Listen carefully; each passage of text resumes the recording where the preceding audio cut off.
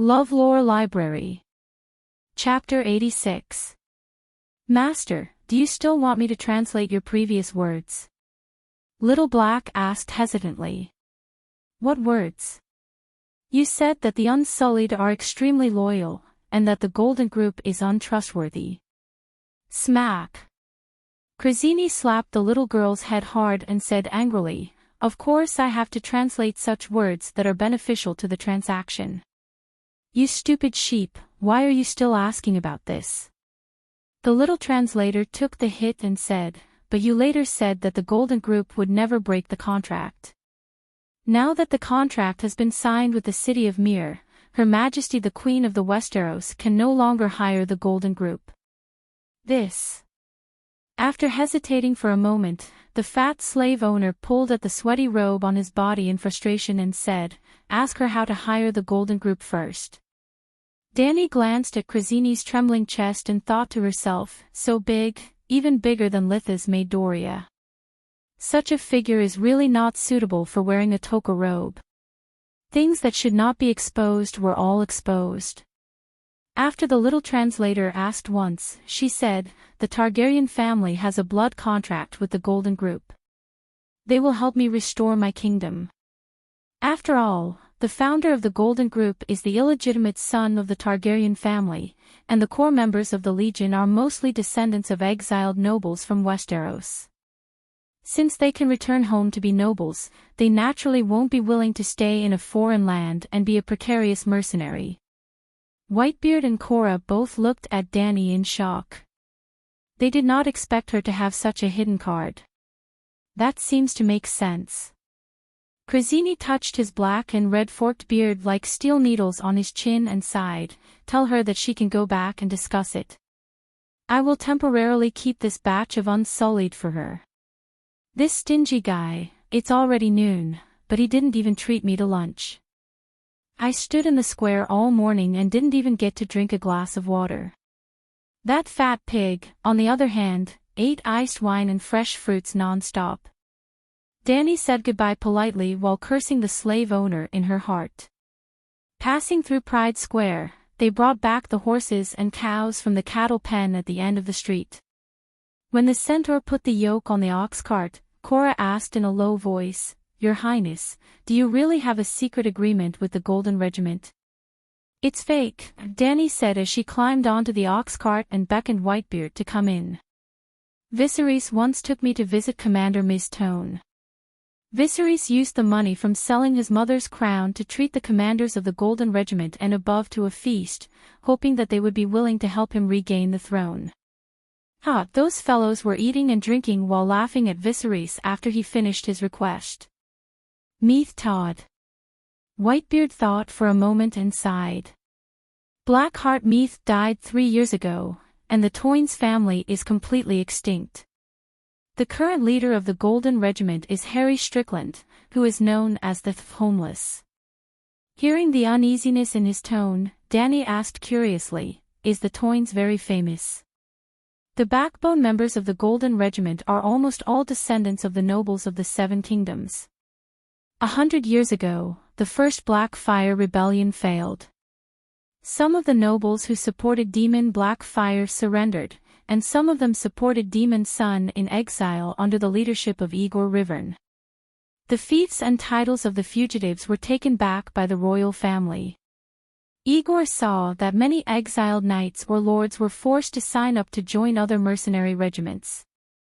He was afraid that the number of families supporting the Blackfyre would decrease, so he decided to set up his own mercenary regiment, the Golden Regiment.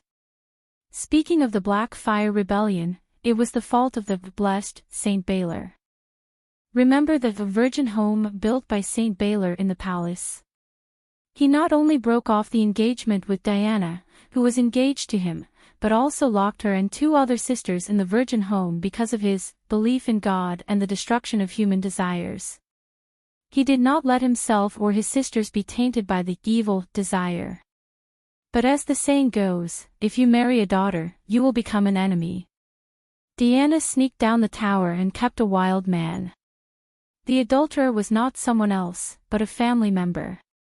He was Diana and Baelor's cousin. Soon, Princess Diana's belly swelled, and she could no longer hide it. How did Saint Baylor deal with this? He went to the Holy Church to fast and pray. After fasting for more than 40 days, he starved to death. Saint Baylor was a virgin man, so naturally, he did not have a son to inherit the throne. That cousin of his, Aegon IV, took advantage of the situation and became the king. Even though both of his parents were Targaryens, they did not marry and gave birth to an illegitimate child, Daemon Vaesurys. Yes, the king's territory was close to the sea, so the illegitimate child's surname was Vaesurys. Later, Aegon IV bestowed the Targaryen clan sword, Black Fire, to the illegitimate child in public and acknowledged them as his own sons. Only then did Daemon change his surname to Black Fire. Town is one of the noble families. 40 years ago, during the Fifth Black Fire Rebellion, which was also the Battle of the Nine Copper Kings, I heard that Sir Barristan killed Meath's father, Simon Town.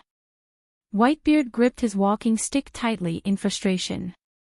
He almost spilled the beans. Dany glanced at him and said, "You even know about such a small matter as Barristan killing Simon." "It's not a small matter." Whitebeard racked his brain and tried to think about the glorious history of the Toyen family. After a while, he stammered, "The Toyen family has a strong martial spirit. There will be many powerful knights in every generation. There was once an imperial guard." "Humph." Cora, who was beside the ox cart, snorted and said meaningfully, "Why don't you tell the princess what the town family's Kingsguard did?" Whitebeard was shocked and blurted out, "You still remember what happened hundreds of years ago?" "Hee, there's only one Kingsguard who dares to cuckold the king." Cora laughed. As soon as he finished speaking, he slapped his helmet. "Sigh, wrong. Now there's another Jaime Lannister. That guy is really..." The white bull who put on the white robe for him must be stomping his feet in regret in heaven. Sir Jaime broke all the taboos of the Kingsguard with his own strength. Whitebeard's face turned pale as he listened. He pursed his lips and did not say a word. There was no way to refute this. Jaime Lannister entered the Kingsguard through the most orthodox ceremony.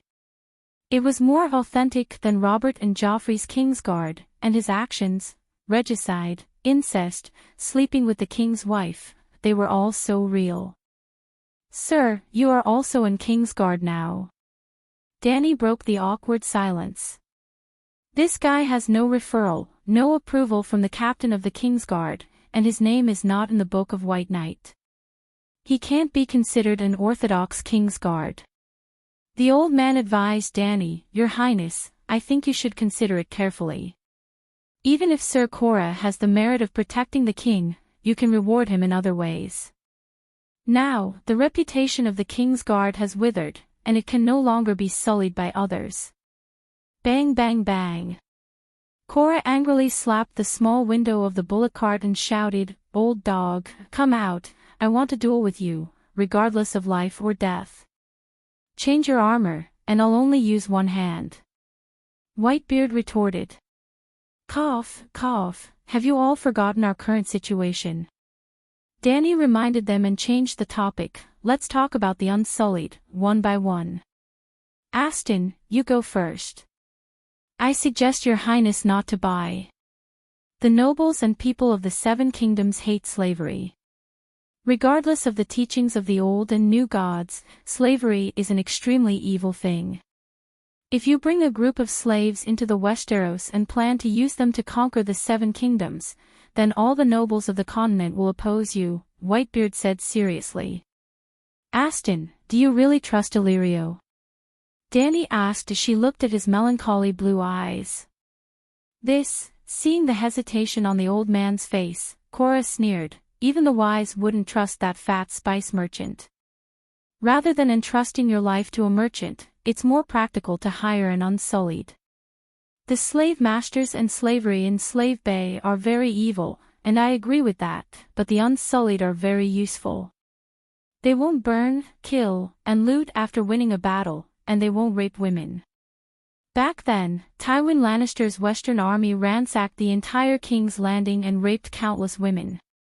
This is why I feel that Sir Cora is not qualified to become a Kingsguard, Whitebeard said angrily to Dany. He is a slave trader himself. Think about what he did on Bear Island, and you won't be surprised why he instigated you to come to Slave Bay to buy slaves. He's a connoisseur. Old man, I really have tolerated you for a long time. Cora said angrily to Dany, Your Highness, I suggest that you immediately chase him and that fat eunuch away.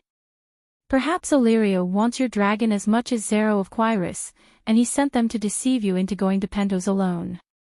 Once you're in his territory, won't he be the one to do as he pleases? Since we're already at Slave Bay, there's no need for a ship. Let them all return to Pentos. Nonsense, how could I help the merchants of Pentos deceive your highness? Whitebeard seemed to have been greatly insulted. His face flushed red with anger. Your highness, you're right to be worried about Illyrio. Merchants cannot be trusted. But you must understand that if you want to gain the loyalty of the Seven Kingdoms, you can only rely on your own people. Why don't we return to Pentos first? I have a way to help you contact a group of loyal nobles, and then choose a group of knights to be your squires. Dany opened her mouth to speak, but the ox cart suddenly stopped. Then she heard Jogo, who was riding in front, shout, Make way for the Mother of Dragons.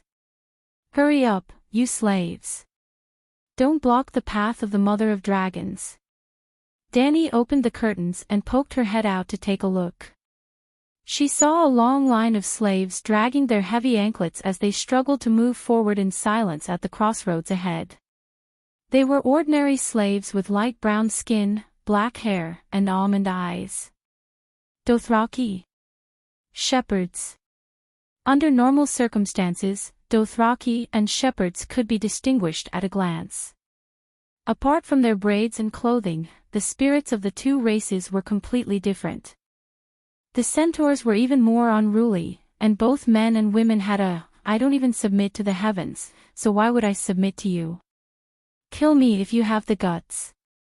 But at this moment, their faces were all numb, their eyes dim, and their temperaments submissive. Everyone was naked, including the women, but there were no children among them. Presumably, the children had been sent to attend the Unsullied Ones' training. There was a supervisor at the side of the slaves, and behind him were a man and a woman riding on a white donkey. The man wore a red silk toga robe, and the woman had an ivory comb in her red and black hair. Her face was covered with a veil, and she wore a blue linen dress decorated with small pieces of lapis lazuli. She had an exotic air that belonged to the Jith people. They had been laughing and playing together, but when they heard Jogo's shout, the man turned his head and casually looked at Dany's group. He gestured to the supervisor to speed up, and then continued to flirt with the woman next to him. Chapter 87. The overseer was a strong Dothraki. He held a long whip with 5 thin whips in his hand. A chained harpy was tattooed on his muscular chest. The centaur supervisor had a prideful expression, cracking his whip as he shouted, "Lowly slaves, hurry up and leave," and the like. "Hey, centaur." A centaur with a harpy on his chest. Dany waved to the overseer with half of her body exposed outside the door. "Where are the slaves you are escorting from?" "Of course they are from the Sea of Grass," the centaur overseer replied loudly. "Women. They were transported from Meereen. They are all defeated Colossus tribesmen. Her name is Khaleesi." Jogo pointed at him and shouted. "Ridiculous. I'm not from Colossae either," the centaur overseer muttered. Dany waved her hand at the Blood Alliance guard, telling him not to worry about such trivial matters. She continued to ask the overseer, "What should we do with these slaves? They can't become unsullied. They have to be sent to the docks to be sold to slave merchants." As if sensing a business opportunity, the male Khaleesi finally stopped teasing his female companion. He rode a donkey forward and smiled. Khaleesi, are you interested in this batch of slaves? Let me tell you, we are not the kind of middlemen. The price is so low that it's almost free. I bought a batch of centaur slaves in Khaleesi. It was said that they were transported from Aposta. 20 centaurs cost me 40 silver coins. It's too expensive. Dany shook her head repeatedly.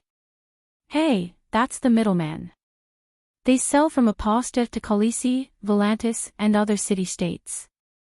After a trip by sea, the price is more than double. The slave overseer pointed at his slaves and said loudly, 1 silver coin for 3. You can choose as you wish. If you buy more, I can even give you a discount. Dany looked sideways. There were about 300 slaves. What's the discount if I buy all of them? Buy all of them. The man looked at her suspiciously. My colossus is too small. I need to replenish the population. She explained. Oh, yes, you are a Khaleesi. The man suddenly understood. His eyes lit up and he suggested, why don't I introduce another batch of slaves to you? There are more than 800 of them. I can give you a 20% discount. They are all centaurs. She asked doubtfully. Sigh, the centaurs are brave and unafraid of death, but they're not good at fighting. They don't know how to farm, they don't know how to craft. We don't need slave soldiers. Other than breeding centaurs to be unsullied, they're almost useless. The young slave owner sighed. Why did you buy so many? Dany asked. The Aposta man looked at Xiao Gu and then at Cora who was protecting Dany. He carefully said, since you are a Khaleesi, you should understand the character of centaurs. Khal brought tens of thousands of roaring warriors to the city and proposed an exchange of gifts, centaur slaves. How can we refuse? Fortunately, the Khals don't ask for high prices. A batch of living materials can be exchanged for a large number of slaves, so we can make a small profit. Sigh, Dany sighed and returned to the carriage. She said to Xiao Gu through the window, tell him the location of our ship's dock. Buy 300 first, and buy the remaining 800 when we leave. Hey, it's cheaper if you buy it now, the Aposta man hurriedly called out. There's no place to put them. You keep them for me first. It won't take more than 3 days. They won't eat too much of your food. Okay. The carriage was faster than the slaves. Dany continued to move forward. The slaves changed direction and followed behind the carriage. They walked through the long red brick street all the way back to the dock area, but they still didn't see many pedestrians. In fact, there were only a dozen ships sparsely parked at the long red brick dock. As soon as they got off the carriage, Dany smelled a strong meat aroma. She looked sideways and saw the strong man Beworth sitting on the red brick road with his legs dangling in the sea. There was a small pot beside him. The aroma wafted from the pot. Aware of her sight, Beworth grabbed a piece of brown meat dripping with soup from the pot and called out, "Little Queen, do you want to eat?" "What meat?" She walked over and asked curiously. "Dog meat." Seeing Dany coming over, Beavis was very happy. He smiled and introduced, the people of Aposta are experts at eating dog meat. Barbecued dog meat jelly, dog meat broth. TSK, Beavis has traveled all over the continent of Ursos and the dog meat here is the best. Dany followed his example. She sat on the ground and soaked her feet in the sea. She picked up a piece of hot dog meat from the pot with her right hand and tore into it. Wow, delicious, so delicious. She slurred to Jichi who was looking at the side of the ship. How can there be meat without wine? Jichi, bring me the 2 bottles of Enchanting Island red wine. Ha ha ha, you're right. There should be wine and meat. The tall eunuch was happier. Your Highness. Whitebeard frowned and hesitantly advised, "You are the queen of the 7 kingdoms. How can you, not to mention the queen, even if the 7 gods came to the world, they have to eat when it's mealtime. Otherwise, St. Bailey wouldn't starve to death." Danny ate the meat as she spoke. The thick juice at the corner of her mouth slipped onto the chong sam on her chest. "You." Whitebeard was even more shocked. "St. Bailey is your ancestor. Then did he starve to death?" she asked casually. "Yes," Whitebeard said with difficulty. "I didn't say anything wrong." Jichi trotted down with 2 bottles of wine. Danny bit off the cork with a pop sound. This unsightly action made Whitebeard's eyes twitch again. She handed a bottle of wine with the cork removed to the fat eunuch. She blew into the bottle and sighed. "This taste. I dare say it's 10 times better than sitting on the Iron Throne." "Ha ha ha." The fat eunuch laughed and slapped his thigh. "Let me tell you, from now on, Beavis likes you. He thinks you are a queen. Sigh, I only found out today that you have some attainments in eating. I thought you were like a pig who could stuff anything into your stomach." Danny teased. "Ha ha ha, Your Highness, you didn't forget what Krasny said, did you?" Chola stood aside and said. "What?" she complained while gnawing on the bone. "There's no pepper, there's still a difference." "What pepper? Are you talking about the fire dragon pepper?" Beavis asked. "No, the fire dragon pepper is pepper. It's not the same as pepper. It's the kind that makes people's mouth burn." Danny gestured a few times. Finally, she waved her hand and sighed. "When the dragon grows up, I must ride him and find the pepper." Cough cough cough. Chola coughed a few times to remind her, "I'm talking to you." "I'm listening, go on," she said. "Every Unsullied has to kill the dog they have raised for a year, but many Unsullied can't complete this assessment." Danny, who was gnawing on a bone as thick as a child's arm with her mouth wide open, froze. Chola acted as if he didn't see it and continued, "Then the slave owner will kill the little Unsullied and feed his puppy with his flesh and bones. Perhaps many dogs in Aposta are so." "Stop." Danny raised the wine bottle and interrupted him. She spat out the bone and asked Beavis, "With your years of experience eating dog meat, you must be able to tell that this is an old dog, right?" Without waiting for Beavis to answer, Danny put down the bottle and stood up with her hands on the ground.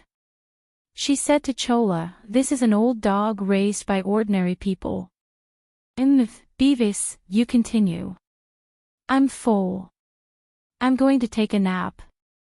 After that, she walked towards the spiral staircase lightly, but her footsteps were a little staggered. She seemed to be drunk. In the afternoon, more than 300 slake slaves were sent to the ship. Because they had found a buyer, they no longer had to be naked for the buyer to check. At this time, not only was he wearing a shabby linen robe, he was also wearing a bronze slave collar. Danny didn't put the man into the Fighting Bull record. Instead, she called a Fanti and asked him to arrange some chores for them to do. Now they can't be considered centaurs. They're almost crippled. Let them recall the glorious years of the centaurs first, then make arrangements, she told the old man. At this point, she caught a glimpse of a few older women in the slave team and asked the old man, "Oh Fanti, do you want a wife? If you nod, I'll introduce you to a partner." A Fanti hesitated and said, "Calixi, centaurs are not popular with marriage. The weak can't guarantee that their wives won't be invaded by the strong. So you have that intention." Danny saw that there was hope, so she patted him on the shoulder and encouraged him, "Oh Fanti, your identity is different now. Commander of a bull record, isn't it enough for you to fart? My Blood Alliance guard is only a bull record. This. Centaurs respect martial strength. Commander of a bull record doesn't mean anything, right? Humph, it doesn't mean anything. What right do you have to stand here and talk to me? My Kala saw, I'm the master. Martial strength is important, but loyalty to me and the merits of Kala saw is more important. Seeing that he was still hesitating, the centaurs around him didn't think much of it. They were all bull record commanders of Kala saw. She pointed to a tall and sturdy centaur among the slaves and loudly asked everyone, that person can definitely defeat the three Effendi easily. Now, because of his strength, I want to strip Effendi Nyolu of his position as the commander and let him replace him. From now on, he will be on the same level as you bull record commanders. Are you happy? Don't. Effendi cried and begged, can I marry a wife? Calixi, I've followed you through the red wasteland and swam through thousands of miles of poisonous water. If you do this, I'm not happy. Calixi, Effendi has been helping us take care of the horses. It's very. Gus stood out and scratched his head in distress. He didn't know how to express his thoughts. Danny waved her hand and said, I'm only asking, are you happy? I don't know why, but I'm not happy. Gus said sullenly. I'm not happy either. The remaining Blood Alliance guard and centaur leader all said at once. Paw. Danny clapped her hands and shouted, that's right. Of course you're not happy because no one is invincible. If you only talk about martial strength and status, then one day, you will all be replaced by newcomers. They didn't contribute anything to Kala Saw at all. It was because of everyone's kindness that they were able to obtain their freedom and regain their dignity as a centaur. We are their benefactors. How can they ride on our heads the moment they join Kala Saw? That's not right. Ma Min's face was full of agreement. Gu only felt that Calixi had said what he was thinking, but it was hard to express it with words. Chapter 88. Yes, I raise horses for Kalasar. I am loyal to you, Khaleesi. I have made great contributions. Even if I am old and weak, my strength is not as good as theirs, but I am far more qualified than them to be the leader of the Nyolu.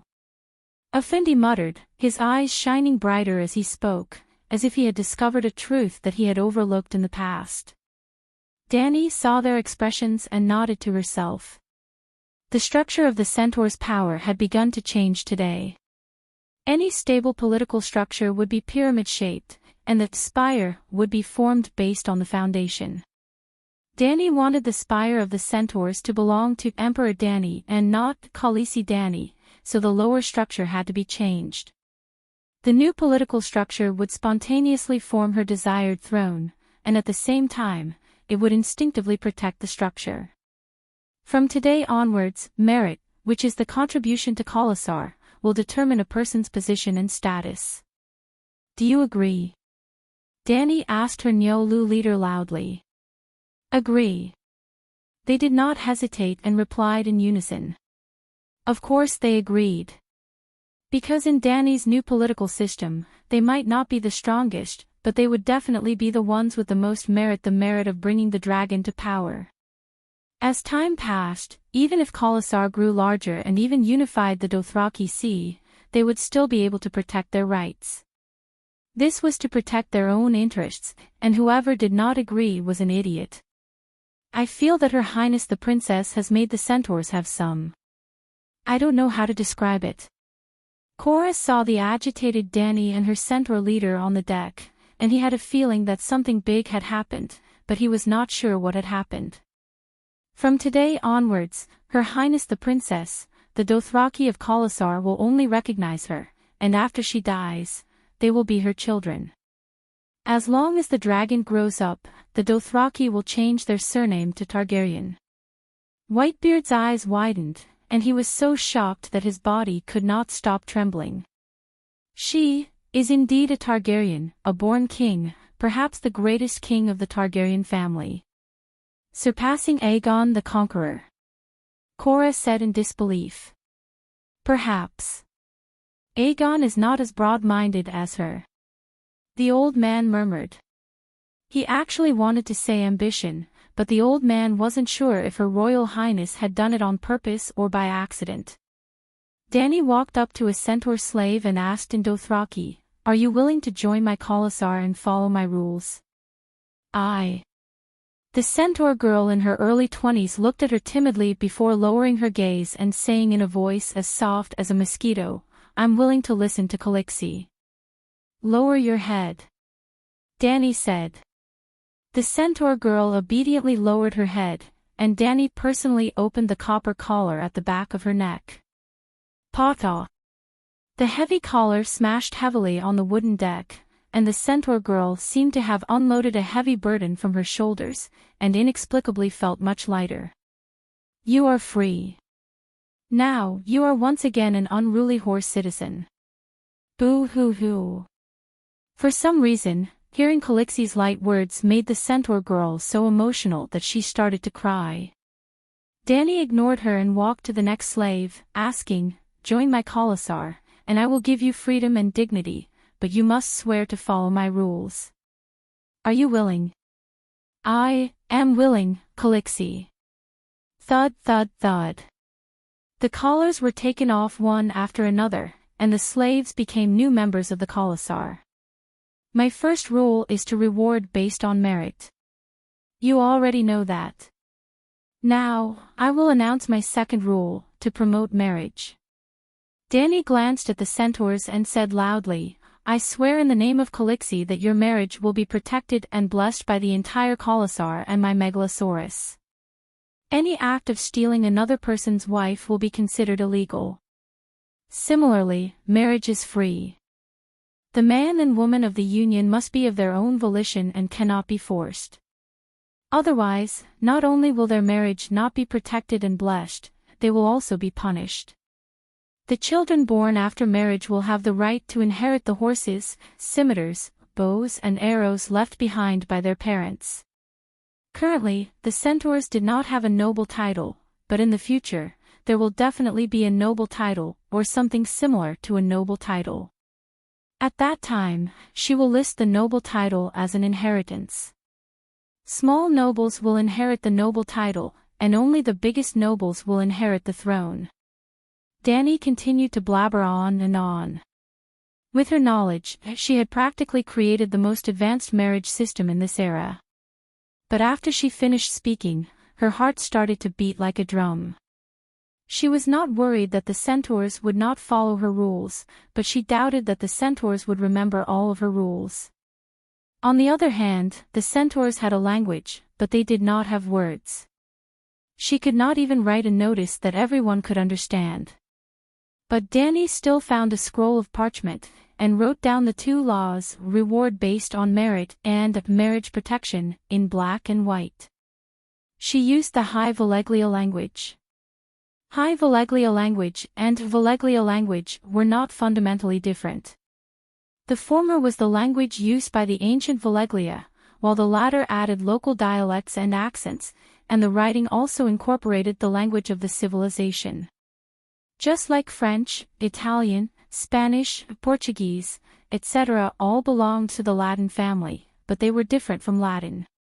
Of course, the Valeglia language was not as different from the other countries, and was more similar to the dialects of the Celestial Empire. Although Dany Rise did not receive a proper education, Viserys did.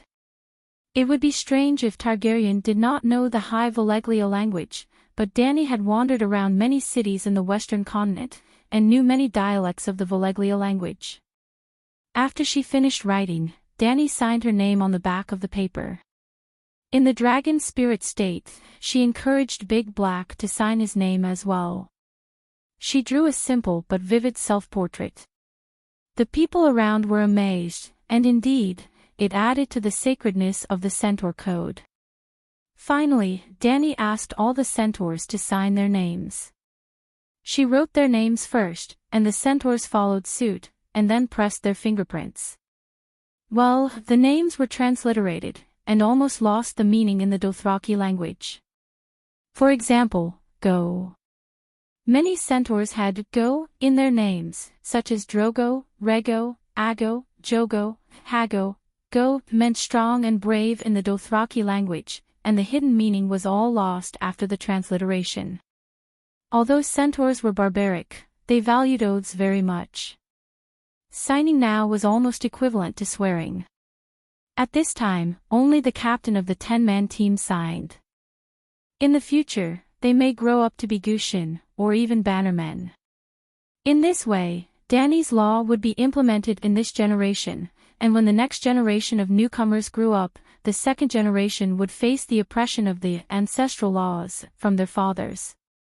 When the second generation who grew up under the ancestral laws grew old, they would unconsciously oppress the third generation to follow the rules they had been used to all their lives. If this continued, as long as Dany's Centaur Empire did not collapse in a short time, at least 3 generations, her rules would become known to all in the centaurs' mouths.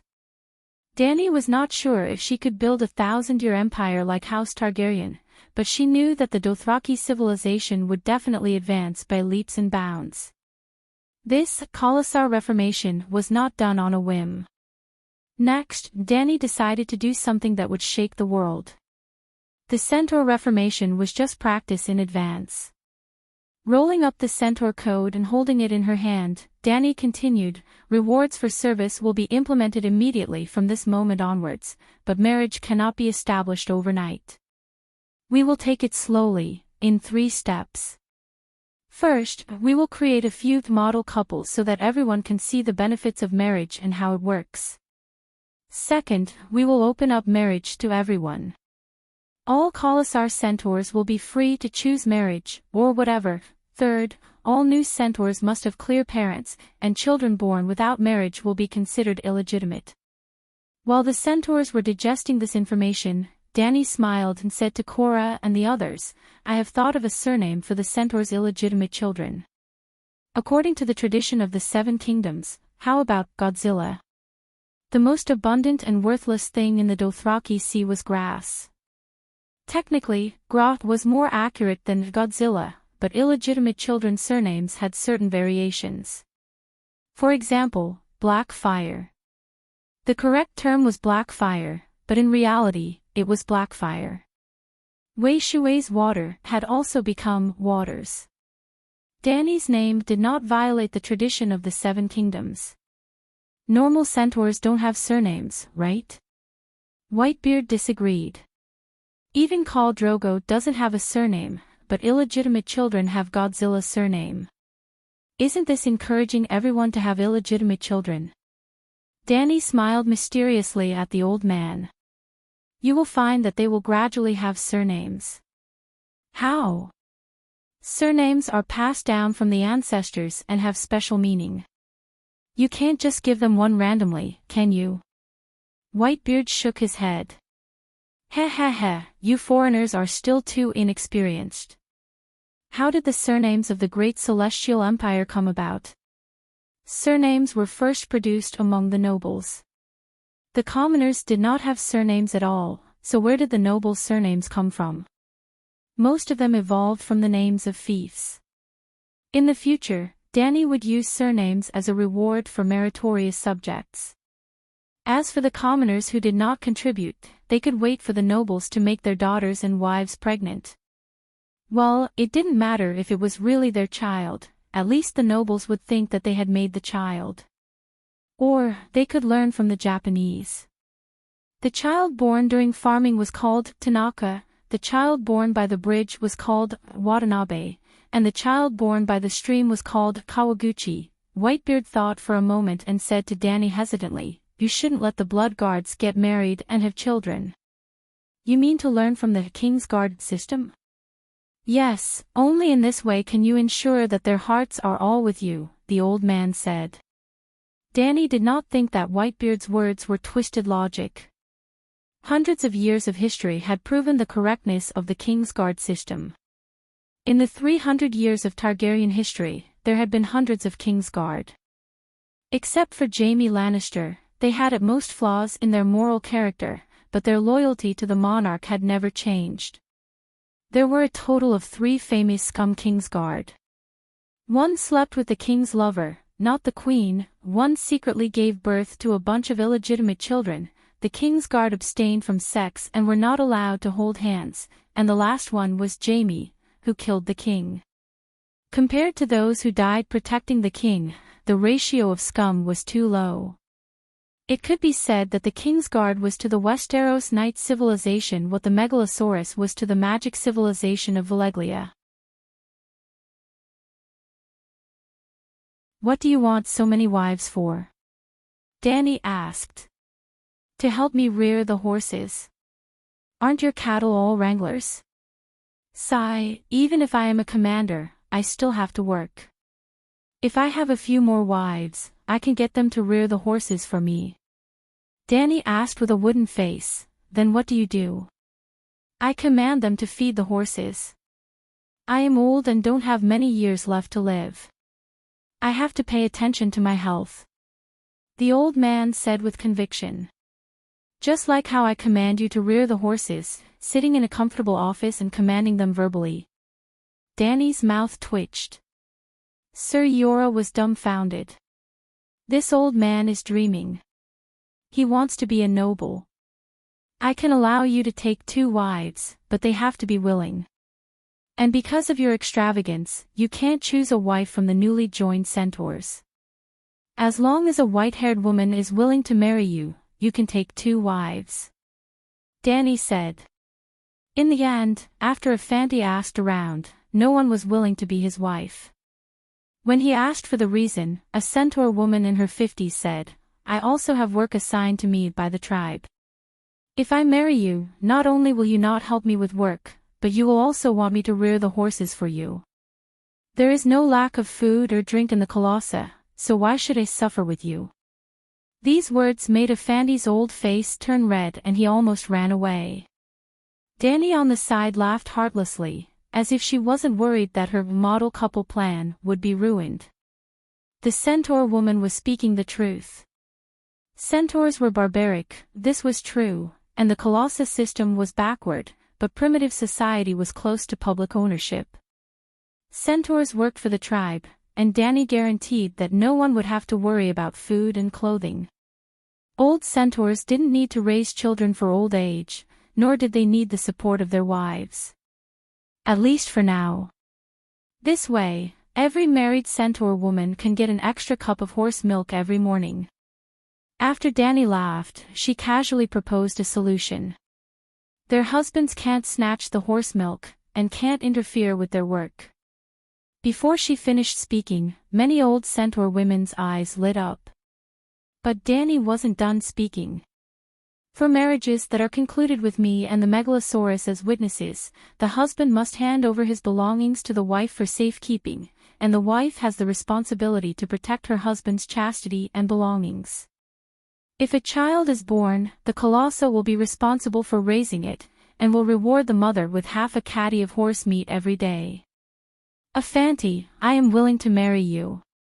The centaur woman who was disdainful of the old man earlier shouted excitedly. Enchanting, marry me. Although I know you are poor, I don't mind. Another old centaur woman jumped up and said. Enchanting, I want to marry you.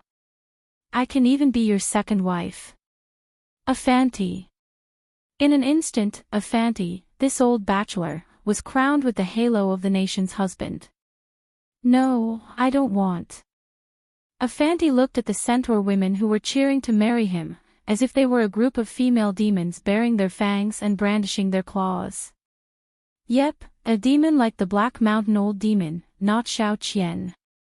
Calixi, I don't want to marry anymore. I don't want a wife anymore. I don't want a single one. He pleaded to Dany with a sobbing tone. No, you said it yourself. You want 2 wives, not 1 less. Dany held back her laughter, trying hard to keep a straight face, and reprimanded him sternly.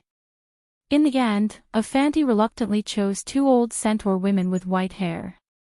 Other than himself, the herdsman and the craftsman Lu's 12 old centaurs also successfully left their single lives.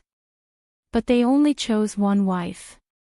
After that, Danny called Big Black out and placed it on the table.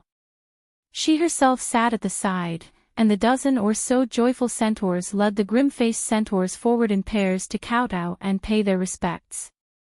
First they kowtowed to Calixi, then they kowtowed to the Mother of God in the northeast direction, and finally they kowtowed to Big Black.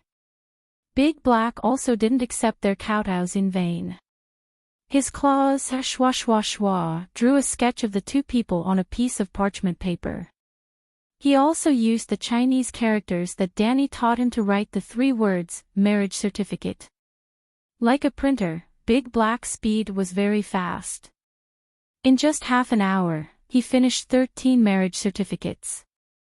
In order to celebrate this epic-making collective marriage, Danny also sent people to the city to buy more than 10 cows and sheep, and more than 10 barrels of wine.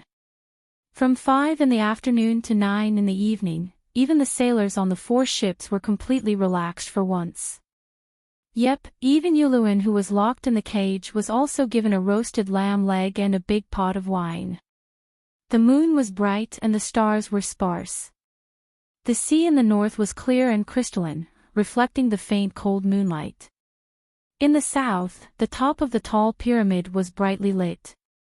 The centaurs and sailors on the deck were celebrating. The great slave owners of Aposta were also drunk in the palace in the sky, just like the countless nights for thousands of years. The pyramids in Egypt were prepared for after death, but the pyramids in Aposta were the residences of the richest slave owners.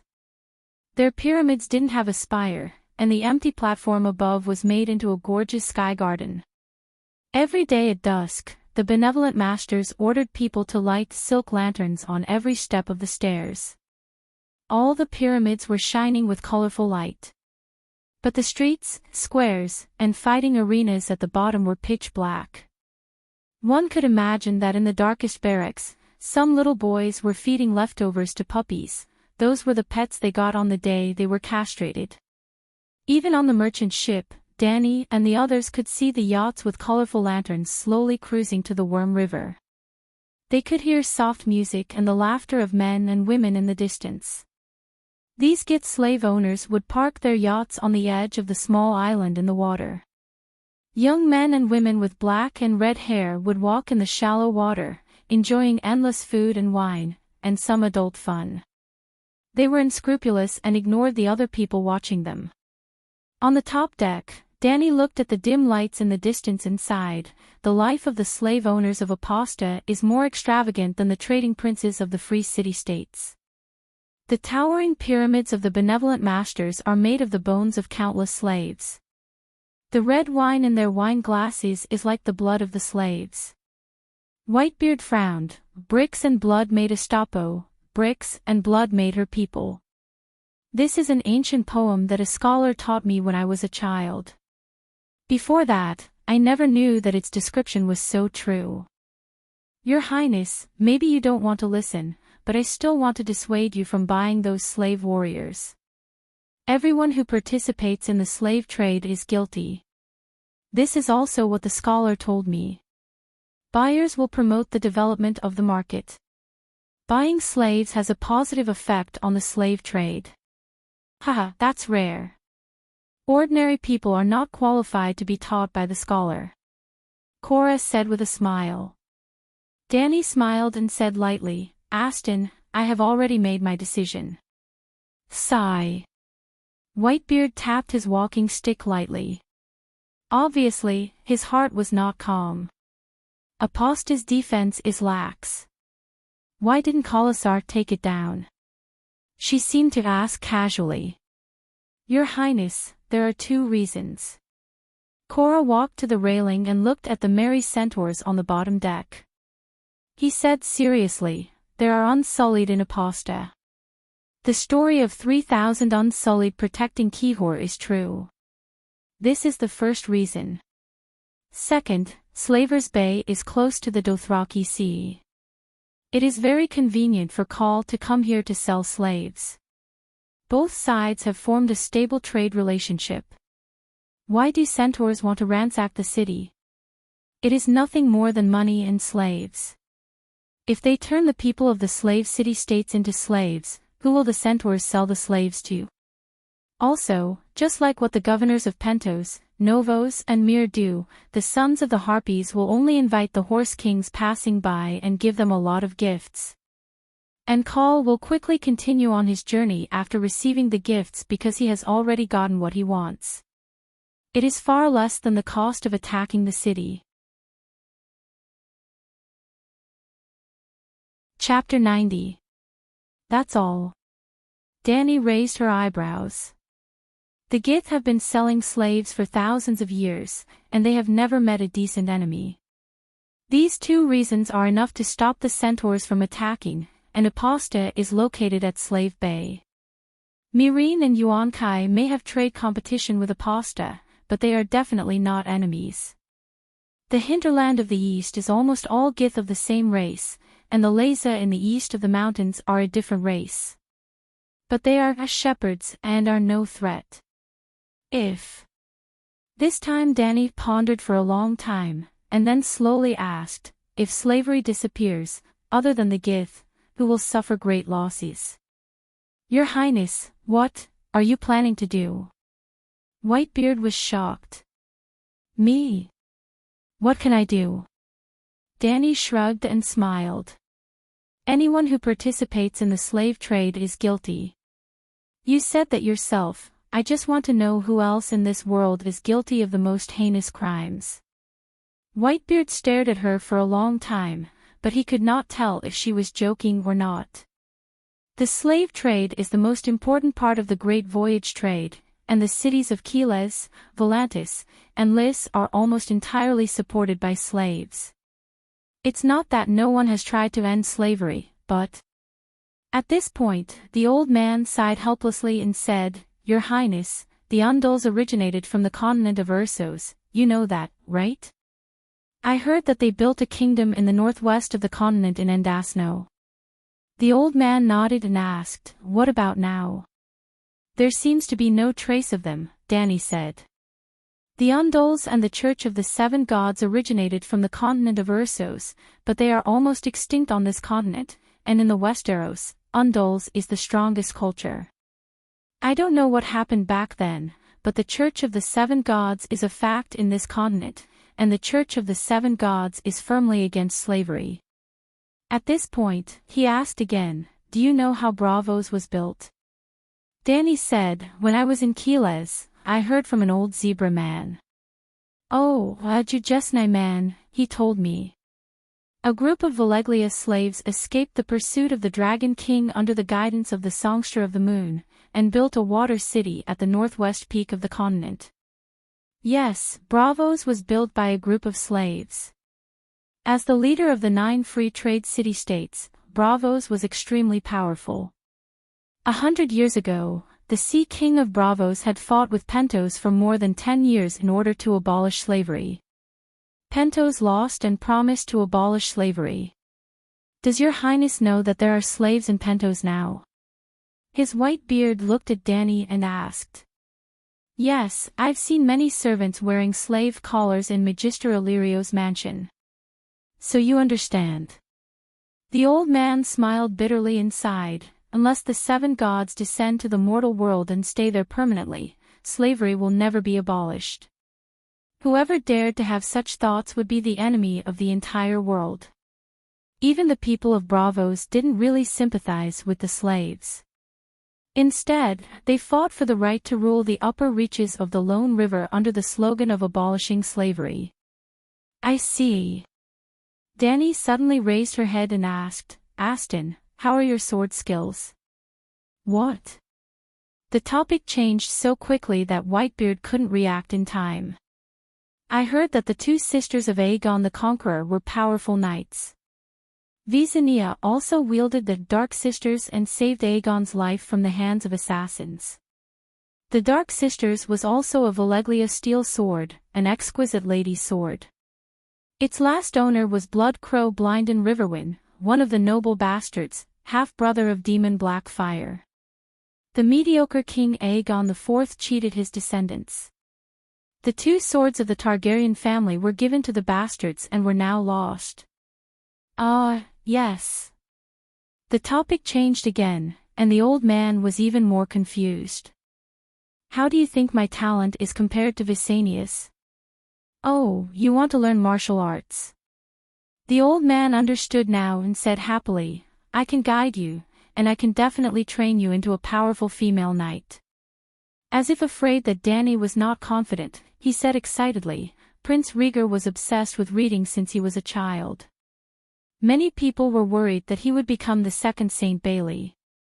Later, when he read something in a book, he suddenly decided to become a warrior. At that time, he was not much younger than you, but when he trained hard, he quickly became a knight in the arena. What did he read in the book? Danny asked curiously. This. Whitebeard shook his head and said, I'm not sure. I only guessed that it might be a prophecy, the one of Azur and Ahai. Perhaps His Highness realized his mission, for. Sigh, I don't know. Practicing martial arts to kill deviant ghosts. Sigh, brother, you're thinking too much. You're not the warrior in the prophecy at all. Hearing that she still had a chance to become an expert, Danny was both happy and suddenly hesitant. If she could only make do as a third-rate swordsman, it was fine to follow Whitebeard as a knight.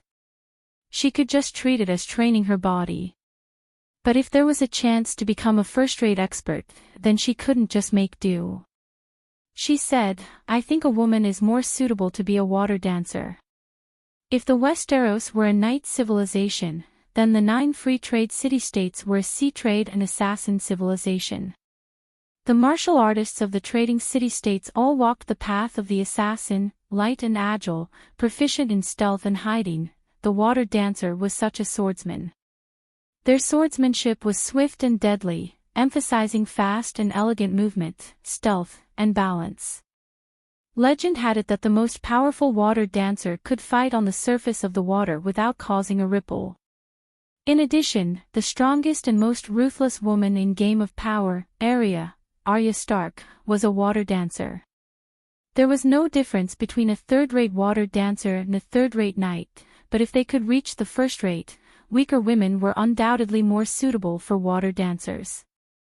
After Danny explained her reasons, Whitebeard nodded and said, Your Highness, you're very thoughtful. If you become a water dancer, your future achievements will be even higher.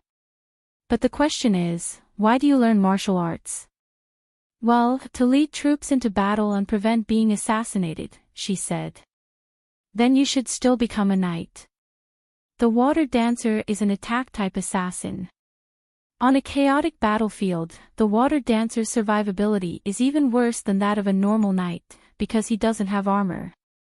As he spoke, he pointed at Yora and used him as an example. The chief court swordsman in Bravos who is responsible for protecting the Sea King is the strongest water dancer. If both sides remove armor, he can fight 10 knights like Sir and come out unscathed. Bullshit. Yora was furious. Whitebeard waved his hand to calm him down and continued, but wearing this Valeglia steel armor, Sir Yora can easily kill 10 chief swordsmen. If on the battlefield, 100 knight Yora wearing normal armor and 100 chief swordsmen going up against each other, the knight can easily wipe out the swordsman. Danny understood what the old man meant and said thoughtfully, You also said that the chief swordsman is responsible for protecting the Sea King. In the future, even if I go to the battlefield, I will ride a dragon, but the daily defense against assassins is more important. I think the daily defense against assassins belongs to the Kingsguard, otherwise. Whitebeard looked at Yora and said lightly, Otherwise, this Valeglia steel armor will be wasted. Yora puffed out his chest and looked at the old man proudly, understanding that he was still brooding about losing the armor. That's right, if Whitebeard took the initiative to expose his identity, the armor would definitely belong to him. Princess, what the Sea King needs more is the insight of the water dancer. The water dancer is good at observation and can detect assassins in advance. You can learn the way of the knight first, and in the future, when you meet a brilliant water dancer, you can learn the techniques of the water dancer from him. It's not contradictory, Yora said. All right, I'll learn swordsmanship with Whitebeard tomorrow. The next day, before the sun rose, around 4 or 5 in the morning, Danny put on leather armor, leather pants, and riding boots and went to the deck to practice swordsmanship with Whitebeard. Without a specialized stance and strength training, Whitebeard first helped her adjust her center of gravity, then taught her the standard posture of holding and swinging the sword. He said that when she could control her center of gravity in the process of swinging the sword, he would continue to teach her the steps. When Danny asked if there was any strength training, the old man told her that she was already doing strength training in the process of swinging the sword. At first, she didn't quite understand, but when the sun rose, she had already swung the heavy two-handed sword 300 times in a row, and the sweat flowing from her legs into her boots made her understand that the old man wasn't lying. This really was strength training. The knight's greatsword was so heavy. When she finished her morning exercise, around 8 or 9, she went back to her room to take a shower and change her clothes. When she was eating breakfast, 2 people from Aposta came looking for her. They were clerks sent by Krasny to ask if they could estimate Danny's wealth. This way, they could know her purchasing power. Yesterday, Danny had asked the slave master to reserve the Unsullied for her. Danny glanced at Grohl and smiled. If I sell Governor Illyrio's goods, will he be angry? This. Blackbeard glanced at the Serenity not far away and said hesitantly, don't you have Uluin's ship of gold, silver, and jewels? Maybe it's not enough. She smiled. How many Unsullied do you want to buy? Blackbeard was shocked. How many? I didn't hear clearly, that bitch. Oh, our good queen, how many slaves do you want to sell? Krasny stood up in shock and asked the little interpreter who was also in a daze. Today, Danny and the others once again passed through the red brick street and came to Pride Square. Krasny's pyramid was built here, and Pride Square was his yard. This time, his servant took Danny and the others to the garden at the top of the pyramid, about 150 square meters, covered in grass, and surrounded by persimmon trees and apple trees. The big golden red persimmons and red apples hung together on the branches, looking very beautiful. There was also a pool in the north of the garden, where one could soak in and watch the beautiful scenery of the harbor. It was still the twin milk girls who fanned the slaves. He sat on a tall wooden chair with his back against the pool, like a throne. Danny sat on a 2-meter-long soft couch opposite him, while Cora, Whitebeard, Jorge, and Gichi stood behind her. Well, there was also a maid holding a huge beige umbrella above her head. Master, Her Highness the Queen wants to buy all the Unsullied in Aposta, all of them. The little interpreter said after receiving Danny's confirmation. Chapter 91. Ask that arrogant bitch. Krasny recovered slowly and sneered. My accountant checked her fleet. Selling all the goods would be enough to exchange for 1,000 Unsullied. Including the gold, silver, and antiques, she could only buy another 3,000 slaves. Our Aposta has at least 8,000 trained Unsullied. How can she buy all of them?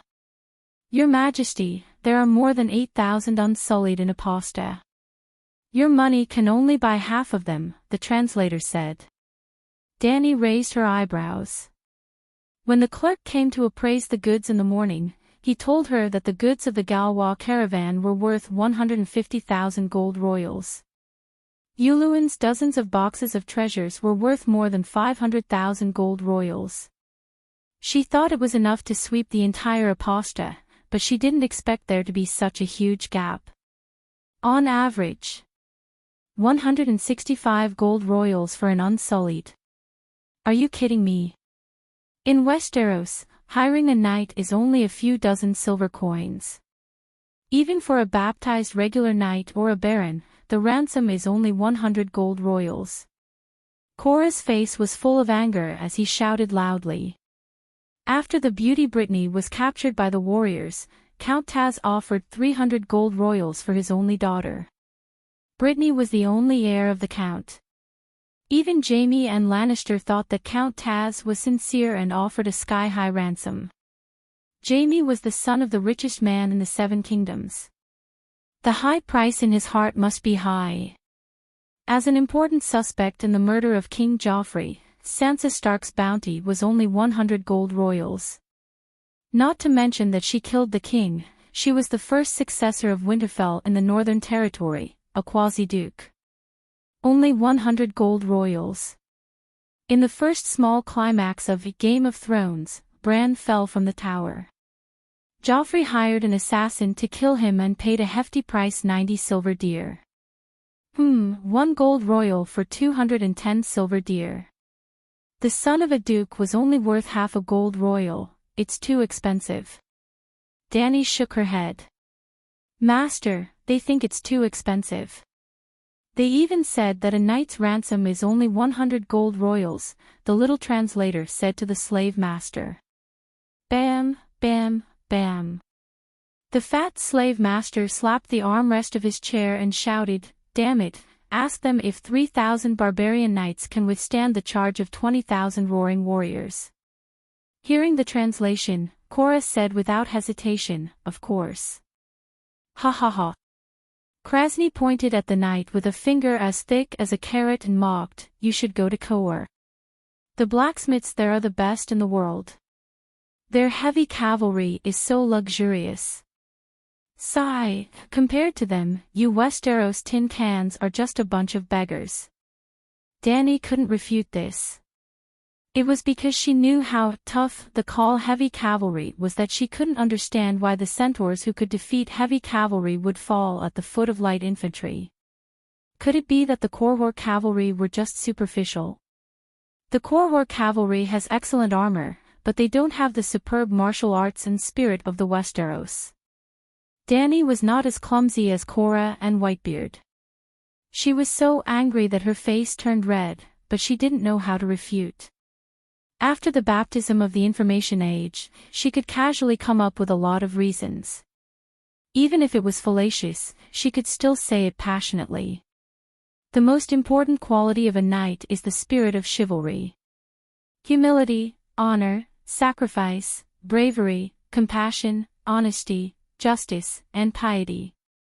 The strongest point of the Unsullied is that they are not afraid of sacrifice, but this is only the basic requirement to become a knight in Westeros.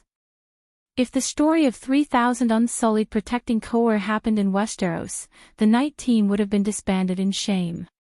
Unlike the Korhor cavalry, they are still living shamelessly. Your Highness, you are so right. Whitebeard's eyes were watery. He had never felt so excited before. He felt that the princess had expressed the true way of the knight in words. Although before today, he had never heard of such a luxurious and elegant way of the knight. Maybe he didn't understand it enough. Sigh, I, the fearless Barristan, am not as good as the first legendary knight, the Buddhist sword. Yes, Sir Arthur Dayne must understand. Whitebeard thought excitedly. Since those barbaric tin cans are so powerful, why did you still come to buy the Unsullied? The slave owner stood up and roared at the poor little translator, "Ask this Westeros bitch, I want to see how she answers." How could this be difficult for Dany? Sigh, it is because I know how powerful the Westeros knights are that I plan to go bankrupt and buy all the Unsullied. Dany's expression was vivid as she lamented again and again, "Virtuous lord, think about it, if one barbecued sausage can fill one's stomach, who would buy a second one? Isn't that a waste?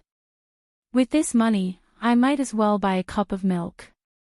I am worried that 8,000 Unsullied are not enough for the usurpers to kill." As she spoke, she looked at the fat slave owner seriously and asked, "Virtuous lord, tell me the truth, is there really only 8,000? To be on the safe side, I think the more Unsullied the better." As Dany spoke, the little black girl translated. As Krasny listened, he held his head and crazily pulled his thick black and red hair. He was going crazy. Huff, huff, huff.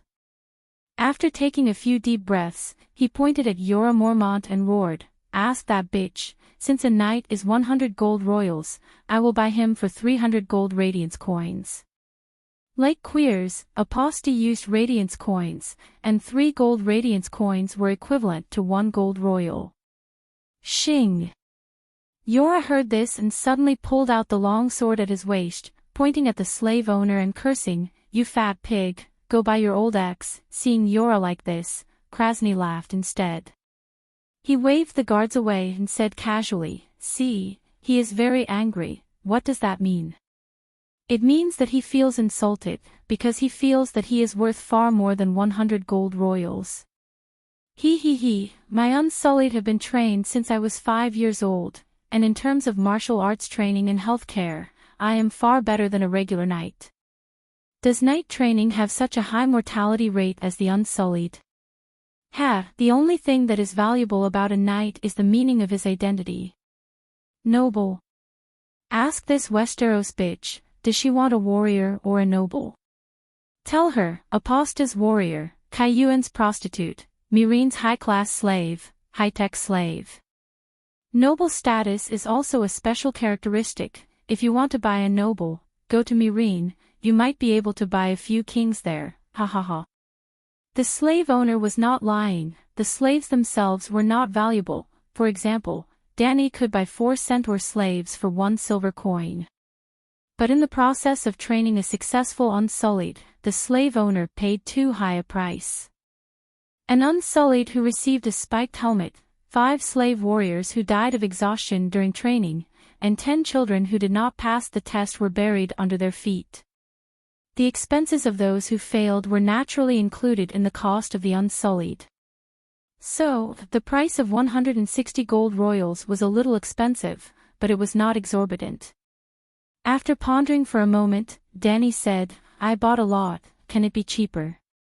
The slave owner said a few words to the little interpreter, and the little black girl said, "Your Majesty, use all your jewelry and goods to exchange for 4,000 Unsullied, and then the good Lord will give you an extra 100 Unsullied."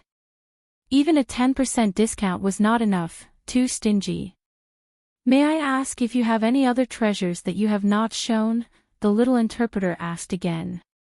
"On the sea route from Queers to Aposta, I encountered a pirate ship," Dany said in a low voice. "Good Lord, have you heard of the Red Demon that recently caused a stir in the summer sea?" Hearing the little interpreter's words, the slave owner held on to the armrest of his chair, stood up in shock, and asked, "Did this bitch rob that pirate ship? No wonder she's so rich."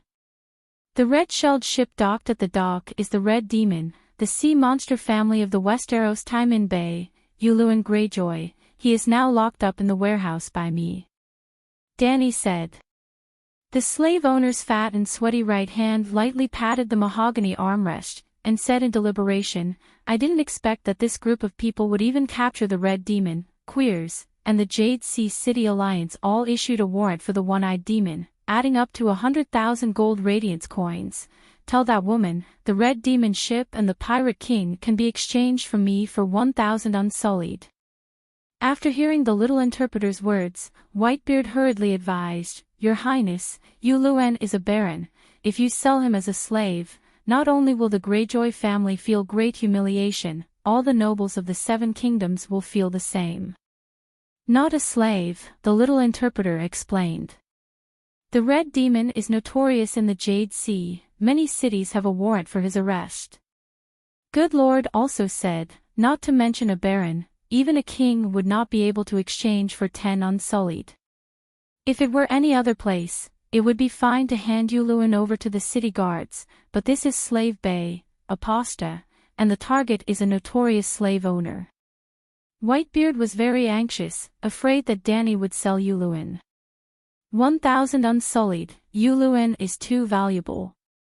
In fact, Yuluin was only worth 500 Unsullied, but the Serenity was in the limelight in the Jade Sea and the Summer Sea, so its value rose to 500 Unsullied. Many cities wanted to study that ship, wanting to know why it was so fast. Dany waved her hand, telling the old man not to get excited. She meaningfully glanced at the slave owner and said with a smile, I promised that if Yuluin told me the correct way to enter the ruins of Valeglia, I would return him and his group of pirates their freedom.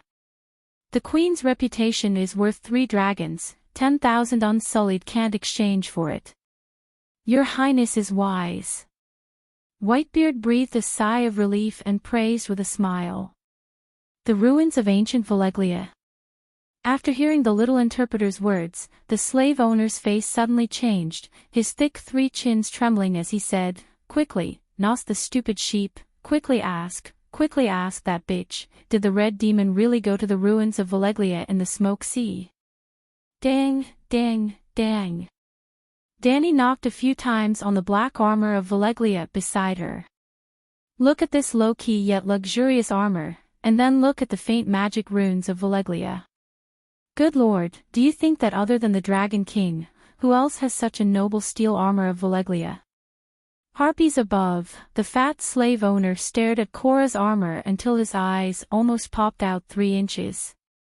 He groaned and said, Yesterday, I thought that this barbarian knight and those, I thought that he made a fake Dragon King armor to pretend to be cultured. 6,000 years ago, the army of the sons of the Harpies of the Guji's empire was invincible on the continent, and the training method of the Unsullied was based on the Guji's army. Now, the Gujis who had fallen into slavery no longer had the bravery of their ancestors. In fact, after being tortured by Valeglia for 5,000 years, there were no pure Gujis at all in Slave Bay, they were all mixed blood. However, the slave owners of a post were still proud of their identity as the sons of the Harpies. They lived in pyramids, wore toga robes, and had their black and red hair standing up high. Then, the young man imitated the soldiers of the old empire, put on the Valeglia Dragon King armor, and commanded the eunuchs and slaves to fight each other in the arena, pretending that he was a general of the ancient empire, a Valeglia Dragon King. Chapter 92. Valeglia's steel was very mysterious. Most people would not even see it once in their entire lives. But as long as one heard of its legend, even an ignorant person could easily tell if a real Valeglia steel weapon was real or fake. It was so hard that it was almost indestructible. One could easily pick up a metal weapon and slash it with a knife. Krasny was not an ordinary person. He did not need to slash it with a knife. When he walked over to take a closer look and felt the weight and texture of Cora's helmet, he immediately determined that it was the real deal. Even though the Targaryen family only had 2 Valeglia steel swords and no armor, a group of Valeglia nobles from Volantis had survived. They were not the Dragon King, but they had many Valeglia steel weapons. Among them were 1 or 2 sets of armor. But Krasny was sure that Cora's armor was not just any one of them. More importantly, as a rare and authentic product, Valeglia's steel armor was too rare and unique. Anyone with rich experience would be able to tell the difference. A burning greed flashed in Krasny's eyes, but he quickly suppressed it. He returned to the large wooden chair beside the pool and said calmly, "Give me this armor, and you can take away everyone in a post who has no balls. Don't even think about it, armor." Cora's face was red as he roared angrily at the slave master. Then he looked at Danny pitifully. The reluctance in his eyes was obvious. Danny patted his arm and looked helpless. She said to the slave master, "Other than the armor, Yuluin also found a Dragon King's egg in the governor's mansion." "A Dragon King lives in the governor's mansion. The dragon egg and the armor are the property of that Dragon King. I found that the egg is still alive, but," at this point, she hesitated for a moment and sighed. "I already have 3 dragons. I can sell the dragon egg to you. Try a dragon egg." Krasny stroked his plump chin and muttered, "Tria is one of the most prosperous cities besides Valeglia. It's normal to arrange for a Dragon King to be the governor. That red demon is really lucky." Not only did she pass through the smoke sea, she even found the Dragon King's residence. Oh, it should be that bitch queen's luck that is good. Slave, tell her that a dragon egg can't even be exchanged for 1,000 unsullied. I don't believe that the Dragon King's mansion only has armor and dragon eggs. I want more, more. He growled at the little interpreter. Upon hearing little Blackie's words, Danny shrugged and said, "Before I hatched a dragon, dragon eggs were just decorations. But now that the magic tides have recovered, a living egg represents a dragon. A true dragon is only worth 1,000 eunuch slaves. Or is it because Benevolence Lord is ignorant and doesn't know about the magic tides? I know. Those damned red gods priests are spreading the news everywhere. They attribute it to the awakening of Lalo." The fat slave owner had a complicated expression. There was also a religious rebellion in Call recently. A group of red gods believers used their newly acquired witchcraft to increase their power. They actually tried to burn the statue of the black goat god, Death. Sigh, those lunatics only know how to burn and burn. I heard that a red-robed priestess went to the Westeros and even burned the statues of the 7 gods on Dragonstone Island. Slave, ask that bitch. Isn't she the princess of Dragonstone Island? Ha ha ha, her statue was burned. The black goat god was the main religion in Call. The Light King Lalo was a minority. Even the statues of the 7 gods were burned. Whitebeard didn't care about Call at all. But when he heard that the red-robed priestess had abolished the faith of the 7 gods on Dragonstone Island, he frowned. Stannis is crazy. He must have been bewitched by that priestess. Cora sighed. He's finished. He's the first to be eliminated in the 4 Kings contest. Even Aegon, who has 3 dragons, has to convert to the Church of the 7 Gods. Stannis is nothing. The Valeglia people had their own beliefs. Balerion, Vargol, and Miracis were the names of the gods. The Targaryens had also worshipped them for generations. In order to integrate into the Andrian civilization, Aegon had spent a lot of money. But, Dany remembered what she saw in the Immortal Hole. The Great Wizard of Valeglia revealed that the Valeglia people were no longer satisfied with ruling the world. They wanted to advance to the realm of the gods. They sealed Lalo and created their own gods, Balerion, Vargol, and Miracis. The 3 gods were demigods. When Valeglia was destroyed in the Great Cataclysm, Balerion and the others must have died with it. It was normal for Aegon to change his faith. It could also be the final blow to the dying demigods, completely cutting off the source of the power of faith. That's not right. Because the 3 dragons of the Targaryen family, Balerion, Vargol, and Miracis, were sung by millions of Westeros for generations. She couldn't help but smile bitterly and shake her head. The information about the gods was all from the Great Wizard. It was incomplete and hard to distinguish between the truth and the lies. The gods were too far away from her, so there was no need to waste too much energy. But Dany's expression was misunderstood by others. She was sad and helpless for what happened to her family. Stannis has gone against the tide. He will definitely suffer retribution. Whitebeard comforted her softly. When you King's Landing in the 7 Kingdoms, you can ask the Archbishop to go to Dragonstone Island and personally consecrate the new statues. Maybe Stannis is already dead. Cora also comforted from the side. Dany rolled her eyes in her heart. You guys are thinking too much.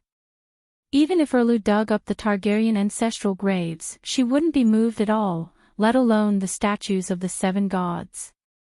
Besides, Erlu wouldn't die so early. Other than King Balon, who was secretly shooting from the back. P.S. There were now 4 kings on the surface: Joffrey with a lion's soul and deer skin, Robb Stark who broke off the engagement, the 2nd son of the House of Lugh, Stannis, and the 3rd son of the House of Lugh, Renly. It seemed that Erlu was going against the tide and would be the first to be eliminated, but the red-robed priestess was really powerful. With hundreds of years of practice, she could be called the #1 wizard in wandering power. When Joffrey, the second son of the Mad King, Robb who broke off the engagement, Renly, and even King Balon are all dead, Erlu is still alive and well. These Westeros are chattering endlessly. Do you still want to buy the Unsullied? Even though he was the one who started the conversation, the fat slave owner still scolded the little interpreter and urged, "Tell that bitch queen that I don't care about the demonic wave. A dragon egg is not worth a dragon unless she helps me hatch the dragon. Your Majesty, the benevolent lord doesn't think that he can hatch a dragon with a dragon egg. Or, can you help him hatch the dragon?" Blackie said tactfully. "Sigh, the price of hatching a dragon is too high. I can't bear it." Dany shook her head bitterly. "Master, hatching a dragon requires a great price. The Queen of the Westeros seems to be very sad. She doesn't want to hatch a dragon for you." The fat slave owner was interested. He opened his mouth and laughed. "Ask her, how do you hatch a dragon? What price did that bitch pay?" "I'm not sure." Dany's expression became more and more sorrowful. "A witch from Asha told me that a life in exchange for a life. The birth of every dragon represents the death of one of my loved ones. The life of my loved one is exchanged for the soul of the dragon from the kingdom of the dead. So, my dragon is my loved one. It's a child that I can't give up. A life in exchange for a life." Krasny murmured. "It's so familiar. It seems to be the doctrine of the Lord of Shadows, Lalo." Dany continued, "The witch's words seem to make sense. Everyone thinks that my black dragon is the reincarnation of Balerion. He has been reborn from the kingdom of the dead. Is it really that similar?" Krasny was surprised. "If you don't believe me, you can ask my subordinates." It was indeed very similar. Cora had said more than once that Black Diamond may be the reincarnation of Balerion. Later, when Whitebeard saw the process of big black hunting whales, he even said, "It is Balerion." After the slave owner got the unanimous answer from Cora and the others, he thought and asked, "Is that witch a follower of the Shadow Lalo, the devil in the shadows?" Witch Millie seems to be able to control the Shadow Devil. Dany nodded. "It's him. Lalo has two sides. The light brings the shadow, so the Lord of Light, Lalo, is also known as the God of Shadow and Fire." The fat slave owner nodded and touched his fat chin thoughtfully. "It turns out that the shadow priests can help to hatch a dragon. I didn't." His voice was getting lower and lower, and his eyes were getting brighter as if he had made a decision in his heart. "Tell the little queen." The fat man waved his hand to the little interpreter and grinned. "If she can prove that the dragon egg is real, I'm willing to persuade other good masters to exchange it for a sky-high price of 3,000 Unsullied. I heard that there are more than 8,000 Unsullied in Aposta. All the wealth and the dragon egg can only be exchanged for 7,100 Unsullied. If I tell the good master that there's a sea route to the ruins of Valeglia, I wonder if I can exchange it for the remaining eunuchs in the city." Dany asked. "Are you sure it's a safe sea route?" The fat slave owner was doubtful. "I'm not sure." Dany shook her head. "Since I know that Yuluen has successfully explored Tria, I naturally want to try my luck. So I used his freedom as a condition to exchange for a sea map from him." "I see." Krasny smiled and said to the little interpreter, "I didn't expect this little bitch to be so smart. But she's still not smart enough. The sea map could be fake. It's better to let the Red Devil personally lead the way." Just as Little Black opened her mouth and was about to translate his words, the fat slave quickly shouted, "Idiot, shut up, you brainless sheep. No matter how many treasures and secret arts there are in the ruins of Valeglia, I'll still feel that it's too little if there's one more person to divide. Tell that bitch, I'll gather all the good masters to discuss this matter tomorrow." If the Red Devil personally proves that the sea route is real, then I'll agree to her trade plan. Chapter 93. When she saw Yulun again, Danny was shocked to find that the burns on his face had already scabbed over. As a medical student, she knew how difficult it was to treat severe burns.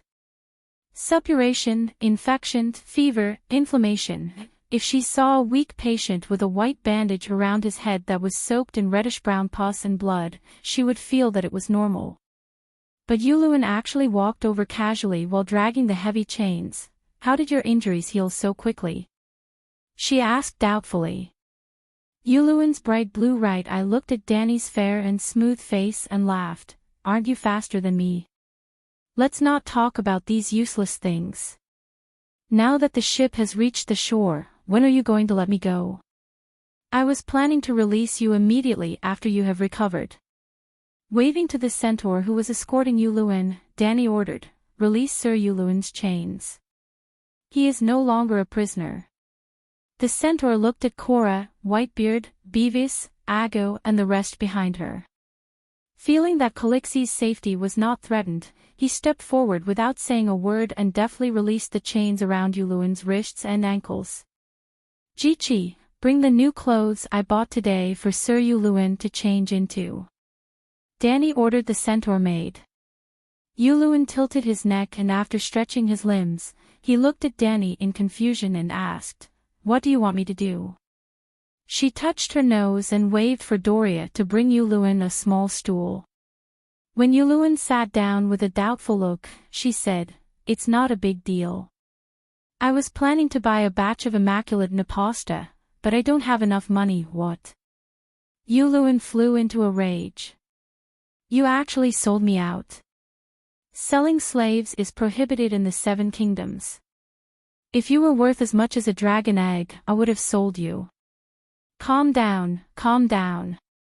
Danny pressed her right hand down and comforted him. Don't worry, you're not worth much. This sentence seemed to poke at Crow's Eye's weak heart. He interrupted her for the second time and said angrily, more than a dozen countries in the Jade Sea have put a high bounty on me.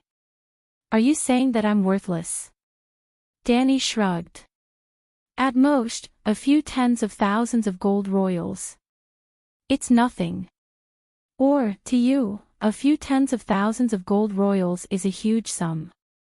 Hee, that's right. It's nothing to you. After all, you've robbed me of a ship's worth of treasures. Yulun sneered. To be honest, your ship's worth of treasures is only around 500,000 gold royals. It really isn't much. Robert Bellothian's external debt is over 6 million gold royals. As the legitimate queen of children, it should be more ostentatious than him, right? Danny said calmly. What extravagance does a king who has lost his kingdom have? I've heard that the people of the free cities all call your brother the beggar king. As for you. Yulun clicked his tongue but did not finish his sentence. Barefoot Princess was Danny Rise's nickname in the streets. Due to poverty and the hot weather in Terosai and Mill's generation, Viserys did not have the money to buy shoes for his sister. Little Danny Rise often walked barefoot in the streets of the free cities. Your Highness, the King's Guard has the responsibility to protect your dignity. Even if you pardon Crow's Eye's crime of regicide, please let me duel with him. Cora held his sword with his right hand and stared coldly at Yulun as he spoke. Give me back my armor and I'll fight you with only one hand. Yulun rolled his eyes and mocked. Sigh, this was supposed to be something that could be explained in a few simple sentences. Now that you've interrupted, it's getting noisy. Danny rubbed her temples and said directly, I'll sell the dragon egg you found in the ruins of Valeglia and the map of the Sea of Smoke. Tomorrow morning, you'll come with me to the slave master and tell him everything about the exploration of Valeglia. After the deal is done the day after tomorrow, I'll let you go immediately. Your pirate brothers will also leave with you. Is there a problem? She asked. Yes. Yulun nodded and said doubtfully, the dragon egg was not found in Valeglia. I robbed it from the Jade Sea. So, you lied to me.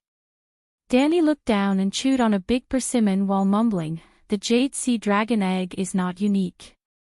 The Veleglia Dragon King's dragon egg is the only one in the world. Without a doubt, the latter is more valuable. You said that you found the armor and the dragon egg at the same time in the governor's castle.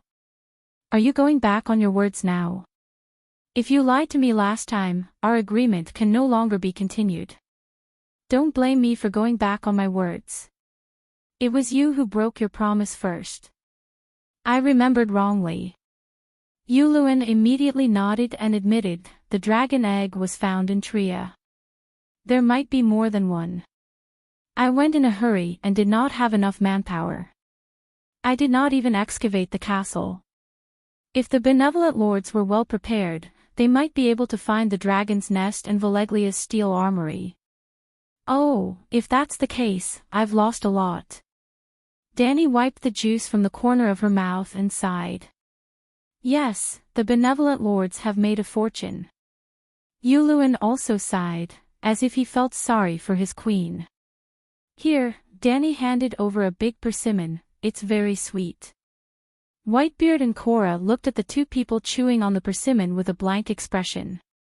The third meeting with the benevolent lords was held in the Punishment Square. The Pride Square was the place to view the goods, while the Punishment Square was the slave training ground. It was located behind the main gate of Astapor, which was equivalent to the Meridian Gate, Square of the Forbidden City.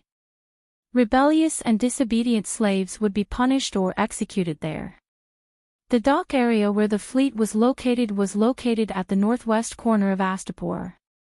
To get to the Punishment Square, they had to go around a quarter of the city. Along the way, Danny saw the true appearance of the city of slaves. More than 10 tall and magnificent pyramids took up half of the city's land. The rest of the buildings were so short and dilapidated. The narrow alleyways were overflowing with sewage. When the fleet passed by, it startled a group of buzzing flies. A naked little girl with a back that was peeling from the sun squatted by the overflowing red brick gutter to take a dump. The sound of horse hooves and wheels running over the uneven road startled her. The girl stared blankly at Danny and the others with her big brown eyes. Then she lowered her head and continued. After passing through a small alley with low eaves, they walked along a red brick street that was close to the ancient wall of the city.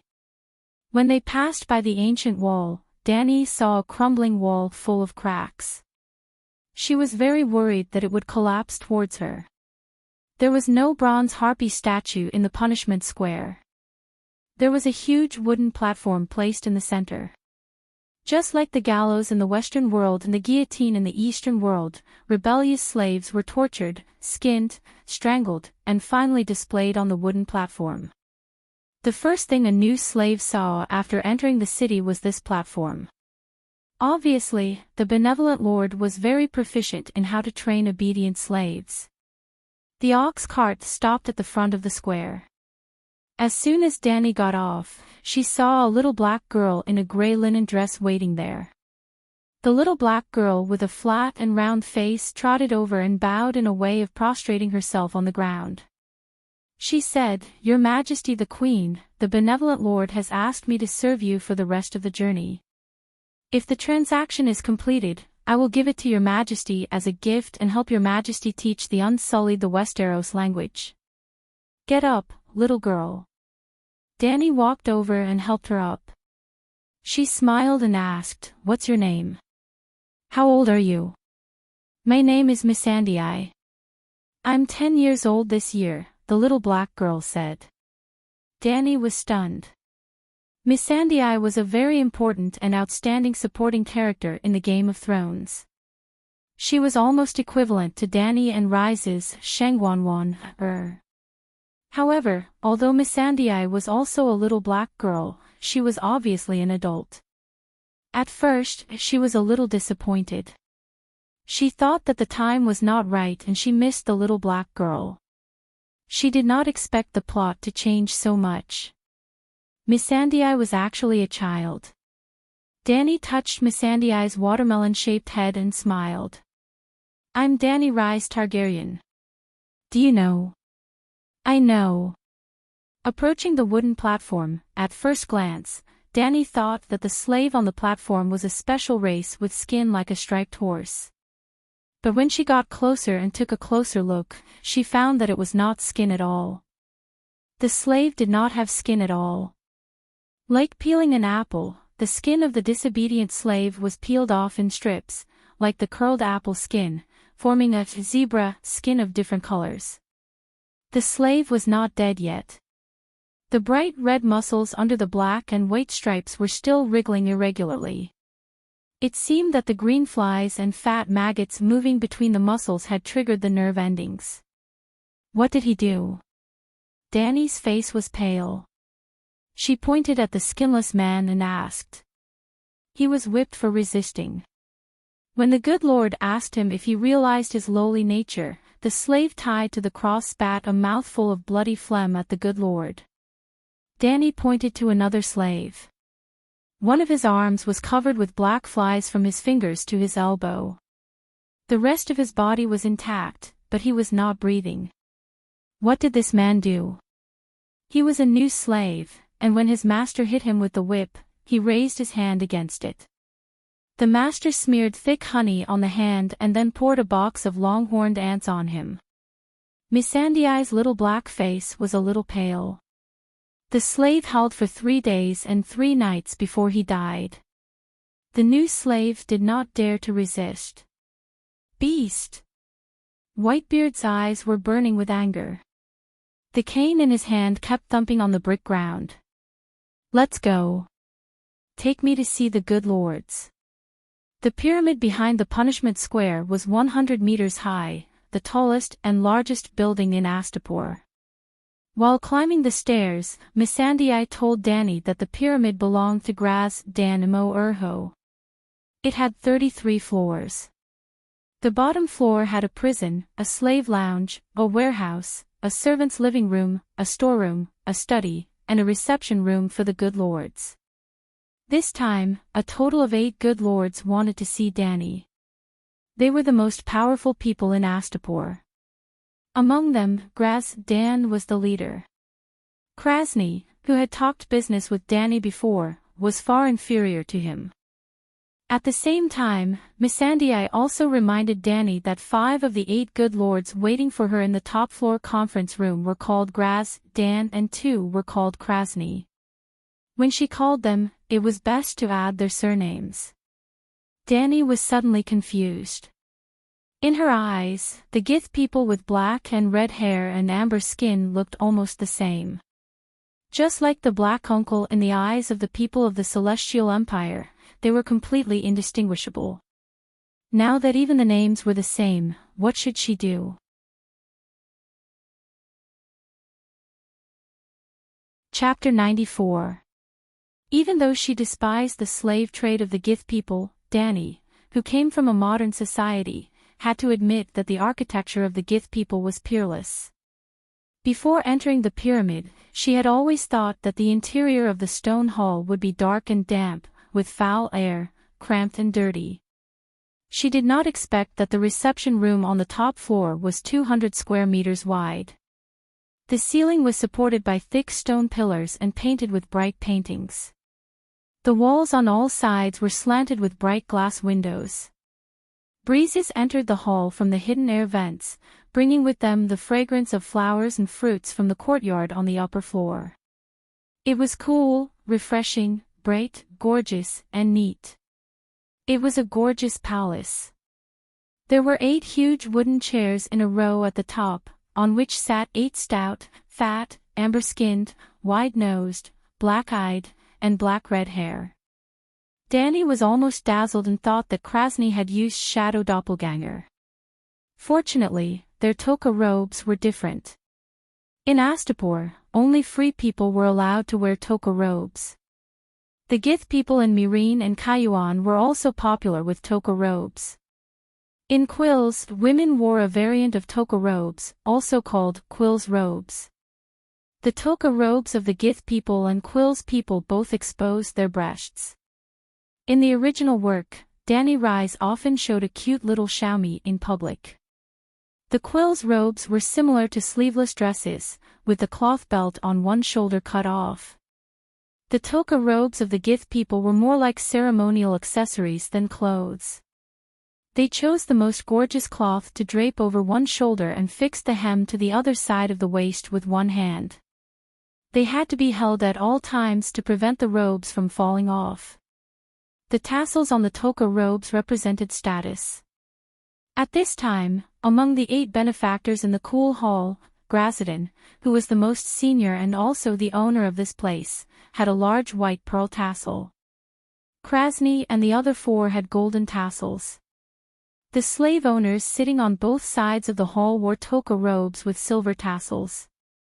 With Missandei's whisper, Danny finally finished greeting the 8 merchants one by one. Gracidin, the master, had 6 servants behind him, and 2 or 3 servants behind each of the other benefactors. After the ceremony, Gracidin's servant brought 2 purple wooden chairs for Danny, which were half the height of the benevolent master's chairs. There were a lot of people on Danny's side, including Whitebeard, Beavis, Cora, 3 Blood Alliance guards, Jichi, Ellie, and Yuluin. Doria and Kailo remained on the boat to watch over the 3 dragons. Your Majesty, the good lord said that the other chair was prepared for Sir Yuluin, Missandei reminded in a low voice. The little girl was a little afraid of Yuluin, whose face was covered in burn scars. She didn't even dare to look him in the eye, but Crow's Eye was still giving him a devilish smile. When the 2 of them were seated, Gracidin asked in the common tongue, Westeros, why do you want to buy so many unsullied? Other than the 8,600 who are completely unsullied, there are still 5,000 eunuchs who have yet to pass the test. Benevolent Lord, do you know the current situation of the Westeros? Danny asked instead of answering. I heard it's very chaotic. A few kings are fighting over an iron chair full of spikes, Dan mocked. Each of them has at least 10,000 warriors. And Tywin Lannister is so rich that even the people of Quills know that he once lent the Iron Throne 3 million gold royals.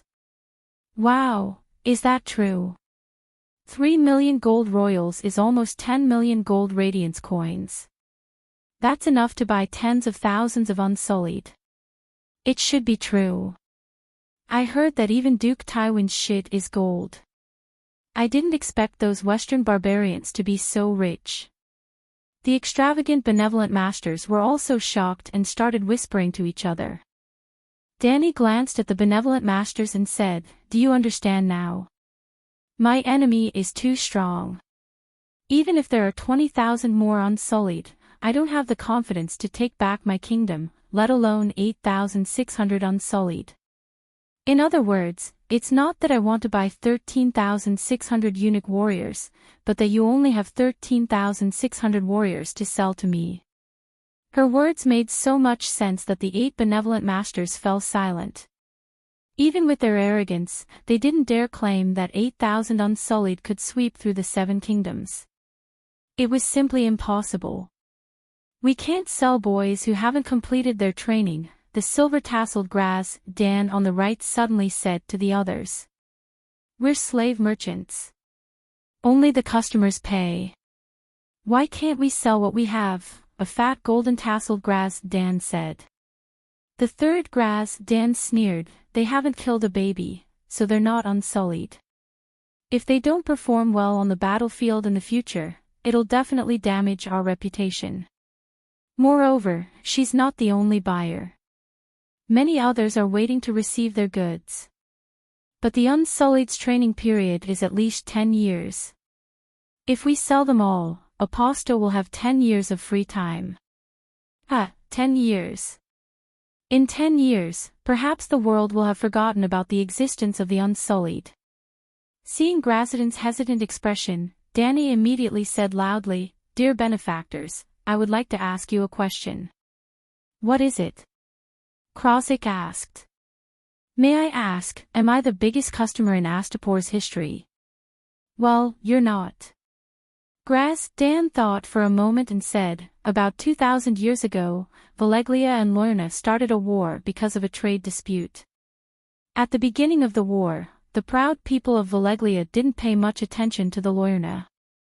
Only a single dragon king participated in the war. The leader of the Lorna, Prince Jaren, gathered a huge army of 250,000 people. There were also countless powerful water wizards in the army.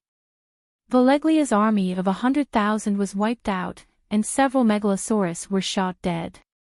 Because the enemy had water wizards, the flames of the megalosaurus couldn't hurt the Lorna. Even worse, the water wizards summoned a flood of the Lone River and drowned Valansis, a great fortress of Valeglia's freedom. Hundreds of thousands of people died in the flood. Seeing Prince Jaren's army approaching the city, the people of Volantis were scared to death. They immediately ordered all the Unsullied from us, a total of 30,000. Dani was so attracted by the story that she even forgot her previous purpose. She asked curiously, 30,000 Unsullied failed to protect Volantis. If it had succeeded, these slave traders wouldn't have been talking about 3,000 Unsullied to protect Kihor every day.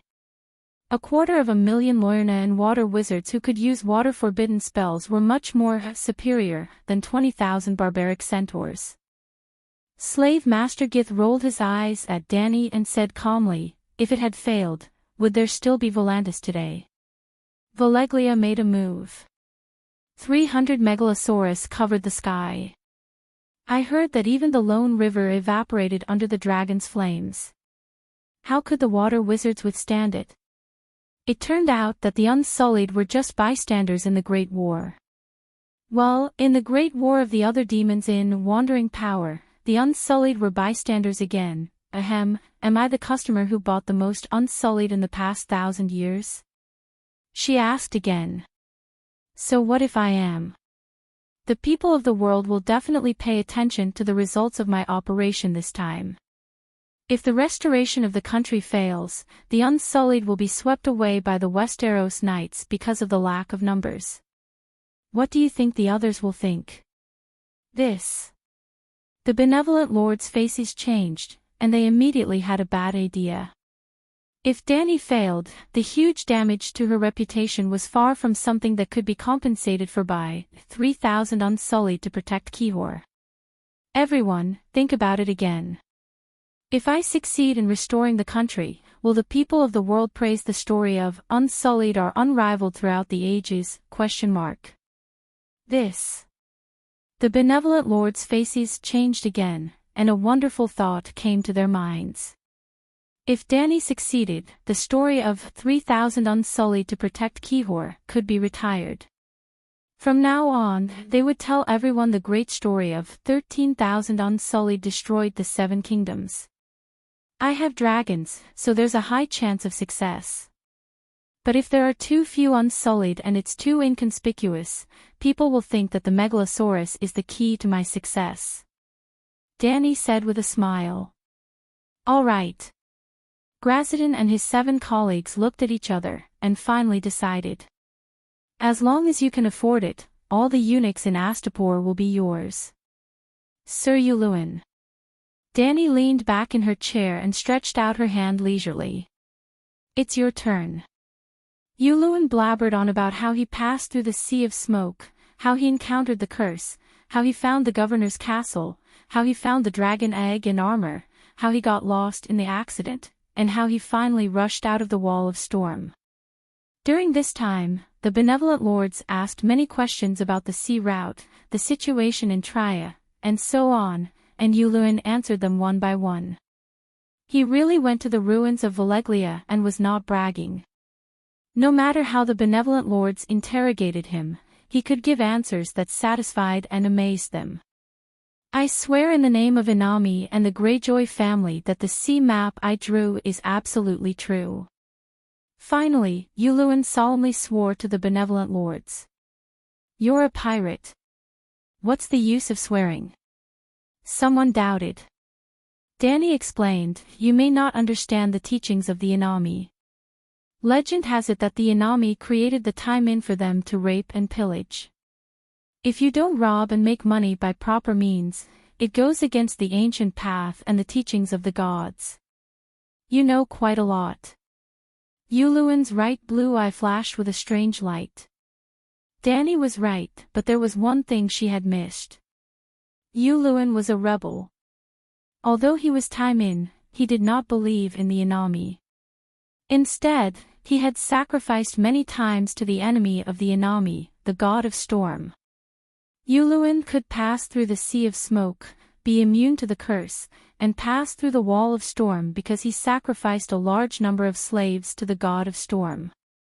In this fantasy world, blood sacrifice was definitely not a superstition. If Danny was proficient in heraldry and Taimin culture, she might be able to find clues from Yuluin's personal coat of arms. Yuluin's personal coat of arms was a black iron crown supported by 2 crows, with a black pupil and a red eye below. The most distinctive feature of the god of storm was that he had 2 crow servants. Yuluin not only had a crow coat of arms, but his nickname was also a crow's eye. The benevolent lords discussed with each other for more than half an hour. Finally, it was Glaston who spoke. A sea map to explore the ruins of Valeglia is indeed worth 1,000 unsullied and 5,000 eunuch apprentices. But I have to be assured that this information is only known to both of us. If you take out the sea map and sell it every time you come to a city, then we will lose a lot. If the sea map was real, not to mention 1,000 unsullied and 5,000 eunuch apprentices, even 20,000 unsullied would be worth it.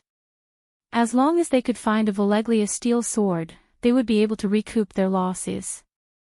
The benevolent lord is very thoughtful. I swear on the honor of the Queen of the 7 Kingdoms and House Targaryen that I will never sell the sea map again. Glaston glanced at the smiling Yuluin and nodded solemnly. Deal. The others repeated Glaston's words. Deal. Deal. A total of 8 deals.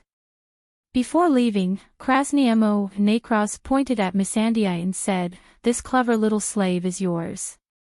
She will teach the unsullied your language." Missandei translated to Danny. "Your Highness, the benevolent lord has given this little one to you. Well, you are mine. Come back with me." Danny nodded and was about to leave. Wait.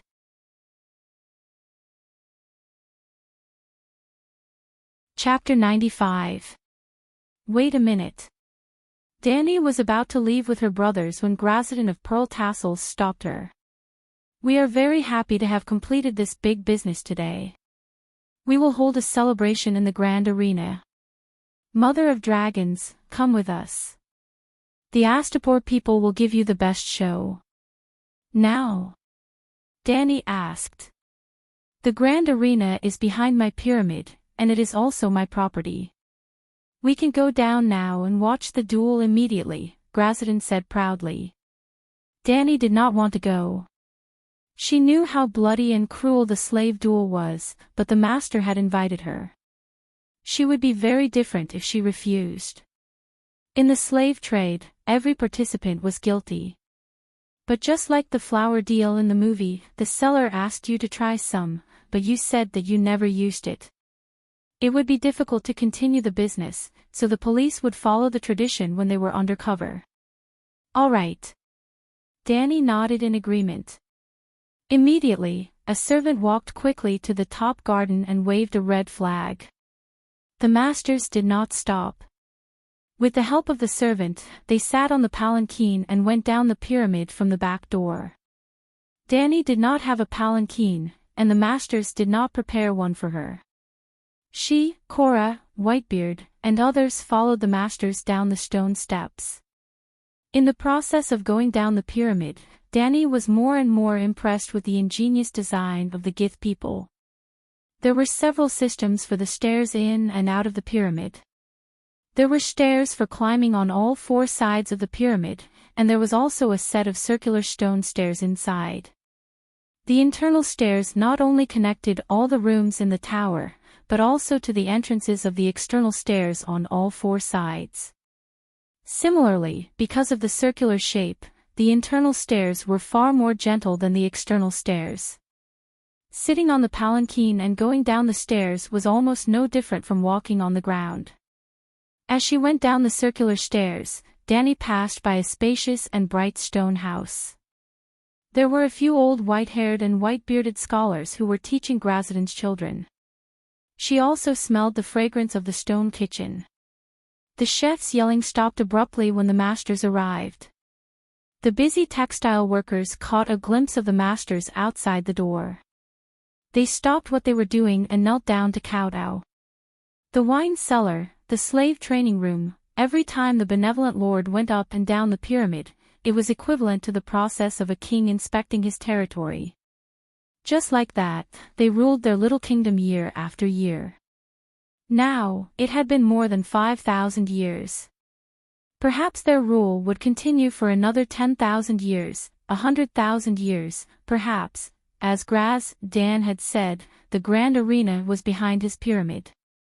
The Astapor city gate, the punishment square, the Great Pyramid, and the arena were on a central axis. The magnificent pyramid towered into the clouds, but the huge arena was dug into the ground. It was a deep pit the size of a bowl, surrounded by red brick seats for spectators. Between the pyramid and the rostrum of the arena, there was a stone passage hidden underground. It was very spacious, enough for an elephant to pass through. On both sides of the stone passage were stone houses with iron fences. Slaves, gladiators, lions, colossi, wolves, and other consumables for duels lived in them. Ha ha ha, when I find the shadow priest to hatch the dragon, I'll build a dragon cave here. The benevolent masters at the front completely ignored Dani and the others at the back and laughed as they imagined the future. It must be exciting to see a fire dragon eating people, another benevolent master agreed. Ahem, even if the dragon is hatched, have you thought about how to control it? Yuluin smiled strangely and said in Valeglia. If you don't seek death, you won't die. If you seek death, you will definitely die. If you're not afraid of death, continue to seek death, Dani said in a low voice. The benevolent masters at the front were a little far away. They did not hear her words, nor did they see her lips move. However, Yuluin's words were clearly transmitted into the passage in front of them. The benevolent master's chatter and laughter suddenly stopped. After they exchanged glances, their old friend, Krasny, asked, Sir Yuluin, what do you want to say? Feeling the sharpness on his back, Yuluin touched his nose and said with a smile, I want to tell you to go to the ruins of Valeglia as soon as possible. There is a secret technique to control the Megalosaurus and countless dragon eggs there. If it's possible, we can work together. Yuluin, you have no right to speak here, Dani shouted loudly and forcibly ended the topic. When the benevolent masters turned around and continued to walk forward, Dani waved her hand and asked Adger to take back the Iraq machete on Yuluin's back. Yuluin reached out and touched his back. He found that his fingertips were stained with some dark red. He smiled and said, Your Majesty, I'll be a free man tomorrow. That's also tomorrow. Today, at this moment, you'd better be honest, Dani said lightly. Hoo-ha, hoo-ha, hoo-ha, the dazzling skylight shone into the tunnel from the exit, accompanied by the sound of ha-ha. Just half an hour after the benevolent masters and Dani came down from the pyramid, the arena was already full of Gith people with black and red hair standing upright. Compared with modern basketball and football stadiums, this arena was not too big. Dani estimated that there should be no more than 3,000 spectators. The dual arena below was a round mud land with a diameter of 50 meters, and in the center stood a majestic muscular man. He only wrapped a piece of white cloth around his waist, waving his arms and shouting, ha-ha, loudly. The atmosphere of the scene had been set off to the highest point. The 8 benevolent masters had fixed seats, sitting at the highest point of the rostrum. Although Dani was a distinguished guest, she was only given a wooden chair on the red brick stairs 1 level lower. Yuluin sat next to her, and Cora, Whitebeard, and others did not even have a seat. Gith people are so arrogant. Cora complained behind Danny. We shouldn't have come here. How can the guest refuse the invitation of the host? Danny sighed and comforted him. Since we're here, we'll take it easy. It's almost noon, and the duel will be over soon. It won't be over soon, Master, Missandei said. The benevolent masters will have lunch and even dinner in the arena. Many times, they will duel until dark. Oh, we really shouldn't have come. Danny was stunned and sighed. Suddenly, the noisy ha-ha disappeared, and the arena quieted down. The muscular man retreated into the corridor, and a middle-aged man in a yellow toga robe came out of the corridor, followed by a group of slaves. The slaves quickly nailed 3 wooden crosses in the center of the arena, and then 3 ignorant girls of 4 or 5 years old were tied to the crosses. 3 more slaves came, each carrying a large clay pot, and poured the viscous liquid in it on the 3 girls. The 2 white girls cried, and the bronze-skinned centaur girl was only stunned for a moment. She opened her mouth that was missing a few teeth and greedily sucked the brown liquid flowing to her lips. Her face was full of satisfaction and joy. After a while, a mixture of sweet, stinky, and fishy smell came to Danny. For the great son of the harpy, today's appetizer is the love of the hungry bear. The 3 slaves will be drizzled with honey, fresh human blood, and rotten fish and shrimp, and then our giant bear Pluto will choose his favorite food. Which one do you think Mr. Hungry Bear will choose first? The host waved at the opposite animal pen, and shouted as he retreated to the corridor, Now, let's welcome our giant bear who has been hungry for 10 days, Pluto XXVI. Roar! The sound waves spread throughout the arena, and the cheering Jith people quieted down. The iron fence was only halfway up when the 3-meter-tall black bear impatiently came out of the gap, and the huge force made the iron fence as thick as an arm slightly deformed. Thump, thump, thump. The giant bear ran on all 4s, leaving a trail of red dust on the ground. It almost didn't hesitate for a moment, and went straight to the centaur girl who was still licking the honey with her tongue out. Crack! The giant bear's mouth was as big as a washbasin, and juice dripped from its furry mouth as if it had bitten off a section of sugarcane. Ugh! Danny squatted on the ground, vomiting, snot, and tears all at once. He, this Westeros bitch is scared. Krasny smiled and said to the benevolent lord beside him. Calixi, are you okay? The centaur maid held Danny and asked. Cora and Whitebeard also looked at her nervously. I'm fine. Danny didn't get up, but squatted on the ground and said in a muffled voice. Yuluin watched the giant bear eat 3 sections of sugarcane with relish and said to Grazadin with a smile, Benevolent Lord, although this program is exciting, it's not exciting enough. I actually quite like to watch duelists.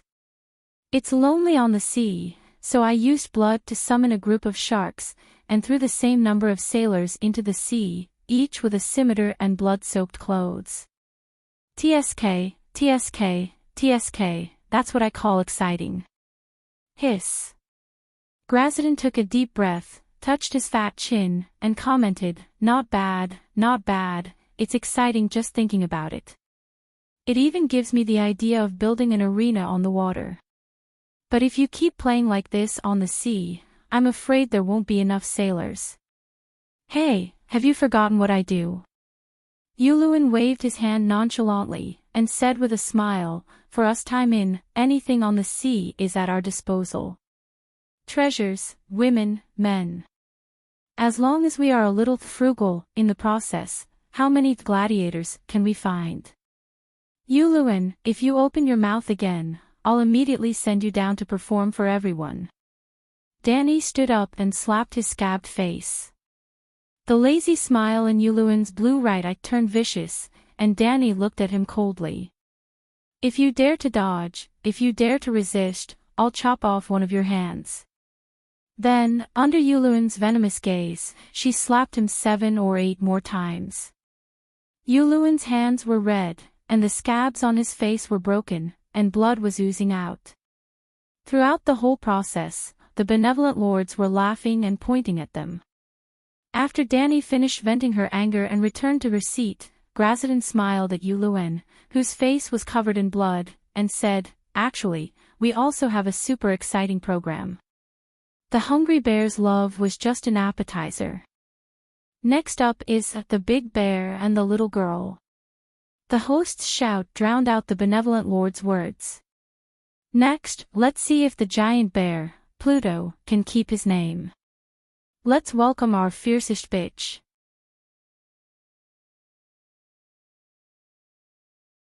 Chapter 96. The benevolent lord calls the giant bear Pluto, the lion Hades, the elephant Angela. The last giant brown bear was called Pluto XXVI. It died under the gladiator's spear, and the current giant black bear inherited the name, Pluto XXVI, Missandei whispered to Danny. Danny pointed to the black-haired little girl who was slowly walking out of the tunnel and asked, "What's her name? What does she do?" The girl was about the same age as Missandei, no more than 10 years old. She had short black hair, white skin, ordinary facial features, squinting eyes, and a little baby fat on her cheeks, like Beavis' belly, with crisscrossing light-colored scars. She's called Bitch, an assassin raised by the benevolent Lord Grazidan Moeras. She's also a powerful gladiator, Missandei said. Bitch? Danny murmured, "That fat pig has a big heart, or is he very confident in his skills in training slaves?" Bitch was barefoot, wearing a linen blouse with a tight belt. A 30-centimeter-long dagger hung from the belt, and she wore a pair of fluffy bloomers. After a few words, the host had already stepped down, and an absolutely disproportionate battle began in the arena below. Bitch seemed to bear all her strength with one foot, and the other foot was slightly suspended a few centimeters above the ground. She held the dagger with one hand and pointed it at the giant bear. "Water dancer!" Cora exclaimed in a low voice. The 3-meter-tall giant black bear did not care about the girl who was shorter than its legs at all. The 3 sugarcane could not satisfy its hunger, and the appetizer dessert made it even hungrier. It just wanted to eat the sweet sugarcane again. Roar! The giant bear opened its mouth and bit down like before. But Bitch was not a girl tied to a wooden stake. She could not only dodge, but also move very quickly. Danny could barely see what she did, but she felt her vision blurred. The little girl came to the right side of the black bear and let the giant bear bite a mouthful of red mud. A basin-sized hole appeared on the soft ground. Danny finally saw the bitch's next move clearly. Like a nimble kitten, she jumped onto the giant bear's right paw and ran along the back of the bear's hand, wrist, forearm, and upper arm as if she was sprinting over 100 meters on the ground. Like a gust of wind, she came to the back of the giant bear's neck and stabbed the sharp sword in her hand. Not good. As soon as he saw the bitch running, Whitebeard guessed what she was thinking. His expression changed and he said, "She is small and weak. The dagger can't penetrate her neck." The whole process was too fast. Before the old man could even exclaim, the sword had already stabbed down. The result was worse than what Whitebeard had expected. It seemed that the sword was stuck in the bones. The thin blade did not penetrate deep into the flesh. The giant bear roared in pain. Its voice was like a thunderclap. At the same time, it slapped the back of its neck with its big paw. "Ah!" Danny exclaimed. The next moment, the scream stopped abruptly. The girl, who was squatting on the back of the giant bear's neck, was blown down like a leaf by the wind brought by the bear's paw. No, the direction of the fall was wrong. The girl fell on the front of the giant bear's face. Falling from the sky for just a second or two, Danny saw 3 silver flashes. Ouch! The giant bear covered its face with one hand and howled miserably. Black blood soaked the black fur on the back of the bear's paw. The other hand waved around crazily, as if it was hitting an invisible enemy. At this time, the girl had retreated 5 or 6 meters away. As before, she was in the water dancer's starting posture. One foot was on tiptoe, supporting the weight of her body with her toes, and the other foot was behind her, slightly hanging a few centimeters above the ground. The combination of stillness and movement. There is movement in stillness. She seems to be standing still, but she is in the water dancer's footsteps. She can find the opponent's flaw and deliver a fatal blow in an instant. Whitebeard murmured, "I was wrong. This little water dancer is looking ahead." She only used 60% of her strength when she stabbed the back of the giant bear's neck. She didn't look for the wrong place and stabbed the bone. The bitch's short sword was still pointed at the crazed giant bear, but this time, the tip of the sword was red with blood dripping down. Between her and the giant bear, there was a fist-sized black nose. It was the giant bear's nose. The black bear's vision and smell are disabled. What a ruthless move. In an instant, 3 stabs hit the vital points. She has both strength and speed, the giant bear said in horror. "Hey, bitch." Grazidon suddenly stood up, leaned forward against the railing, and shouted at the arena, "Bitch, why are you still standing there? We're not here to watch the bear howl. Kill it immediately or be torn apart by it. There are more than a dozen shows waiting for you, bitch, kill it. Bitch, kill it." The host held a copper loudspeaker and shouted. Gradually, the 3,000 audience members stood up from their seats and shouted in unison. The rolling sound waves were like an incantation that could not wait to drag an innocent child into hell. Bastard, bastard. Whitebeard was so angry that his white beard was almost sticking up. The hardwood cane in his hand tapped on the red brick floor, showing that he was not calm at all. Cora said with a gloomy face, "The girl's strength is too weak. Even if she pierced the eye socket, it would be difficult to kill the giant bear. The giant bear only needs to hit her once. Benevolent Lord, your slave seems to have won." The duel was very exciting. "Why don't we watch the next one?" Danny said softly to Grazidon of Pearl Tassels. "That Westeros bitch is a soft-hearted fool." Old friend Krasny whispered to Benevolent Lord beside him, "The real exciting duel has just begun, and she said that she has won."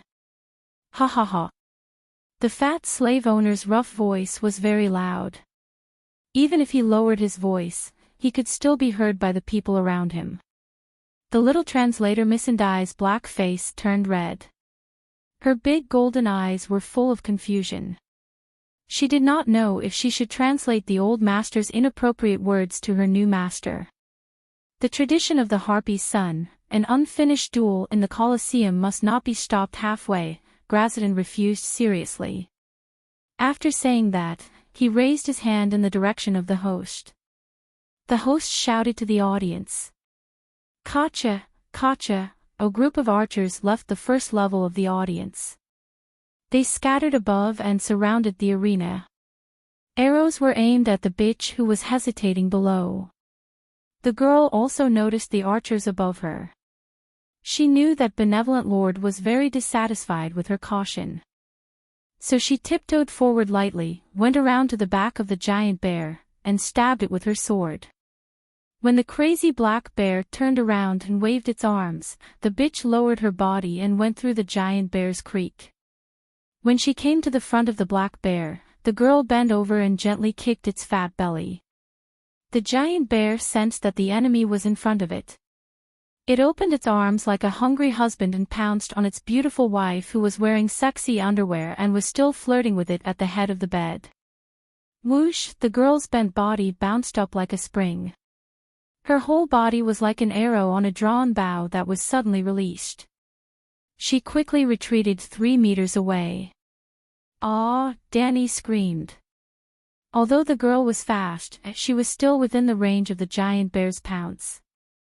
In the next moment, she would be crushed into a pool of blood by the giant bear's head. But she guessed wrong. The girl's lightning-fast movement suddenly stopped. Like a ballet dancer, she turned around and came to the position of the giant bear's shoulder. The shoulder was shorter than the head. The head could hit her, but the shoulder just brushed against her clothes and fell to the ground. Caca, a crisp sound of broken bones and the giant bear's shrill howl came into Danny's ears at the same time. Looking at the battlefield again, the giant bear was lying on the ground. Blood was like a twisted faucet, quickly dyeing a large area of the ground. The bitch's face was pale, and her face and forehead were oozing with cold sweat. The bitch was half squatting between the giant bear's outstretched arm and head.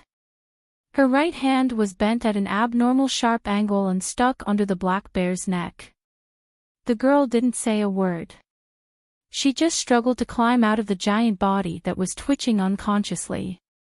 The 3-meter-high black bear was lying on the ground. It was making a sound, but it could no longer stand up. The whole battlefield was dead silent. The whole process happened so fast that it was almost too late to blink. The game of a big bear and little girl was over. How did the bear die? Did the bitch win? What did she do? Slowly, the battlefield was filled with discussions. The Gith people were so excited that they were dancing. Not simple. Whitebeard looked solemnly at the little girl who was limping toward the tunnel. He said slowly, "I neglected one thing. She is not a newbie. She is so experienced that even an Iron Man would feel pity for her." Cora nodded with a pale face. She knew that she couldn't pierce through the black bear's skin. She could only use the bear's own impact to place the sword on the ground between its eyebrows. Her right hand might have been broken. Who knows how many bones were broken? Ha ha ha. Grazadon laughed proudly and asked Yuluin, "How is it? Is it exciting enough?" Yuluin's blue eyes were still filled with shock. He nodded gently and didn't say a word. "I told you, the best part is yet to come," the fat slave master said to Danny. "The bitch is no ordinary person. Who knows how many wild bulls she killed. Pluto XXVI didn't die in vain." Danny's heart skipped a beat. She remembered the first time she met Krasny. He said that strength was not the most important thing. The bulls were strong enough, but they were easily killed by a 9-year-old girl. It seemed that the girl he was talking about was the bitch. Only 9 years old, suddenly, Danny sighed. She felt that she no longer had the right to shout, "Who dares to be more miserable than me?" The world was like an oven. So many people were struggling in purgatory. You are not one of them, and you are not one of them. After that, there was a slightly more formal gladiator competition. It was a 10 versus 10 team competition. 20 bare-chested slaves slashed at each other with swords. Blood splattered everywhere, broken limbs flew, and heads rolled on the ground. The screams and wails were endless. Danny felt like she was in the world of playing the dead. She was so disgusted that she wanted to vomit. After the 20-person melee, the red soil in the arena turned into a muddy wetland, soaked with blood. Danny thought to herself that perhaps the red soil was not originally red, but had been watered by blood to make it red.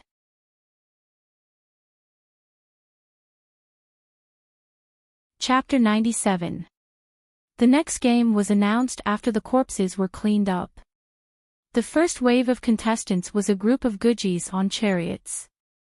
The leader wore an exaggerated ceremonial helmet of the Gujis Legion commander. The bronze helmet was covered with colorful feathers. His subordinates were bare-chested and held black whips more than 10 meters long. Missandei said that they were the long whips of the Gujis Legion, and they used the whips in their hands to manage thousands of slaves in the empire. Then came a wave of people wearing gorgeous black armor. Danny guessed that they were just imitating Valeglia's Dragon King without the little translator's explanation. The last Gujis to enter the arena had a golden shield in their left hand and a golden short sword in their right hand. They wore a spiked golden helmet, golden sleeveless leather armor, black leather shorts, and golden boots. They looked a bit like the Unsullied, but more exquisite. When the golden people came out with the chariots, the audience cheered thunderously, and even the benevolent lords stood up and bowed. They are the Gujis' golden warriors, the strongest warriors of the Legion, the foundation of the Gujis' empire to dominate the continent. Alas, fake, imitation. Korra waved his hand, a look of disdain on his face, and mocked, "The sons of the Harpies are immersed in the glory of the old empire, but they forget that the Gujis' empire has been destroyed for 5,000 years. However, Danny became excited and said excitedly, "Could it be that they are also going to duel?" "Yes, look." Korra pointed to the center of the arena, where 3 chariots were leaning together, and several Gujis warriors were solemnly handing over gold-lacquered parchments to each other. He said, "They are simulating the ceremony of exchanging letters of challenge before the city-state war of the Gujis' empire, and the battle will start soon." "Great, watching the Gujis kill each other is more exciting than the slave gladiators." Danny lowered her voice and laughed. "It would be best if all the Gujis died." "Well, it would be best if the 8 benevolent lords came personally." Korra sneered. "Your Highness, how can the slave owners have the courage to participate in the gladiator battle now?" "You see." In the enthusiastic cheers, 3 Gujis generals held up the parchments and drove the chariots around the arena 3 times, and then they withdrew from the tunnel one by one. On the other side, 3 cages creaked open at the same time, and 3 groups of bare-chested warriors wearing cloaks of different colors walked out. Each team had about 50 people. The colorful cloak represented the commander of the Gith Legion, the black cloak represented the Dragon King of Valeglia, and the yellow cloak represented the bravest golden swordsman of the Gith Legion. Then, 150 people fought with spears, short swords, arak scimitars, and long whips in the narrow arena. He was so brave and fierce that he didn't care about his life at all. It was as if his life and the lives of others weren't even worth a copper coin. It was even crueler than the previous 10 versus 10. The previously dry land had completely turned into a swamp. It was not an exaggeration, it had really turned into a muddy land after the rain. The audience of guys on the top seemed to have entered an inexplicable state of fanaticism. They were not watching people killing each other. Instead, they had traveled back in time 5,000 years and became a member of the guys' army. They had conquered the Freedom Fortress of Valeglia, trampled on the Loyalnath Wizard, and the Undul's knights had wailed under their swords. 300 Megalosaurus had died on the spot. It was really a hot-blooded sport. Danny's agitated heart calmed down inexplicably. Everything around her was so real and illusory. Things were really happening, but she entered the perspective of God with the mentality of watching a movie story. This is hell. Let's go back. Suddenly, she stood up and said to Korra and the others. She noticed the expression of her followers. Only Whitebeard and Korra looked unbearable. Missandei's face was pale, but Beavis and the centaur were watching with great interest. Even Ji-Chi and Yuri were affected by the atmosphere. They shouted excitedly and their cheeks were flushed. "Indeed, we should leave. This place shouldn't exist in the world at all." Whitebeard agreed. The benevolent masters didn't care about Danny's departure. Krasny and another benevolent master even laughed at her for being weak and stupid. The fighting in the Colosseum was too bloody. Danny didn't eat a single bite of the food sent by the slaves at noon. Whitebeard and Korra didn't eat either. Instead, it was Beavis who ate heartily. Like the benevolent masters, the blood below seemed to have become seasoning, whetting their appetite. When they returned to the ship, it was already close to evening. Danny ate some fruits and white bread to fill her stomach. She took a bath and fed the 3 dragons dinner. The sky was still dark, but she went back to her room to rest. Lying on the bed, Danny tossed and turned, unable to sleep. Scenes of what happened in the Colosseum during the day appeared in her mind. Then, she thought of the unsullied one whose expression was as hard as a rock. Even the scene of the unsullied one killing puppies and babies appeared before her eyes. Finally, she thought of what she was going to do tomorrow and the day after tomorrow. She kept tossing and turning. Her movements were so big that she didn't know when she woke up Eerie beside her. The centaur maid had watched a big show today. She was satisfied and full. As soon as she lay on the bed, she began to snore. "Calixie, you can't sleep?" she asked. In the darkness, Danny softly replied with an A moment later, the centaur maid hesitantly reached out her hand and asked, "Do you need my help?" "Help with what?" Danny was puzzled. "I learned some skills from Doria. I can please you," she said as she reached her small, calloused hand into Danny's blanket.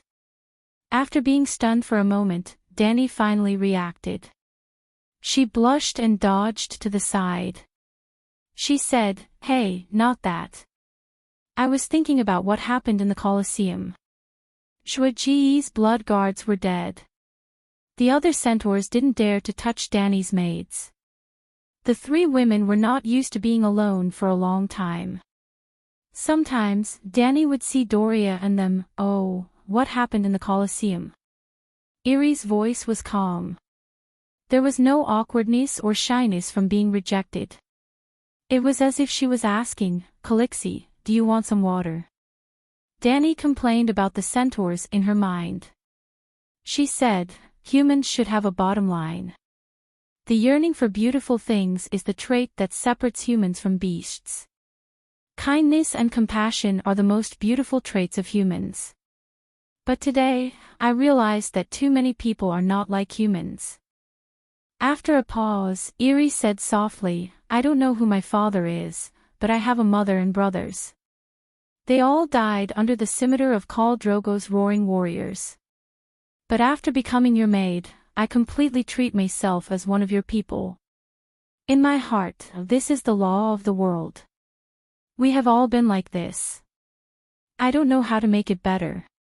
Eerie, Jiki, Quero, and Kalilo were not people of Khal Drogo's Khalasar. After their Khalasar was destroyed by Khal Drogo, they became Khal Drogo's half-slaves. Their status was higher than slaves, but lower than official subordinates of the Khalasar. Later, Danny Liz married Khal Drogo and the four of them joined her little Khal Drogo. Only then did they become Khal Drogo's household register. I know what kind of world is better. I also plan to change the world now, Danny said. I believe in you, Khaleesi. You are the mother of dragons, the immortal, the one of miracles blessed by the horse god, Eerie said as she held her hand. After that, the two of them did not speak. Less than 3 minutes later, the centaur maid's breathing became heavy again. Danny's eyes widened as she looked at the dark ceiling. She heard the faint creaking of the wooden hull, the sound of the waves hitting the hull, and the sound of footsteps on the deck above her. In the silence, she suddenly heard the breathing of a third person. Startled, she sat up and looked into the darkness. She whispered, Doria. Jiki. They are asleep, a woman said. They are all asleep. The voice was very close to the bed. It was almost standing beside the bed and looking down at Danny. Shit, Kueishi. Danny recognized the owner of the voice and was shocked. Why are you here in Astapor? Where are my guards? Didn't they stop you? It's me. Quero seemed to have walked a few steps closer. Danny could vaguely see an extremely blurry figure in the darkness. This afternoon, when I was meditating, I once again foresaw a major event that would change the world. I saw your figure standing in the midst of blood and fire. Beneath your feet was a mountain of corpses and a sea of blood. Quero said calmly. Danny's face changed. She asked in a trembling voice, "What did you know? This world's prophecies are really fucking disgusting. I only had a vague thought in my mind and you were already touched. P.S. I don't know anything. I don't understand, so, can you tell me?" Quero's words made her sigh in relief.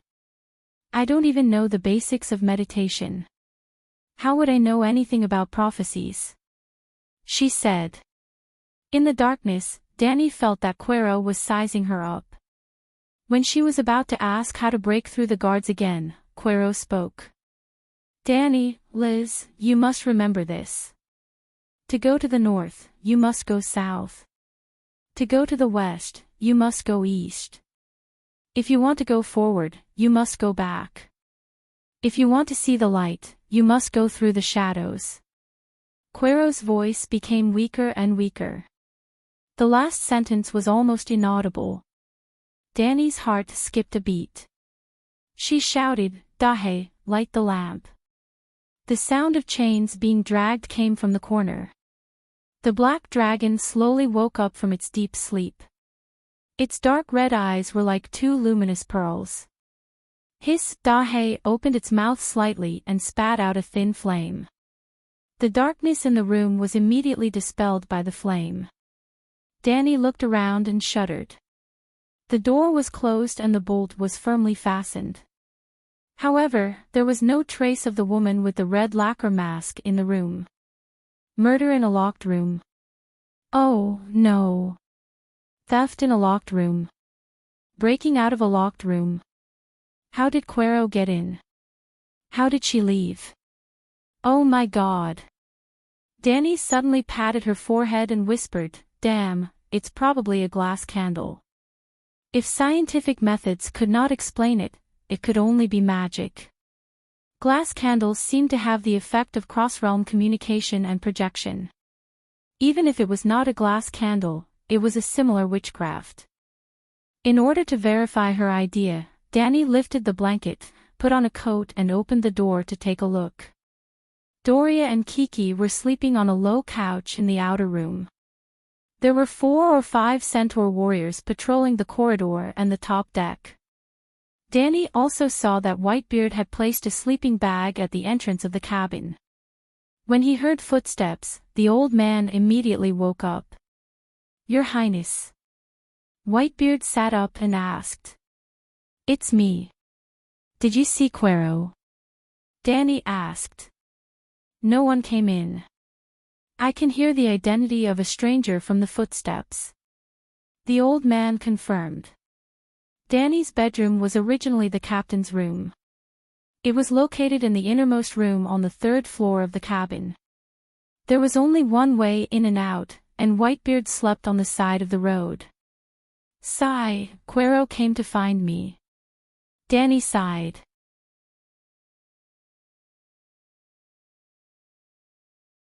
Chapter 98.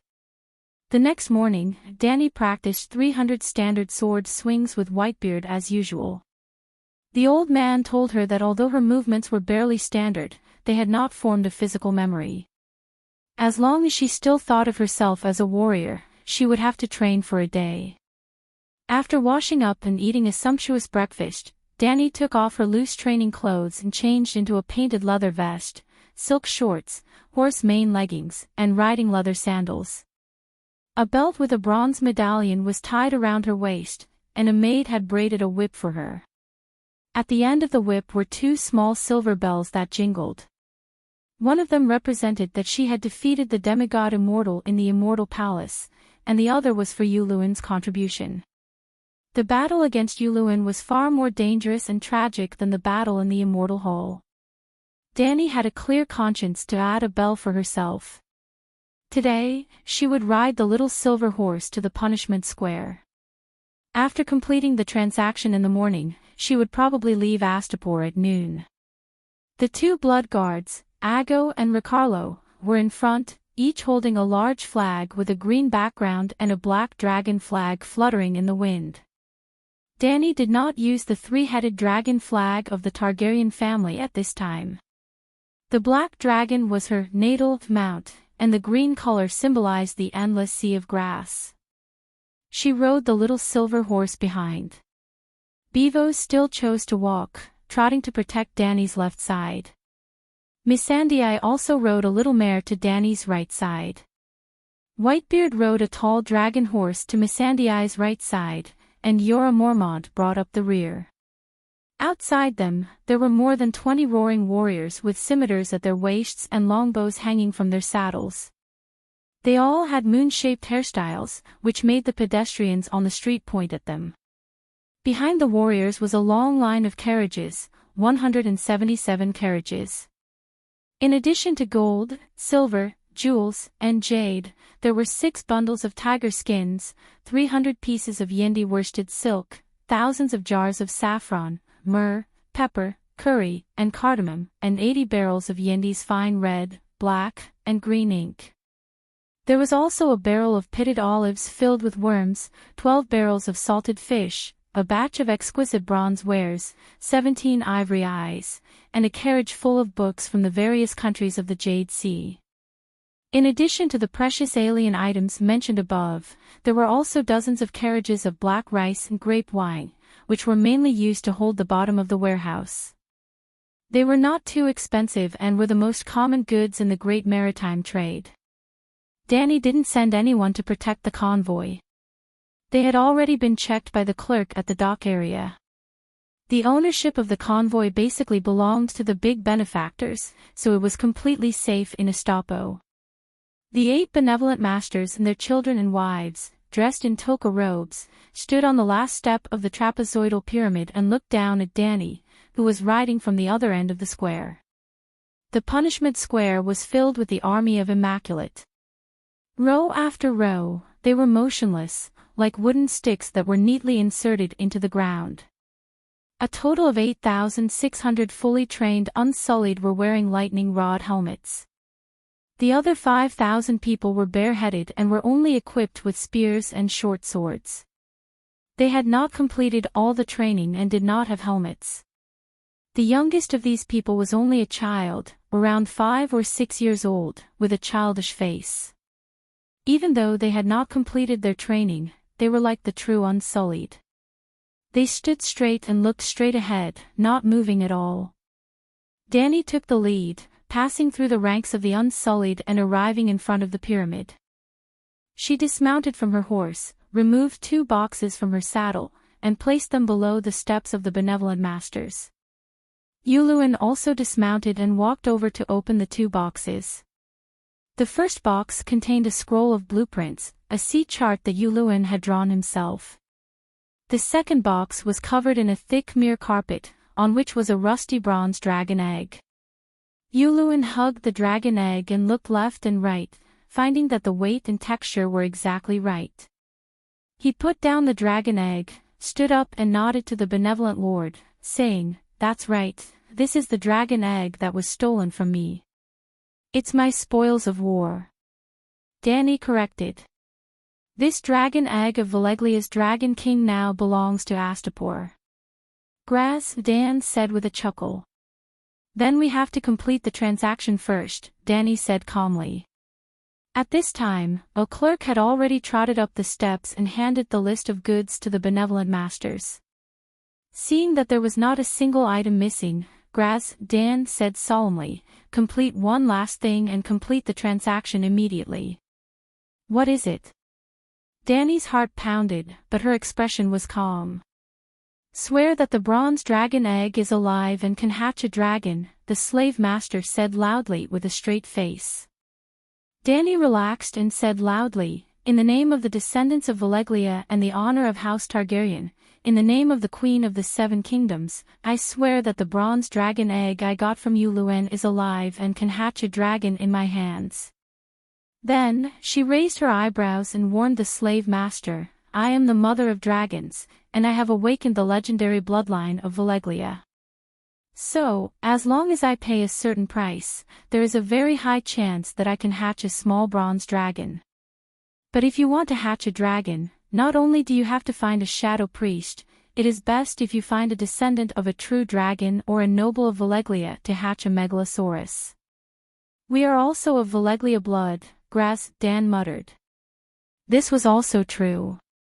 From Qualls to Slaver's Bay, to Volantis, and all the trading cities except Bravos, the upper nobles were of Veleglia blood.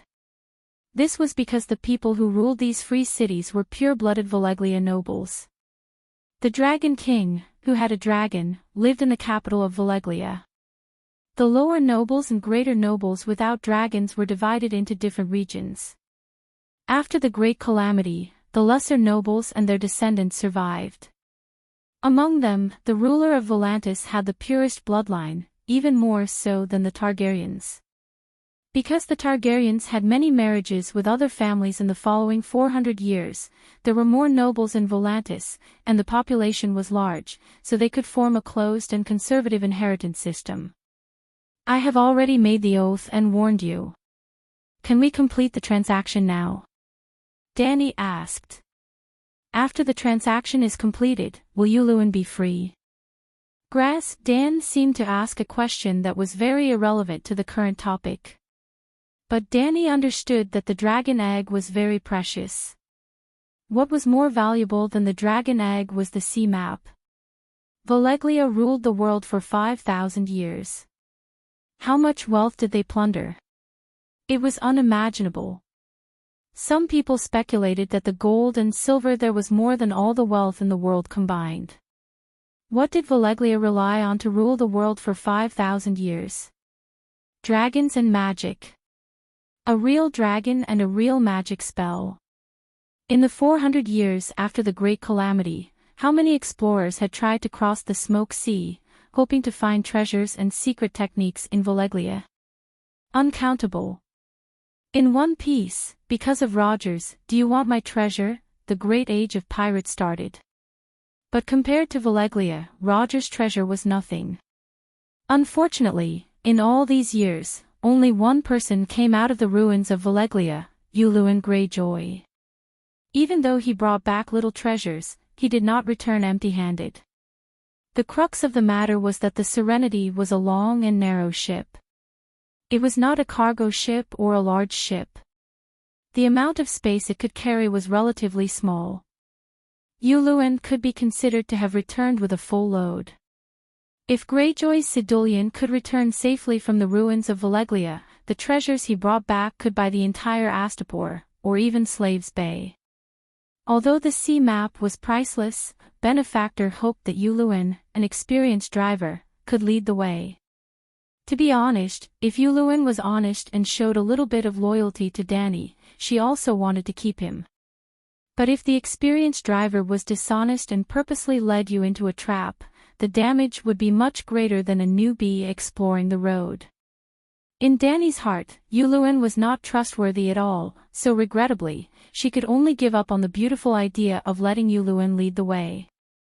I promised, once we return to land, I will immediately set Yuluin and his crew free. Dany nodded, looking at the smiling crow's eye. After we leave Astapor, you can go anywhere you want. But, I still suggest that you come with me. This is Slaves Bay, and you are wanted by dozens of cities. Don't get caught and become a slave. I know, but I want true freedom more. Yuluin said casually. Then it's up to you. Hearing the conversation between the two, Grazdin smiled with satisfaction. Under his signal, his old friend, Krasny, quickly walked down the stairs and came to Dany's side. He raised a whip and said loudly, Benefactor says, deal. Deal. Grazdin, who was on the pearl tassel high on the stairs, echoed loudly. Deal. Deal. 8 benefactors, 8, deal. All the Unsullied and the surrounding Gith people saw and heard it. Deal. Dany nodded and waved her hand behind her. The centaurs who were standing behind the treasure and seafood boxes stepped back one by one. Then, she took the whip called Harpy's Finger from Krasny's hand. The 30 centimeters long whip handle was carved out of black dragon bones, with gold inlaid on both ends. One end was a golden spherical female head with ivory teeth in its mouth, the other end was connected to 8 slender leather strips, and at the end of the leather strips was a gold-plated eagle claw. It was heavy to the touch, but the meaning it represented was even heavier: the control of 13,600 unsullied. It was like a real estate certificate. While Krasny was eagerly looking at the sea map, Danny climbed on the little silver horse, stood in the stirrups, raised the harpy's finger above her head, and silently circled around the square. Finally, she deliberately shouted in the Veleglia language as if she had just learned it, "You now belong to me, the people of the Mother of Dragons, all of you, 5 in a row, follow me to a new world, a new future." Danny took the lead, followed by the unsullied in neat rows, 5 in a row, and the long line stretched for 3 to 4 kilometers. After a quick look at the sea map, Krasny said to Yuluin with a mocking expression, "That bitch must have practiced those words all night. She's not bad." The eunuchs all understood. Yuluin opened his mouth and wanted to say, "She is an Orthodox descendant of Veleglia, and has lived in the free city of the Western continent for more than 10 years. Why do you think she doesn't know Veleglia?" But not far away, Whitebeard was carrying a big box, staring at him. Crow touched his nose and whispered, "Are you interested in cooperating?" "That's what I want." Krasny's eyes flashed. "Then I'll see you later." Crow Eye's blue right eye had a kind and gentle smile, so convincing. "Yuluin, your crew is waiting outside the city gate, go quickly," the old man said coldly. Yuluin nodded, jumped on the horse, and galloped away. Whitebeard turned back and said to the slave merchant, "Danny, Queen Liz asked me to bring a gift for the good Lord."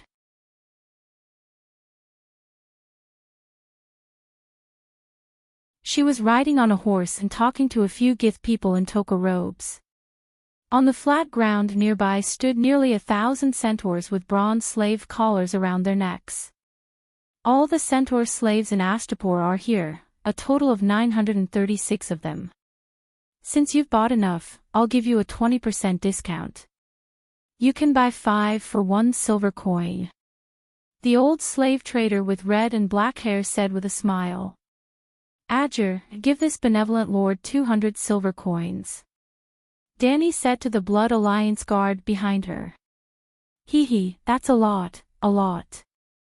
The slave trader rubbed his hands and said happily, "And I'm just a small merchant, not a benevolent lord. It's not easy for you to find all the centaurs in the city. The extra silver coins are my gift to you." When it came to gift, Danny smiled at him meaningfully. "One day, you'll enjoy the same treatment as the benevolent lord." Hee, thank you for your auspicious words." The slave trader was even happier. When the Gith people left with a large bag of coins, Whitebeard came over and said, "The gift has been sent out. The slave trader likes it very much." "Okay." Danny nodded and ordered the Blood Alliance guard to lead the centaur slaves to join the large army. In the Red Wilderness, although there were old and weak centaurs, everyone had a horse. The number was small, so it was easier to manage. They could travel more than 100 kilometers in a day. Now the environment was better, there was no shortage of resources, and there was no shortage of fodder for the horses to chew. However, there were many people in the army, and they were all infantry. It was estimated that it would be difficult to travel 30 kilometers in a day. The slave trader also asked you to. The old man hesitated for a long time, but his loyalty still prevailed over his conscience. He stuttered and repeated Krasny's words, "You can let the unsullied loot the towns along the way, not only to replenish the military supplies, but also to sigh." In the end, he still couldn't persuade her to sell the slaves. Is it to sell the residents of the towns as slaves to the cities of Slaver's Bay to form a virtuous cycle? Danny smiled and helped him say. The old man was stunned and advised, "Your Highness, you can't sell the slaves. Not to mention the reaction of the people of the 7 kingdoms when they know, you have seen how miserable the slaves are. If we don't loot the small towns, how will we cross tens of thousands of miles and return to the 7 kingdoms?" Danny asked deliberately. When the slave owner sold the Unsullied, he only gave them a set of sleeveless leather armor, a short sword, a spear, a wooden shield covered with iron, a sleeping bag, and 3 days of rations. The Unsullied who completed their training also had bronze-spiked helmets, but the Unsullied apprentices didn't even have helmets. If they didn't loot, Danny wouldn't be able to feed more than 10,000 people after a month. Well, she still kept the belongings she brought from Quarrs. Whitebeard thought hard for a long time and said tentatively, "Maybe, we can borrow them." Borrow from who? Danny was interested. The bank merchants of the trading cities, the iron treasury of Bravos. The old man glanced at the silent knight Yora. Even the Count of Bear Island can borrow tens of thousands of gold royals from the iron treasury. The Queen of the Seven Kingdoms can borrow a few million gold royals without any problem. What do you know? Yora's face turned red. My parents' claws are Valeglia's steel swords. I didn't even sell them to Duke Tywin for 800,000 gold royals. The iron treasury is smart. Also, in order to pay off the interest, I sold my life for them for several years and hovered on the edge of life and death dozens of times. The old man stroked his chin and looked at the knight's gorgeous black armor inlaid with gold. He nodded and said, "Your Highness, the money from selling the armor is enough for us to go around the world twice." "You can't." Yora's face turned red and he looked at Danny pleadingly. "Forget it, it's just a joke. I already have a plan in mind." Danny waved her hand and smiled. "What plan?" Both of them asked at the same time. She asked in a low voice, "Do you know why I want to give gifts to the slave owners?" Both of them looked at each other blankly. After a while, Yora's heart skipped a beat and he suddenly remembered the topic he had discussed with her a few times. He asked tentatively, "Gifts as guests?" He. Danny smiled and nodded. "But we don't have a guest relationship with the slave owners." The old man was puzzled. "They sell slaves and we buy unsullied people. It's completely normal trade. It can be considered a guest relationship." Yora pulled on the reins lightly and said thoughtfully, "The situation in the trading cities is different from the Seven Kingdoms. In Westeros, strangers passing by the owner's mansion will fulfill the prerequisite of a guest relationship. As long as the owner takes the guest in, the guest's rights will automatically take effect. According to Your Highness' previous theory, this is actually a kind of trust, a kind of agreement, an agreement not to harm each other. In the trading cities, completing a normal credit transaction is also considered. When we came to this city, the owner of the city did not rob us. Yesterday, he even treated us to lunch and watched the beast fighting competition. Is this not a guest relationship?" Whitebeard was convinced by Yora and gradually accepted this point of view. He nodded and sighed. "That's right. In Westeros, as long as you eat the salt provided by the owner, the guest's rights will be." At this point, he suddenly looked up and looked at Danny in shock. He stammered, "Your Highness, the gift you gave to the benevolent lord, is a guest gift?" Yora was stunned at first. Wasn't it obvious? Was there a need to make such a fuss? But the next moment, he understood the meaning of the guest gift and his expression changed.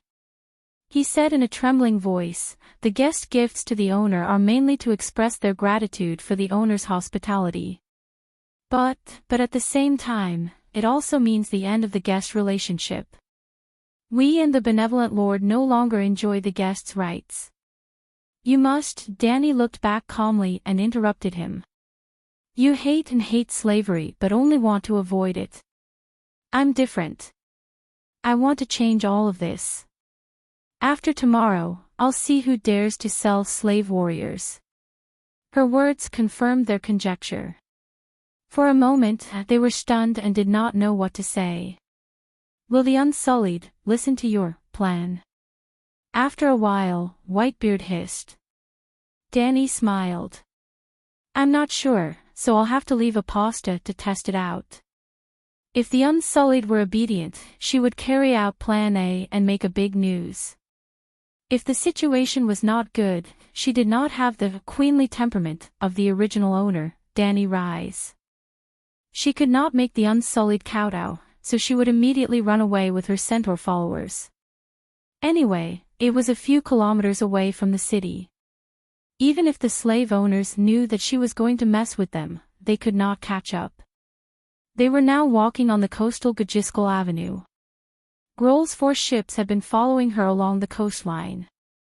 But according to the prophecy revealed by Kuei-shi yesterday, Danny guessed that she would succeed. Thinking of this, she turned her head and waved to Little Black, who was a dozen meters away. "Miss Sangdai, come here." Maid Jichi had prepared a red-maned filly for her. It was short and docile, just enough for her to ride. "Master, why are you looking for me?" Miss Sangdai rode over and asked respectfully.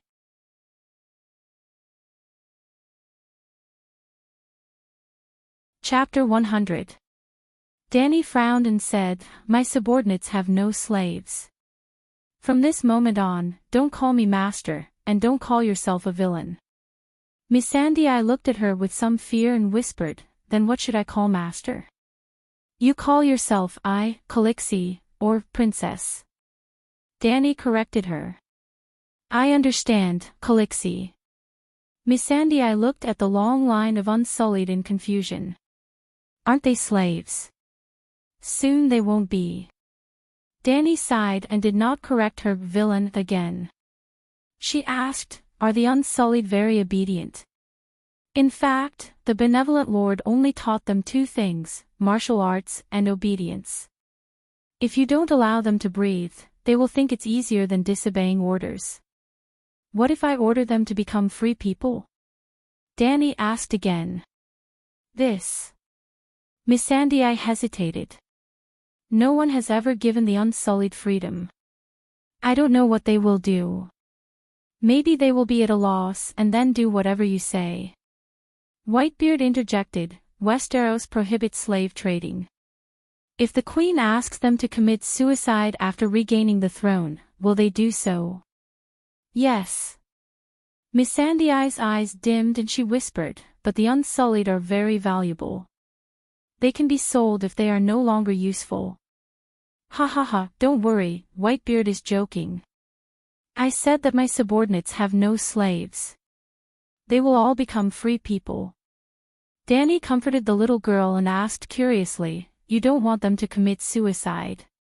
Is one of them your friend? Did she really have a relationship with Grey Worm?" "But she was only 10 years old."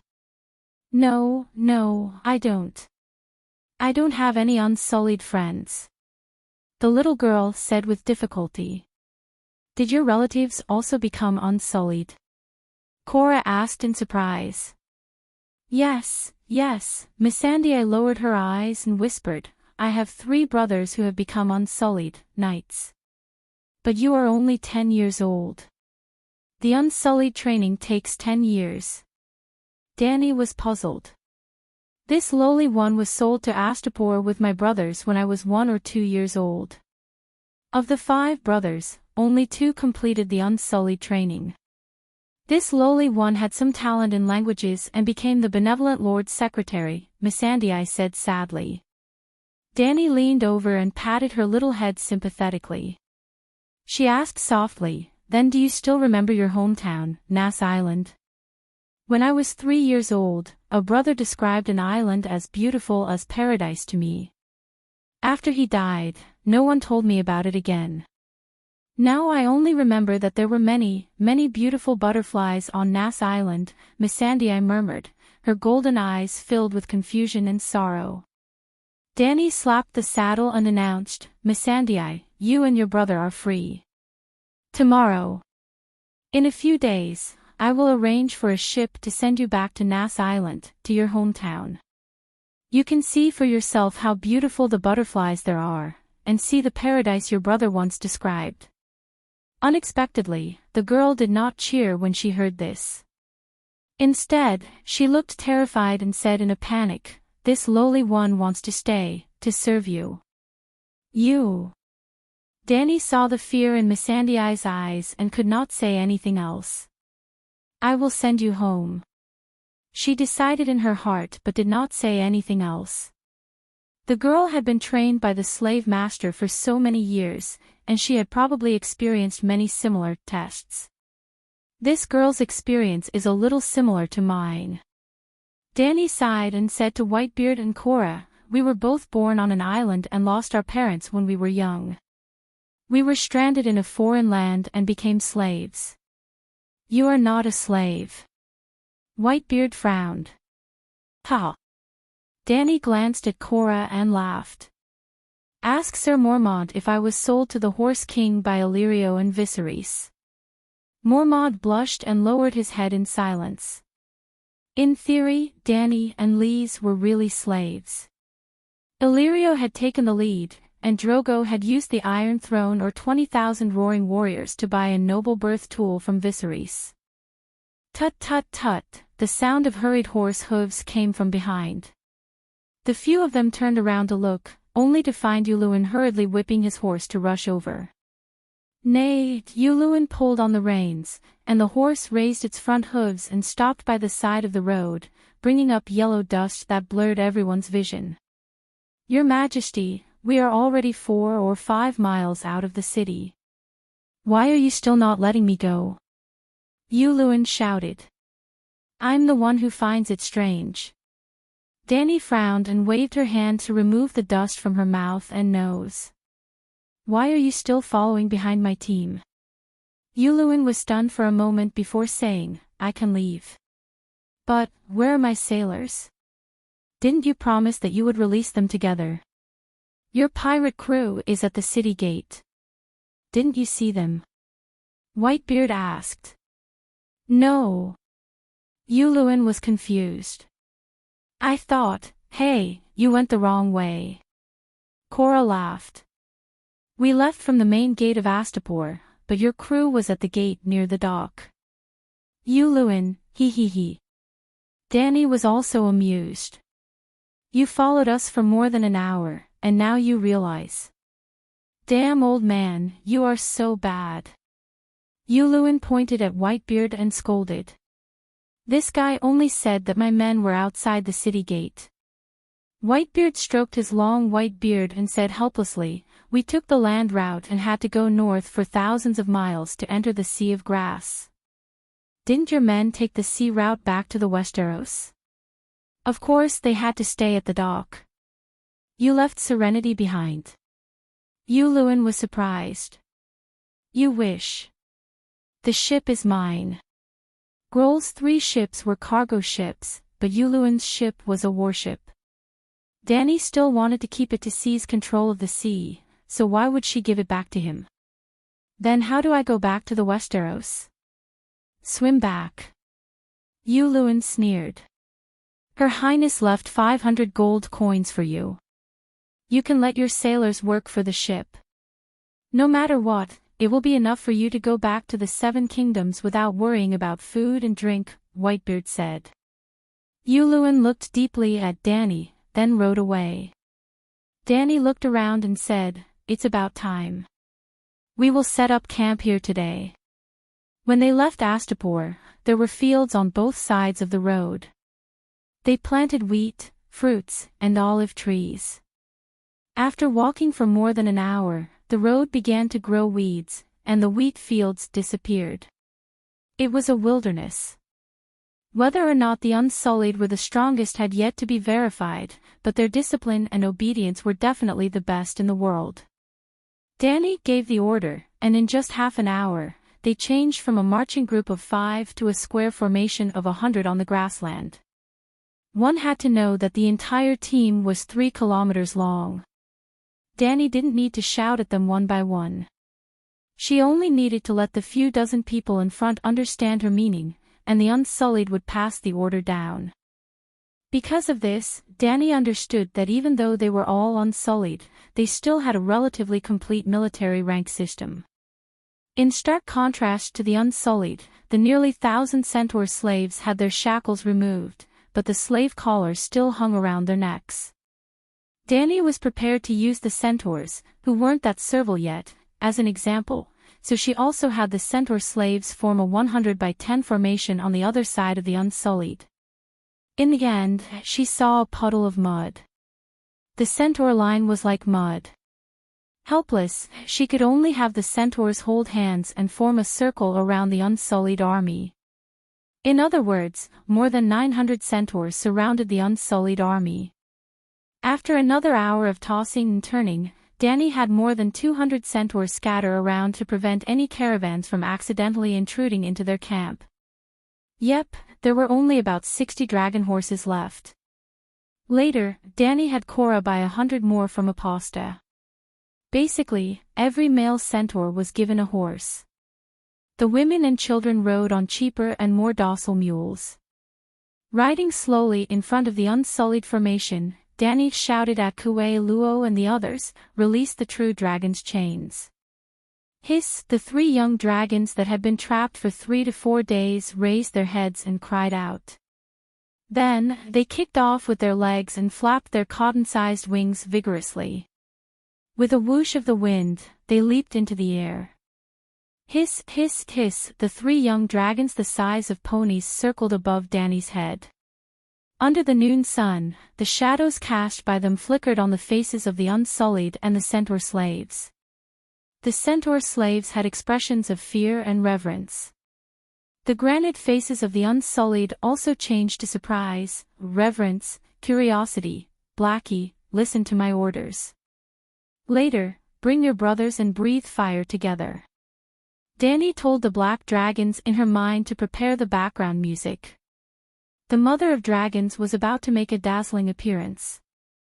Then, she picked up a metal horn from her saddle and shouted at the top of her lungs, "I am Danny Rise of the Stormborn, heir to the Targaryen dynasty, Khaleesi of the Great Plains, mother of dragons." Finally, after Mother of Dragons finished speaking, Blackie immediately opened his mouth and roared with all his might. Hiss! Then, with a boom, he spewed out a blood-red dragon flame that was 7 to 8 meters long. Hiss! Boom! The white and green dragons also roared and breathed fire. 3 brightly colored dragons and 3 billowing dragon flames seemed to form a flaming crown above Danny's head. Whether it was the Unsullied, the centaur slaves, or even Whitebeard and the others who had just joined the team, they were all shocked. After playing the special effects, Danny raised her hand and the 3 dragons stopped roaring and spewing dragon flames. She shouted into the horn, "There will be no more slaves in my team. Now, I can cut off the slave collars on your necks, as long as you say, 'I want freedom' loudly." She deliberately said this sentence in Dothraki and Valeglia 4 times each. Yes, the square formation had 4 sides. Although she couldn't guarantee that everyone could hear her, at least 40% of them understood her words. Then, Danny's little silver horse came to a centaur slave and asked loudly, "Slave, do you want to continue being a slave, or do you want to become a free centaur again?" The middle-aged centaur was a little confused. "I'm just a simple centaur. I've never experienced this kind of trick before. Khaleesi, give me a hint." Danny didn't care. She raised the horn and shouted in the direction of the Unsullied army, "Freedom must be fought for by yourself, even if it's the simplest sentence. Now, slave, continue being a slave. I'll send you back to Astapor. Shout, 'I want freedom, join my Khalasar, and fight for the mother of dragons.'" The horn rumbled in the centaur's ears. He was so scared that he almost peed his pants. But Khaleesi's hint was so obvious he definitely wouldn't want to go back to Astapor. "Then I'll do whatever she says. Anyway, I'm a slave. I have to listen to Master Khaleesi. I want freedom." He screamed with a twisted face. "You're free," Danny announced loudly. Clack.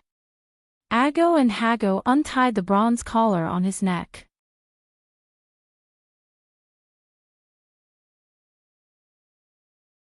Chapter 101. With the first person taking the lead, the rest of the centaurs seemed to know what to do. Danny asked once, and they immediately shouted, "I want freedom." This formed a habit, and the centaurs at the back waited for Danny to ride past them, and without her asking, they would scramble to be the first to shout, "I want freedom," and then the Blood Alliance Guard and their Nyo-Lu would come forward to untie their slave collars. Danny started to wonder if those guys knew what she was yelling at them. But it didn't matter, the atmosphere was very lively, and it felt like a revolution was underway. Her slave liberation movement was off to a good start. After about 2 hours, Danny circled around the Unsullied army, and with the help of 20 centaurs, more than 900 slaves regained their status as free people. She could clearly feel that the Unsullied, who had been polished into emotionless rocks, now had a ripple in their hearts. Their expressions had changed. Danny nodded in satisfaction. With a wave of her hand, she signaled for the centaur warriors to lead the new centaurs away. She then shouted to the Unsullied, "I have restored the freedom of the centaur slaves. At this moment, I declare that all 13,600 of you Unsullied are now free citizens." Even if the Unsullied had already guessed it, when they heard her words, they couldn't help but be at a loss. As Missandei had said, they only knew how to obey, and were completely at a loss. Danny of course knew that a single sentence wouldn't be able to free them from their servitude, and today's big show wasn't to help the Unsullied unlock the shackles in their hearts, but to set a glorious and great goal. In other words, soldiers only needed to obey their superiors, but the army needed souls and thoughts. For example, whether it was home or abroad, military discipline was emphasized, but different armies had different souls. America's was freedom above all else, and the great celestial empire was to serve the people. "You are already free people," Danny rode her little silver horse through the ranks of the Unsullied. "You can freely choose to leave, you can return to your hometowns, and find your loved ones." This was bullshit. The Unsullied started training at the age of 5, how many of them still remembered their parents and hometowns? Except for Missandei, where a few brothers were coincidentally sold to Astapor and became slaves under the same benevolent master. "Is there anyone who wants to leave? You're free." Danny came to the front of the formation, stood on the saddle, and raised the harpy's finger, letting everyone see the proof of ownership of the Immaculate Legion. "Did you see that? These are the shackles on your body, the slave collar around your neck." Just like that, she stood on the horse and went back and forth in the ranks 10 times. All the eunuch soldiers saw her movements. In the end, Danny shouted with a hoarse voice, "Freedom can only be fought for by yourself. Now, as long as you shout freedom, I will help you remove the slave collar on your neck." The whole place was silent except for the faint sound of waves coming from not far away. Danny walked forward for a while and repeated her words. The Unsullied were like granite sculptures, seemingly unable to respond. Danny stood on the saddle, raised the harpy's finger, and passed through the ranks of the Unsullied.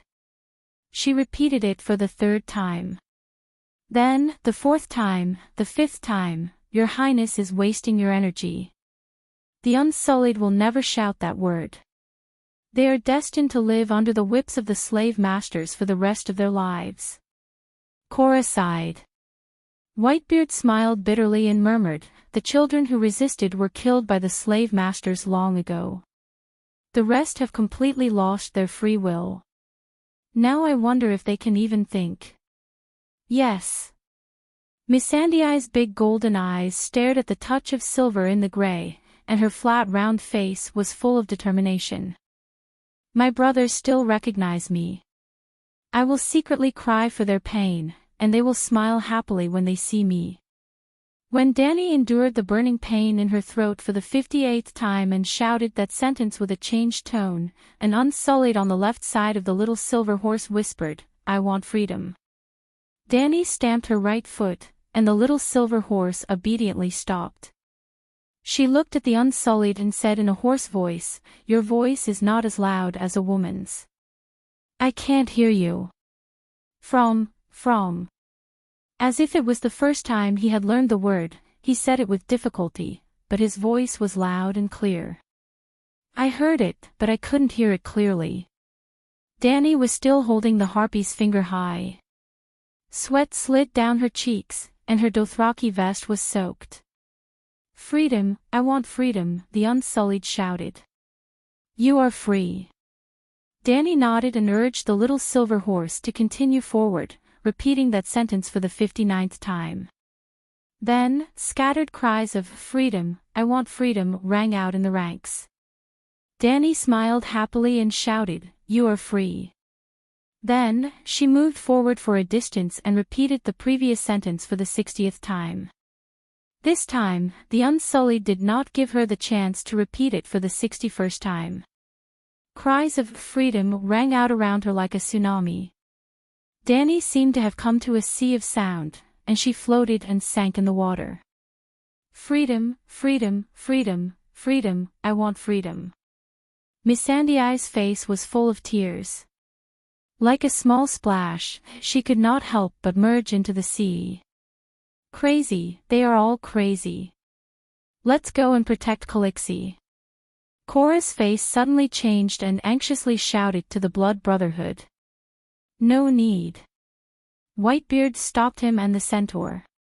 Looking at the petite figure in the boiling crowd, he said with a complicated expression, Her Highness is the safest right now. Even the gods can't hurt her. The terrifying sea of sound lasted for nearly 10 minutes. Danny's empty left hand kept pressing down. When the Unsullied calmed down again, she shouted, All of you, 13600 Unsullied, you are all free. Danny urged the little silver horse to quickly come to the front of the ranks and shouted, Dracaries. Valeglia, Dragon Flame.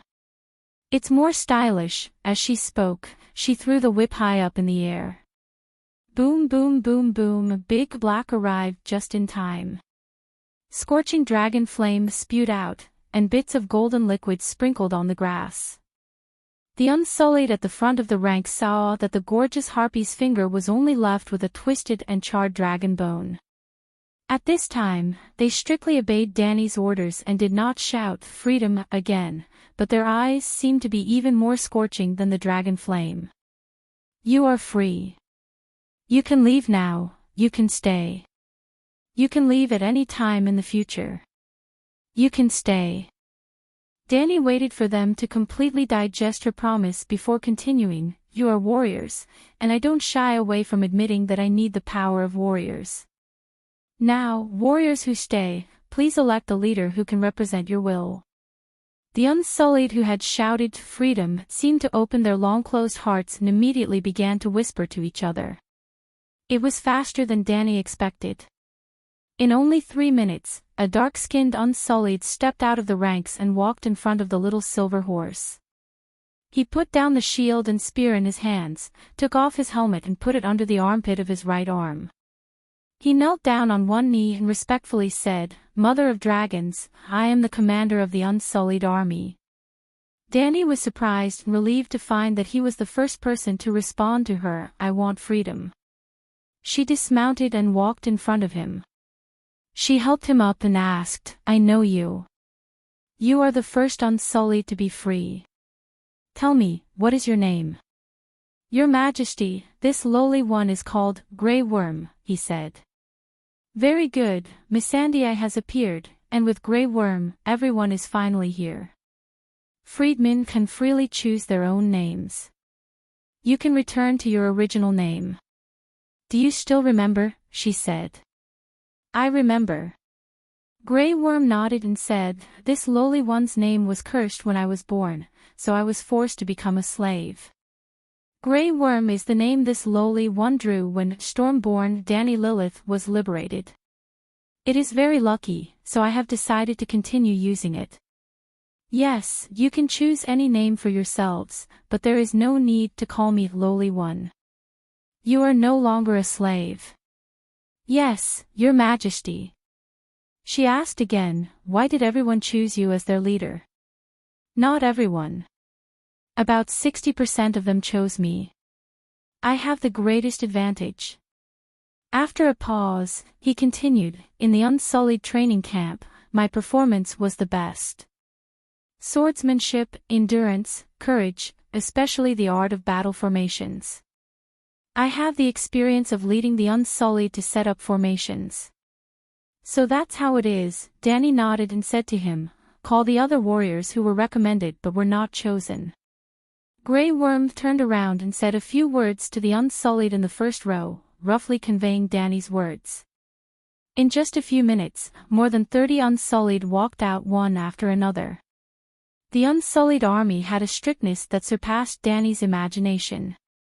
She began to believe that the Guji's army could really fight Valeglia head-on. The current Unsullied could be considered a monkey version of the Guji's army. It was said that the two empires had been fighting for several decades, and there had been a total of 5 large-scale battles. The first and second battles had been initiated by the Gujis. They wanted to conquer Valeglia and seize their dragons. The Unsullied's training method was simulated in the Guji's army. When they met Danny, those who were not chosen all took off their helmets like Grey Worm. Danny had those people stand in the front row of the Unsullied, while Grey Worm stood alone in the front row. Then, she stood in front of Grey Worm and said to all the Unsullied, I said that I need warriors.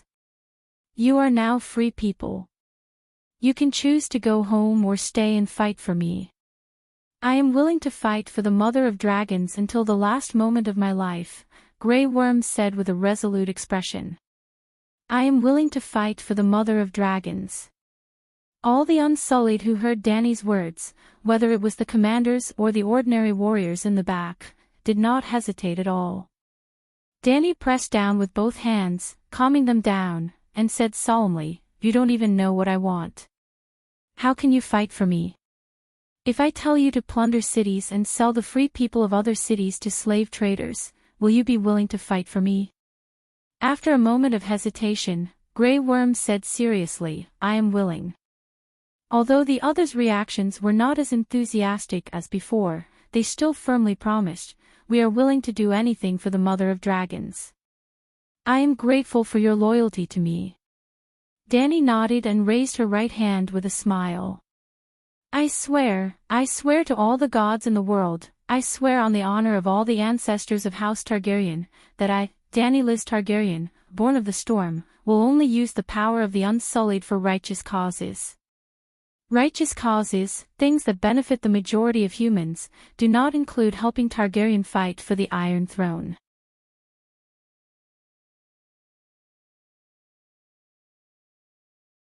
Chapter 102. Yuluen giggled as he raised a finger and said softly, My asking price isn't high.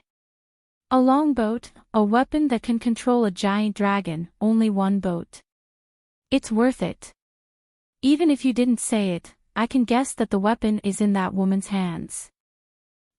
Dan clapped his hands in frustration, I didn't think we'd all underestimated her. She pretended not to speak Valyrian and hid her true wealth. Otherwise, with her desire for the Unsullied, we would have been able to trick her into giving up the weapon. Krasinni's face turned red and green. He gritted his teeth and said, Send a letter to Cayuan immediately. Tell them what can they do. Yuluen interrupted him and sneered. That bitch has 13,000 Unsullied. Can Cayuan slave soldiers stop her? There's no need for war. She can't afford to feed 15,000 people. If we force her to use, what is that weapon? Tell me. Seeing Yuluen's carefree attitude, Graziden's eyes turned dangerous. He threatened, Remember your status. Don't force us to do what the benevolent lords are willing to do. If we're outside the city or on the sea, I'll definitely train you into an obedient slave. Even if I have to make you lick me, you'll gladly do it.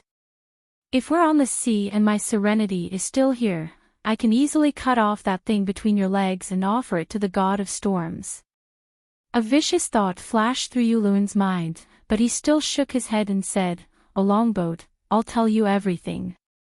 Similarly, my crew and I will have a place to stay. That's the basis of our cooperation. Just as the benevolent lord said, once we're at sea, who knows if you'll keep your promise. Without a ship of my own, I won't explore Valeglia again.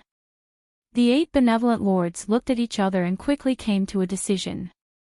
Krasinni stepped forward and promised a new Gith warship. There were 3 types of ships. The first type was like the Sidurian that Danny was on. They were flat-bottomed ships with large bellies. They could carry a lot of cargo and wouldn't capsize easily in a storm. Their weaknesses were as obvious as their strengths. They were too large and relied entirely on the wind to sail. They were slow and prone to collapse when there was no wind. The second type was warships. Most of them were long ships with long and narrow bodies. They were powered by both wind and oars. The collision angle of the ship's bow was specially reinforced. In a boarding battle, it could pierce into the enemy's hull like a blade. Not only would it injure the enemy's ship, it would also form a stable springboard. Armed longships were mainly used to seize control of the sea. Due to the high requirements for the wood used to build the ships, the capital ships were also extremely expensive. After the Battle of Red Cliffs, Cersei spent 1 million gold royals to rebuild the royal fleet and only managed to build a dozen or so armed longships. But the warships were small and couldn't carry too much cargo. Yuluen had robbed so many eastern merchant ships, but Danny didn't find a single piece of silk or a jar of spices on the Serenity. Obviously, he threw away those cheap things. The third type was similar to the Summer Sun in the Blackbeard Gloria fleet. It had sails, oars, and a huge warehouse. Oared merchant ships. They had a certain escorting ability, but their speed was relatively slow and their impact was weak. They couldn't gain control of the sea. The new Gith warship that Krasinni promised was a standard armed warship. It was also the ship that Yuluen wanted the most. Oh, the new Gith armed clipper. Yuluen's interest was piqued. He leaned forward in his chair and asked curiously, a new boat or an old one? How many oars? 300 oars, more than 10 years of service, the slave owner said. 10 years. Yuluen frowned. It wasn't that the wooden ship couldn't be used for more than 10 years. The key was service, which meant that it had been fighting pirates and had been injured many times. Maybe after the new Gith Iron Legion was eliminated, it was sold to the Astapor people at a low price. Okay. He nodded slowly and said, that's a dragon's horn. Woo, the low and desolate sound of the horn was like water ripples. The ripples swept across the garden at the top of the pyramid and the entire city of Astapor. Dragon's horn. Yuluen got up in shock and ran to the side of the half-meter-thick granite wall in a few strides. He only glanced outside the city gate and his expression changed drastically. Damn it, you trash Gith people don't have any awareness of defense at all. 10,000 troops are at the city gate, and no one came to inform us. The Great Pyramid of Graz, Dan, was only 1 pride square away from the city gate. It was more than 200 meters away. Standing at the top of the 100-meter-tall tower, one could clearly see the Unsullied outside the city with their swords drawn. Report. As soon as Yuluen's voice fell, a Gith guard in a yellow silk cloak panted as he climbed up the stairs and said with a sobbing tone, "Good Lord, it's not good. The Queen of the Westeros has led the Unsullied to attack us." What? The good Lord, who was still in shock, was shocked. He said in disbelief, "Is she crazy? Why would she do this?" Krasny stumbled down from the high-back wooden chair, and the gorgeous toga robe on his body immediately slipped off his shoulders. He only took one look below before he collapsed to the ground like mud. "This is impossible, this," he muttered to himself. "Yesterday she gave each of us a precious dragon bone scepter. Why would she attack Astapor?" Yuluen's heart skipped a beat. He asked anxiously, "When did she give the gift?" "Before she left." "Bullshit, you fools. That's a guest's gift. It means the end of the guest's relationship with her." Yulun was flustered and exasperated. How could they not notice such an obvious hint? You greedy slave masters had almost squeezed every gold royal out of her. Only a fool would give a gift to show her gratitude. She didn't attack us immediately. Grazidan suddenly woke up and grabbed the guard's collar as if he was holding on to a life-saving straw. He roared at him like he was possessed by a horse. Is she trying to extort money for her journey home? No. The Gith guard's black and red hair was in a mess. He cried and wailed, "It's over, we're all over. She doesn't want a single copper coin. She's only here to kill all the slave masters." As he spoke, he held up a roll of parchment. The slave master took it and looked at it. The text was written in Valeglia, and the title was The Seven Great Hatred. Grazidan could barely understand the first few: hatred for slavery, cruelty, betrayal, and violation of the teachings of the gods. But at the end, what the hell was hindering the development of civilization and hindering the harmony of society? Yulun also came over to take a look. He did not understand the meaning of development of civilization and harmony of society. He rubbed his nose and guessed, the Targaryens converted to the Church of the Seven Gods 300 years ago. That bitch probably also believes in the Seven Gods. To the followers of the Seven Gods, 7 is the most auspicious number. That's why she made up 7 sins. Hiss, hiss, suddenly, the benevolent masters felt a darkness above their heads. Bam! There was a muffled sound, and snowflakes fell from the sky. Dragon, it's her dragon. Yulun looked up and saw the black dragon hovering more than 50 meters above their heads. There were also small white pieces of paper falling from the sky. Let's hurry into the pyramid. Yulun's scabbed face seemed to be burning. He quickly ran down the stone stairs. The 8 benevolent masters did not react as quickly as he did. Moreover, this was the first time they had seen a true dragon. They could not help but look up at the sky in a daze. Dany, on the other hand, was in her dragon dream state. Other than distributing leaflets on top of the pyramid, she also wanted to gather information on the enemy. After all, other than the Immaculate Ones, there were thousands of city guards in Aposta. The benevolent masters also kept some slave soldiers. Seeing that the 8 benevolent masters were having fun with Yulun in the garden at the top of the pyramid without a single crossbowman beside them, Blackie immediately dove down from the sky. Boom! The raging dragon flames set 3 benevolent masters and the 6 servants behind them ablaze. Ah! As if they had just woken up from a dream, the remaining 5 benevolent masters rolled and crawled, crying as they ran toward the tunnel. Hiss boom! This time, Blackie had locked onto its target. It whizzed past Grazidan's head, leaving behind a 7-meter-long pillar of fire. Ah! Grazidan's eyes and nose melted in the scarlet dragon flames like a candle in the heat. Hiss! Blackie circled around and saw Krosny and the other 2 benevolent masters escape into the tunnel. It roared indignantly and flew toward the next pyramid. There were 18 pyramids in the city. Above each pyramid were 500 proclamations called the Declaration of Freedom. I am the mother of dragons, the abomination of slavery, the mother of freedom. In the name of the 13,000 Immaculate Ones and the 3 Megalosaurus, I declare that you are free. Pick up your swords and kill the slave masters beside you. Remember, freedom can only be fought for by yourself. Even if you shout, I want freedom, long live freedom. Other than the pyramids, Dany did not distribute leaflets anywhere else. The Immaculate Ones could easily take down a city, but each pyramid was a fortress in itself. There were pitifully few slaves who could read. Probably not many of them could understand the leaflets they picked up, but the slave masters would definitely be able to. The leaflets were actually prepared for the Gith. They would pass on Dany's message to the slaves.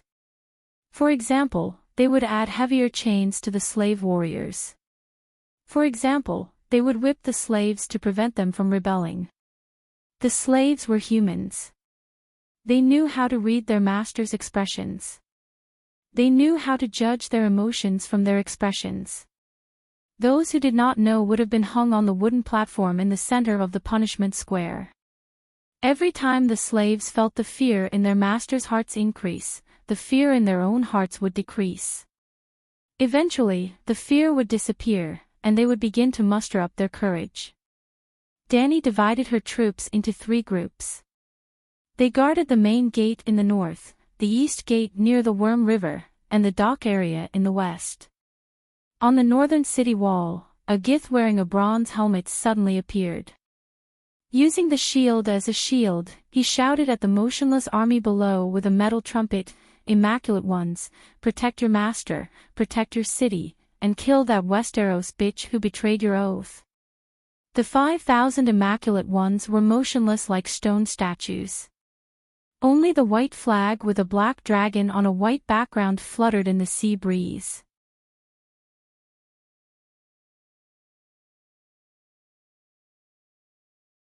Chapter 103. The one who was encouraging the Unsullied to rebel was Dani's old friend, Krasny. He wasn't the #1 slave master in Astapor, so the Black Dragon didn't treat him as the first target. After coming down from the pyramid, the first thing he did was to bring the 8 old harpies' fingers to the tower above the city gate. He hid behind the shield and raised the dragonbone whip and shouted. Once, the 8 good masters used their respective ancestral harpies' fingers to control the Unsullied for decades. Each whip represented the supreme authority of the good masters over the slaves. Countless slaves gave their unconditional loyalty under that whip. But now, tap, tap, tap. Apart from the fluttering of the military flag, there was the crisp sound of horse hooves. The center of the Unsullied's formation silently opened up a path on both sides. Dani rode her little silver horse slowly to the front of the army. About 30 meters away from the city gate, Whitebeard and Missandei followed behind her. The brawny Beavos held a wooden shield that was 2 meters tall and 1.4 meters wide in front of the little silver horse. Today, Dani still wore her Dothraki braid with 3 bells tied to the braid. Well, Jichi and Iri agreed that she had conquered 13,600 Unsullied yesterday afternoon. Perhaps, after today, she would add another one. However, she didn't wear a painted vest. Instead, she wore a set of dazzling armor. A 2-handed greatsword with 7 colored gems in its scabbard hung at her waist. The carving was complicated, with porcelain scales. A 3-headed dragon was carved on her chest. The white dragon and green dragon on the left and right, and the black dragon in the middle. The 3 dragons shared a blood-red body. A pure white cloak hung over her shoulders. The cloak was like the flag of the Unsullied, with a pattern of a megalosaurus spreading its wings in black dotted lines. The cloak was very long. It hung down from her back and covered the little silver horse's hips. The 3-headed dragon armor and the jeweled greatsword were gifts from the Quarrels Blacksmith Guild. Well, when Dani opened the Megalosaurus Zoo, the weavers gave her all kinds of silk and satin and sewed her a cheongsam. The armor looked gorgeous, but it wasn't very practical. It wasn't even a full-body armor. It didn't have a mask, throat armor, gauntlets, skirt armor, leg armor, knee pads, or iron boots. It was full of holes in battle. However, it was still acceptable to wear it on this occasion. There was a bit of heroism in its beauty, and it had a valiant temperament. Krasny, save your strength. Dani smiled at the slave master who was still shouting and waving his whip. She pulled out the greatsword at her waist and pointed at the city gate tower Ant's Gate and shouted, "Soldiers, tell the slave master, who are you?" "Warriors of freedom under the white flag." 5,000 people shouted in unison. Their voices were loud and clear, like a tidal wave that swept through this old and dilapidated city. Freedom. Dani raised her sword and shouted. Freedom. Freedom. Boom boom boom boom. Freedom. Freedom. The Unsullied rhythmically hit the ground with the spear in her hand. Every time she hit the ground 3 times, she shouted, "Freedom," twice. More than half of Astapor City heard it. Krasny's face was ashen. His eyes were full of despair and disbelief. It was clearly agreed that the Unsullied would not be tempted by anything. Money, women, freedom, and all kinds of worldly goods and spiritual desires. Was that bitch possessed by the 7 gods? The good masters had trained them for more than 10 years. They should have wiped out the slaves long ago. "Woman, what do you want?" Krasny shouted behind the wall.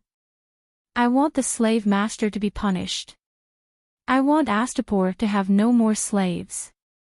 "Impossible, this is Slaver's Bay, Slaver's Bay, Slaver's Bay. The slavery system has existed since the Harpies created the Gith people. Valeglia's Dragon King needs slaves. Free cities need slaves. Great maritime trade needs slaves. As long as humans exist, slaves are indispensable." The slave master seemed to be announcing a universal truth. His voice was hoarse and righteous. "Ha, it's not up to you. Freedom needs blood and fire to fight for. We have this awareness. What about you?" Danny scorned. "Did you hear that?" She pointed to the place where the smoke rose. "Your slave kingdom is wailing. It's about to die. My army doesn't even have to do it." Danny's leaflet gave the slave master fear and gave the slaves hope and courage. The Unsullied's cry of freedom was like a torch lighting a fuse. Finally, someone cut off the shackles in their heart and began to resist. With the black dragon in the sky acting as a reconnaissance plane, Danny could see the situation in the city like the lines on the palm of her hand. "You are treacherous." Krasny looked at the slave warrior who held the shield for him with some fear. His fat cheeks were extremely distorted and his voice changed. "How can I be treacherous?" Danny laughed. "We agreed that you would plunder the small city and then sell the slaves to us." Krasny roared towards the outside of the city, then turned back, took a few steps back, waved to the Gith guards not far away, pointed to his slave and said, "There's something wrong with his eyes. Take him down." The slave warrior plopped down on the stone wall, his face red. He opened his mouth several times to argue, but he couldn't say a word. Because just now, he had 2 very inappropriate thoughts: should I kick this damn fatty off the city wall? Or, the mother of dragons quickly let the Megalosaurus come over to kill these Gith people. At that time, I will not stop it. It's over. Just like countless years before, countless times, the shrewd master saw through my inner thoughts.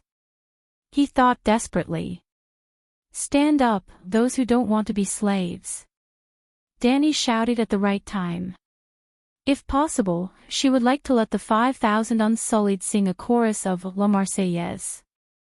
Well, the lyrics must be changed. "Can't resist the tyranny of Her Majesty the Queen, I'll fight with you." The slave warrior suddenly woke up from his stupor, as if he was blushed by the mother of dragons. The bronze shield in front of him, regardless, buried his head to the slave owner. Krasny retreated and shouted in horror, "The slave soldiers are rebelling, kill them." Danny held her forehead and was worried about his IQ. When the Gith guards caught the rioting slave, the rest of the slaves had retreated far away. But at this moment, when they heard the slave owners shout, their faces immediately changed wildly. They looked at each other, and no one knew who started, but they shouted, "Long live the Mother of Dragons." Almost all the slave soldiers rioted. The slogan, "Long live the Mother of Dragons," was connected with shouts and wails on the wall. "Your Highness, you can attack now," Whitebeard said. "To be honest, I was going to besiege the city for 2 days." Danny smiled bitterly at the old man.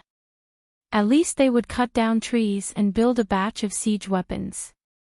She gave the black dragon an order in her heart, and Dahe fell straight down, drawing a beautiful arc in the sky above the city gate. Boom! Several Gith people braved the raging flames and jumped down from the 10-meter-high tower, howling, and the wooden pavilion also billowed with smoke. Dragon, true dragon. Long live the mother of dragons. The slaves cheered, and the Gith guards' morale plummeted. Some soldiers even threw away their weapons and ran in the direction of the pyramid. Seeing that the arrows of the Gith people were as few as the hair on a bald head, and the bowstrings were as weak as noodles soaked in water, Danny directly let Dahe land in front of the gate outside the city, and several Megalosaurus guards held up their shields to protect his head. Boom! The dragon flame with faint smoke roasted the iron plate on the edge of the gate red, and thick black smoke rose from the door panel. The exclamation of the Gith people sounded in the gate hole. Dahe's mouth was like a welding torch, and the hot column of fire burned through the thick wooden door in 10 seconds. Click! The thick hardwood bolt behind the gate was burned, and the gate creaked open to both sides. The gate is open, let's go. Grey Worm raised his spear and was the first to rush to the gate. The Unsullied poured into the ancient city of Astapor like a flood. Hiss! Dahe jumped up and flew into the sky again. Long live the mother of dragons, kill. Through the eyes of the black dragon, Danny saw that the Unsullied and the rebellious slaves were like a grey tide, gradually drowning the ancient red city. On the city wall, on the streets, and in the square where the Unsullied had been trained, men and women in toka robes could be seen being killed one by one, and the blood once again soaked the land that had swallowed countless souls. A debt of blood must be paid in blood. The blood of the slave traders and their families washed away the resentment of the undead who lingered in the slave city and refused to leave. They were freed from the wails of their enemies.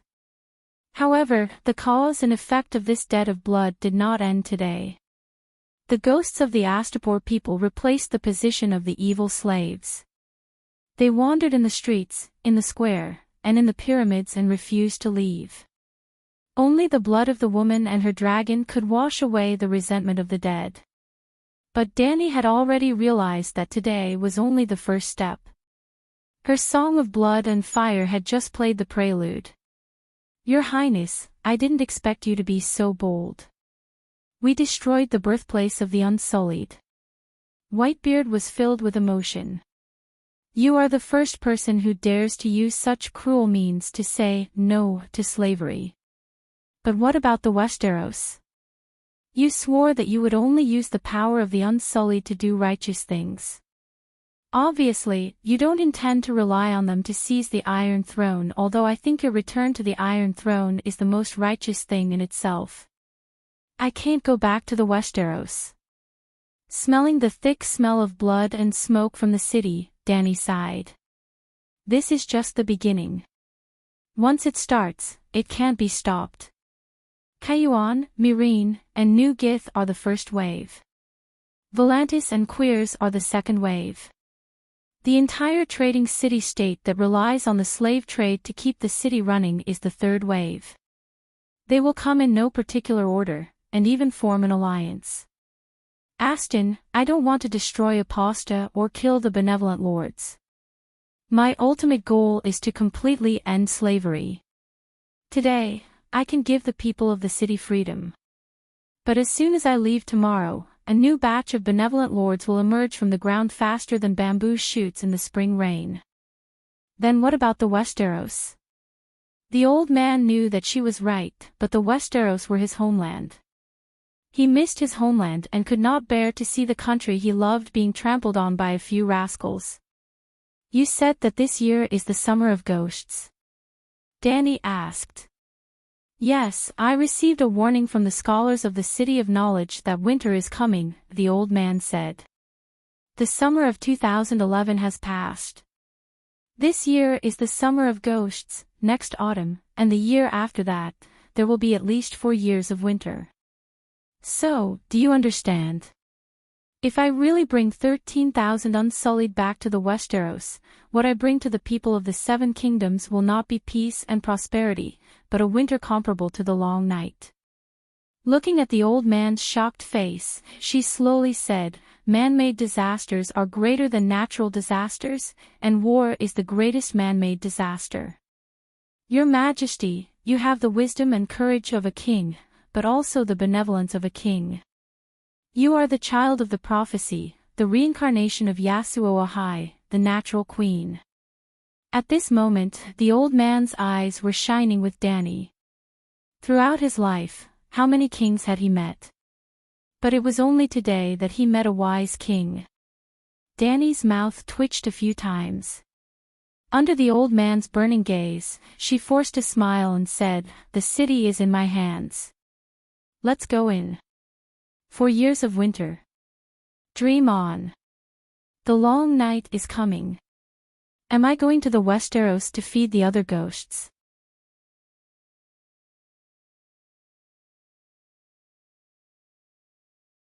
Chapter 104.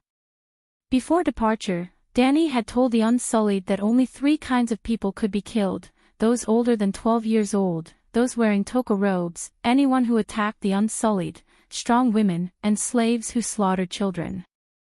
Most of the Gith who could wear toga robes were related to the slave trade. Ordinary Gith, even free people who were qualified to wear toga robes, would only wear those restrictive clothes on important days. After all, they had to work and support their families on weekdays. If someone dared to attack the Unsullied, even a child could be killed on the spot. Dany did not forget that the 9-year-old bitch killed a 3-meter-tall giant bear with a short sword in a one-on-one fight. This was a different world, not Earth. Even on Earth, there were children who were familiar with AK-47, not primary school students who loved to eat chicken. When Dany entered the city, the Unsullied guarding the East Gate also followed her into the city. Later, she met Yora and Captain Grohl in Pride Square. Yora led 3,000 Unsullied to attack the East Gate, while Grohl and 600 Unsullied and hundreds of sailors drove for ships to block the dock area. Well, Blackbeard could do this mainly because of the help of dragons. The first wave of attack was launched from the sea. Big Black, Little White, and Little Green attacked the harbor dock. All the ships parked at the dock, regardless of whether they belonged to slave owners or merchants who came to do business. The 3 dragons directly burned the sails and ropes on the masts. After that, the white dragon and the green dragon also hovered above the sea as a deterrent. "Your Highness, except for the pyramid, the entire city of Astapor has been occupied by us." Grey Worm and Yora reported to Dany. "What are the casualties of the enemy and our side?" Dany asked. "More than 30 Unsullied were injured, but none died. More than 2,000 slaves died, and more than 6,000 Gith died. These are not the final figures. We still don't know the situation inside the pyramid," Cora said. "The Gith's combat power is so low." Dany frowned. "Only 500 Gith guards, the rest are ordinary people without weapons. In addition to the slave traders wearing toga robes, many women and children also." Sighing helplessly, Cora said in a low voice, "The slaves in the city are almost out of control, and many ordinary people of Guise have been exterminated. Of the 2,000 slaves, no more than 500 died in a frontal battle. As for the rest, the Unsullied killed more than half, and a small half died in the homes of the Guise people. We have tried our best, Your Highness."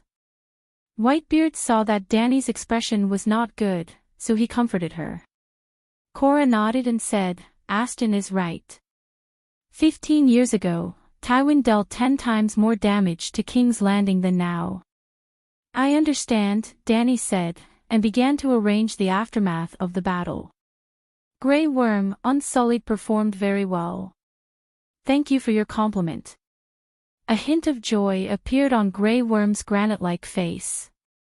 "Next, bring all the slaves who participated in the battle to the punishment square." After that, your team will be split into two. Excluding those who are injured, the 3,000 will be divided into groups of 50 to patrol the streets.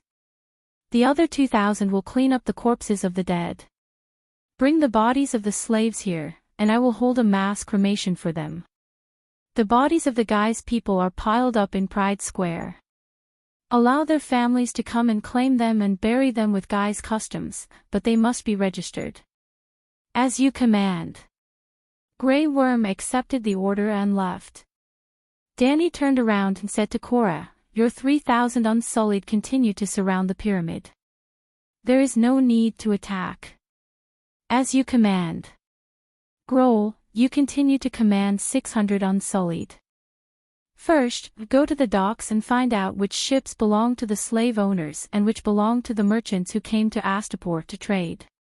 After that, the goods of those merchants must also be classified. Ordinary goods, luxury goods, slaves. This." Blackbeard Grohl hesitated. "It's a bit against the rules to inspect the goods of merchants. Astapor is an open dock, and there is no smuggling or tax evasion. I don't allow ships to take slaves out to sea, do you understand?" Danny said seriously. "Then there's no need to check the goods in detail." The old seaman was puzzled.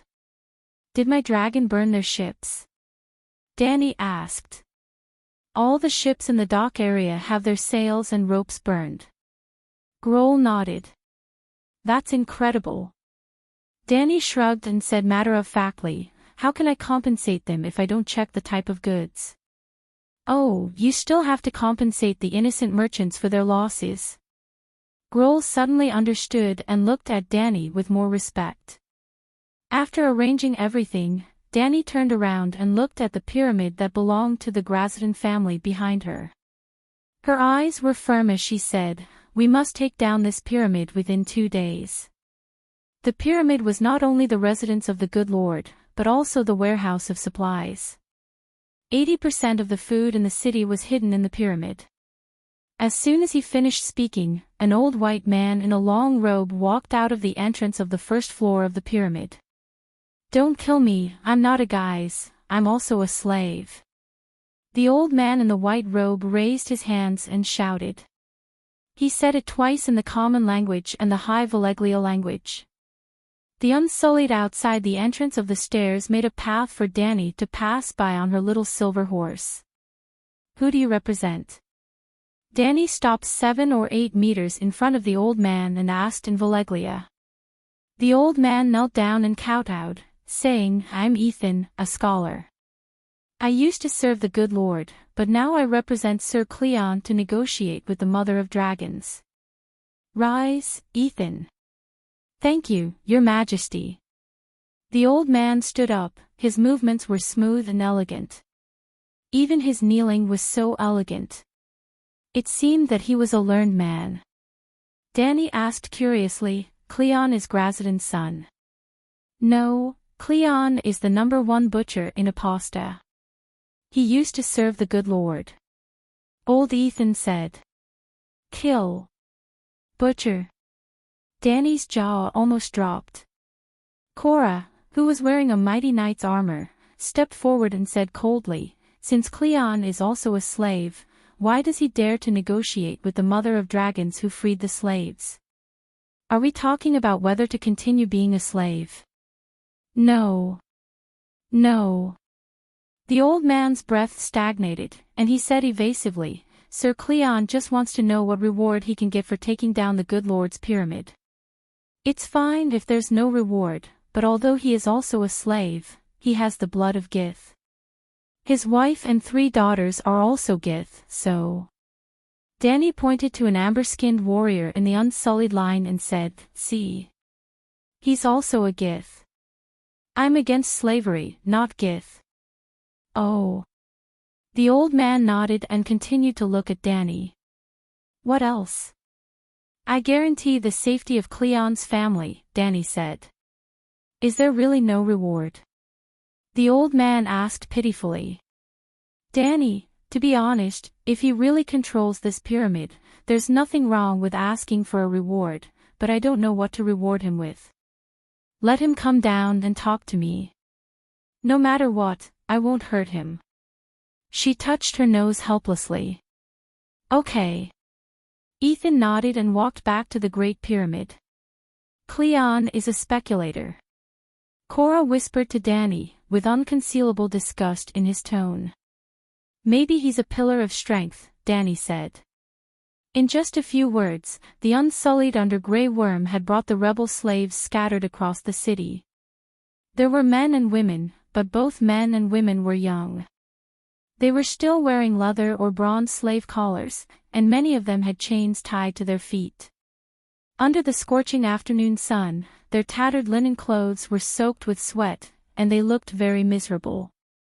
However, when they saw Danny on the little silver horse from afar, they were still excited, shouting, "Mother of Dragons, long live the Mother of Dragons," and a few Misha mixed in. Danny smiled and waved at them, shouting with a tin horn, "Wait a minute, wait for everyone to arrive. Mother of Dragons. Long live the Mother of Dragons." Hearing Danny's response, even if many people did not hear what she said at all, they still became high-spirited and cheered loudly. "Your Highness, they're out," Cora came over and said. Danny looked back and saw a group of slaves lining up and coming out of the bottom passage of the pyramid. Unlike the rebel slaves, they had slave collars around their necks, but there were no shackles on their feet. Some of them had big shoulders, round waists, and strong bodies. Some of them wore exquisite clothes, and their skin was well maintained. There was also a group of young boys and girls in silk who wore makeup and could smell perfume from afar. Among the group of servants dressed as maids, some of them looked familiar to Danny. They should have served her before. The last to come out was a rough man with black and red hair. His skin was dark, and he did not look like a pure Gith. He was 1.7 meters tall, 1.7 meters in circumference, and his arms were thicker than Danny's waist. He had a fierce face, a flat nose, and a tuft of stiff black hair sticking out of his thick nostrils. However, his small eyes were bright and gave off a shrewd vibe. Danny glanced at the rows of slaves standing in front of the pyramid and was shocked to find that there were almost 2,000 of them. More than 2,000 slaves serving Grazidan's family was too extravagant. When the butcher saw Danny in her gorgeous knight's half-body armor, his eyes flashed with undisguised amazement. He hurried up to her and knelt on one knee in the clumsy knight etiquette of the Seven Kingdoms. "Your humble servant Clayne greets your majesty. You're more beautiful than the moon in the sky, and more valiant than Nymeria." "You know Nymeria too?" Danny asked curiously. About 2,000 years ago, Prince Jaren of Loina led an army of 250,000 soldiers south to attack Valeglia's free fortress, city-state. He even used a water-type forbidden spell to flood a city, drowning hundreds of thousands of people. Valeglia's Dragon King was enraged. He formed a super army of 300 Megalosaurus and almost burned the Rhone River dry. The army of 250,000 was scattered, and Jaren himself met a tragic end. The army of 250,000 was made up of dozens of Loina vassals, and one of them was a queen named Nymeria. Loina didn't have a unified country, but rather a loose city-state like ancient Greece, where the lord of the city-state could call himself a king. During Valeglia's destruction of the Loina people, Nymeria played the role of Moses, leading hundreds of thousands of her people through many places before finally crossing west to Dorn Hill in the south of the Westeros. Hence, the full title of the king of Westeros was King of the Ancestors, Undols, and Loina. Nymeria was considered the most legendary heroine of the Seven Kingdoms, a female prince. For example, Arya Stark's dire wolf was called Nymeria. Alright, this wasn't a good example. Danny had just been praised by the butcher as Nymeria. Of course, with the butcher's knowledge, he shouldn't know about the customs of the Westeros. "In front of your majesty, this lowly one dares not lie." In order not to be disrespectful in front of your majesty, this lowly one has specially asked a scholar about the customs of the 7 kingdoms, the butcher said without a hint of fear. You're an honest man. Danny nodded. The honest butcher took advantage of the situation and immediately said dishonestly, this lowly one only has 2 strengths, honesty and bravery.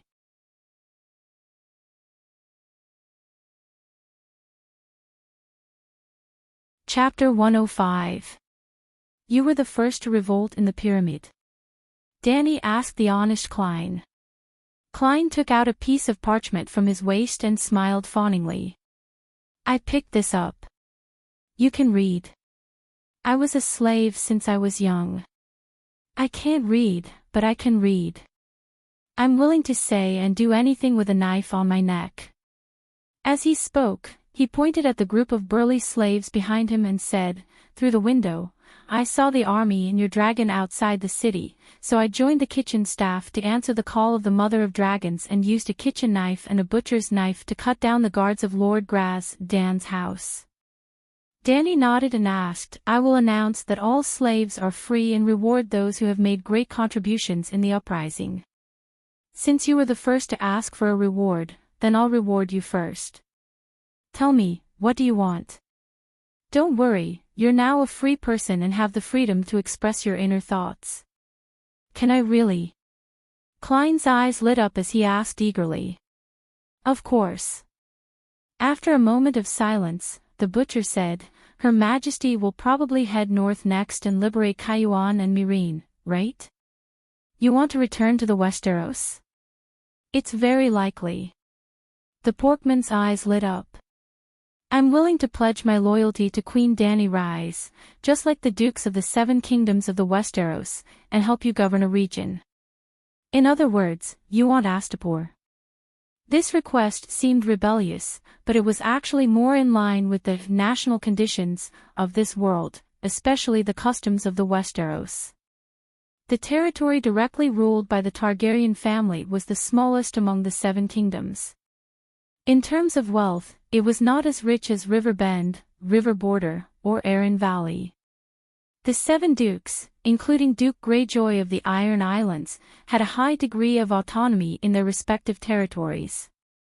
For example, there were often dukes who led the small nobles in their territories to rebel against the king. Under normal circumstances, the small nobles and the people in their territories were far more loyal to their dukes than to the king on the Iron Throne, unless the king had a fire-breathing dragon. In this world where feudalism was popular, if Danny really left Astapor and Slave Bay, she would most likely leave behind a few dukes or kings in these slave states. Therefore, even though Whitebeard and Cora had ugly expressions, they did not scold Klein loudly. Klein, it's good that you're motivated. Danny first encouraged him, then said, but you should understand that below the duke, there are marquises, counts, knights, equivalent to barons, knights, and freemen. After a pause, Danny waited for the butcher to digest the hidden meaning in her words. She smiled and continued, if you want to reach the top of the pyramid, you have to climb the stairs 1 step at a time. Of course, it's also possible to directly descend to the top garden. For example, I have a dragon. Riding a dragon, I can ignore all obstacles on the ground. Cleon's expression was a little ugly. He asked stiffly, I can only become a knight. Whitebeard's expression was even uglier. He snorted coldly and advised Danny, the Knights of Westeros represent not only identity, but also noble character. Your Highness, you have to be careful. Cleon squinted at the old man, unconsciously with a trace of murderous intent. Not to mention the experienced Whitebeard and Cora, even the novice Danny noticed it. This pork man was a ruthless character. Cleon, don't blame Aston for being too straightforward. I can announce that as the first slave to revolt in the pyramid, you have noble character and are worthy of being a knight. But a knight also needs knightly skills and the ability to ride a horse while wearing iron armor. Well, you've made outstanding contributions to the Great Pyramid. I'll grant you the status of a knight, half a level higher than a knight. Are you willing to accept? Cleon's stiff face showed a smile, and he shouted, Knight Cleon is willing. In a way, Cleon's initiative to ask for a knight's title also helped Dany a lot. That was to break the existing political structure of Astapor and establish a new Westeros political structure with Queen Dany as the core. To put it simply, Cleon had unintentionally helped Dany to complete a reform. The reason why it was a new Westeros enfeoffment system.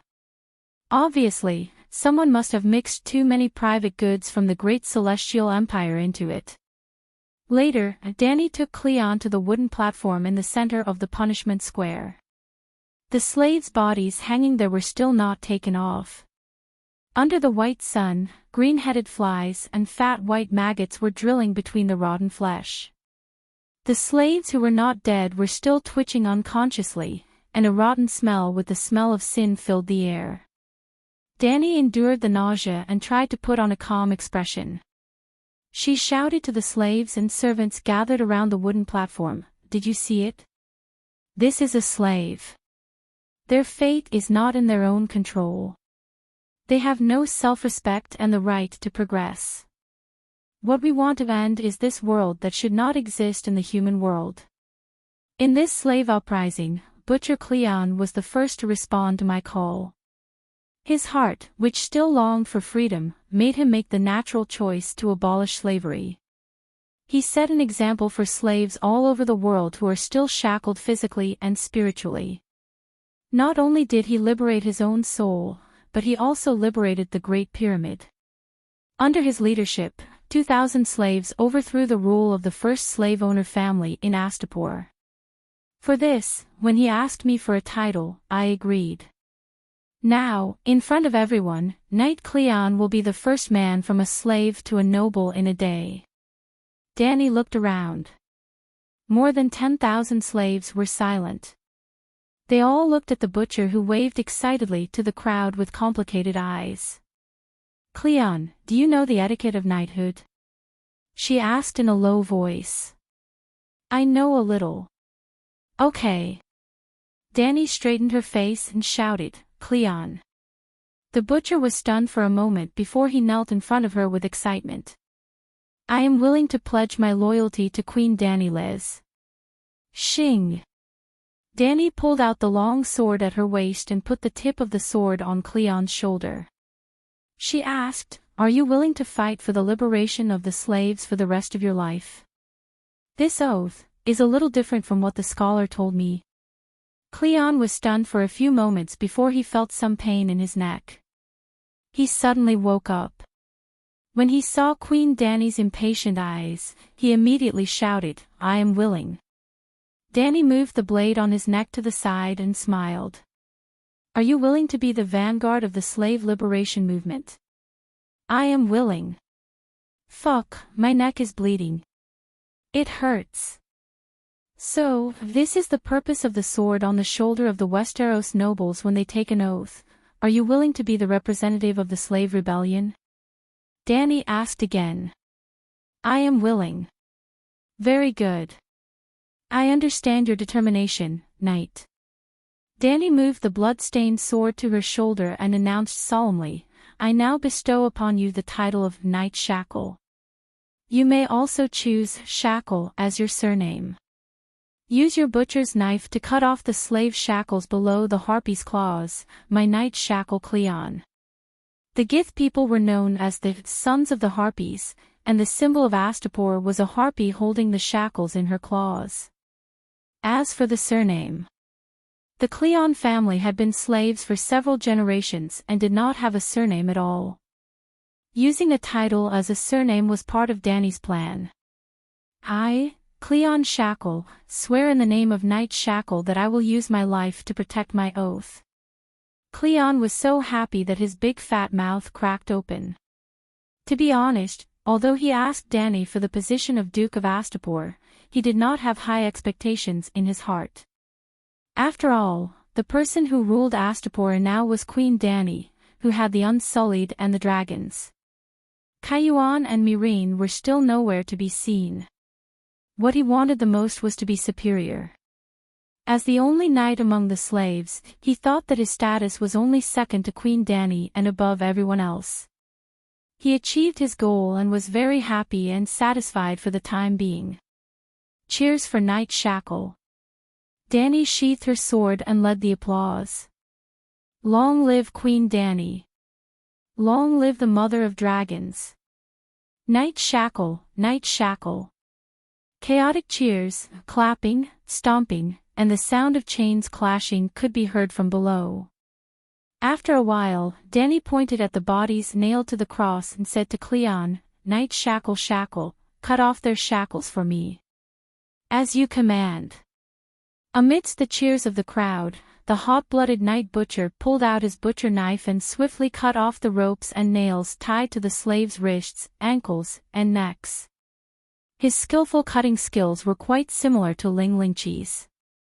As expected of the #1 butcher in Astapor, Dani knelt on one knee and personally untied the necklaces on the slaves' necks. Every time she untied a necklace, she would raise it above her head for all the slaves to see and throw it to the ground. She said loudly, "I declare that you are free and will return to the kingdom of the gods as free people." There were more than 10 corpses in a row. Her white hands were stained with dirty blood, minced meat, and a few fat maggots. Mother of Dragons, Misha, Misha, Misha. The slaves below were so excited that tears filled their eyes. Slowly, the Mother of Dragons became Misha. Yes, Misha meant mother in the Giskali language of the Guiski's empire. Dani, who originally wanted to put on a show, was also moved by the enthusiastic atmosphere. Sigh, I can't just think about ruling the world and establishing an immortal golden family. I should bring something better to this world. Abolishing slavery is one of my goals. At this moment, Dani's resolve sublimated into a firm belief. She patted the shoulder of the newly promoted Knight Butcher and ordered, "Knight Butcher, I will now give you an honorable mission. Lead your original chef's subordinates and go to the pyramids to recruit rebels. You don't have to go personally. You can recruit 100 Knight Guards." Tilting his head and looking at the blood and dirt on his shoulder, Knight Butcher's mouth twitched a few times. His body was stiff as he said, "Yes. Knight Butcher, you have to understand that the title of Knight Butcher will be promoted by merit," Dani said meaningfully. The meaning in her words was too obvious. Knight Butcher's eyes lit up and he said excitedly, "I promise to complete the mission." After handing over the dirty work to the ambitious Knight Shackle, Dani continued her glamorous performance. She first gave a sincere speech, mainly expressing her heartfelt hatred for slavery and her deep sympathy for the slaves. Then, just like how she treated the centaur slaves and the Unsullied, if they wanted to get rid of their slave status, they had to fight for it themselves. Yes, the slaves who participated in the riot were separated from the other Astapos by the Unsullied guards. The slaves who rebelled on the battlefield had already paid the price in blood. Dani walked past them one by one, and the Unsullied unlocked their chains and slave collars. She announced loudly, "You used your own hands and courage to win your freedom." Excluding the 2,000 slaves who died in battle, there were about 5,000 slaves who survived the riot. They were all brought over by the Unsullied. And after the Unsullied announced Dani's policy in the street, there were still 10 to 20,000 slaves who gathered around Pride Square to watch the show. Their masters didn't dare to detain them anymore. Dani didn't make things difficult for these smart people, who didn't do anything and only took advantage of the situation. She only asked them to shout, "I want freedom," like the Unsullied yesterday. Almost everyone shouted at the same time. Yes, almost meant that there were still people who didn't want to be free.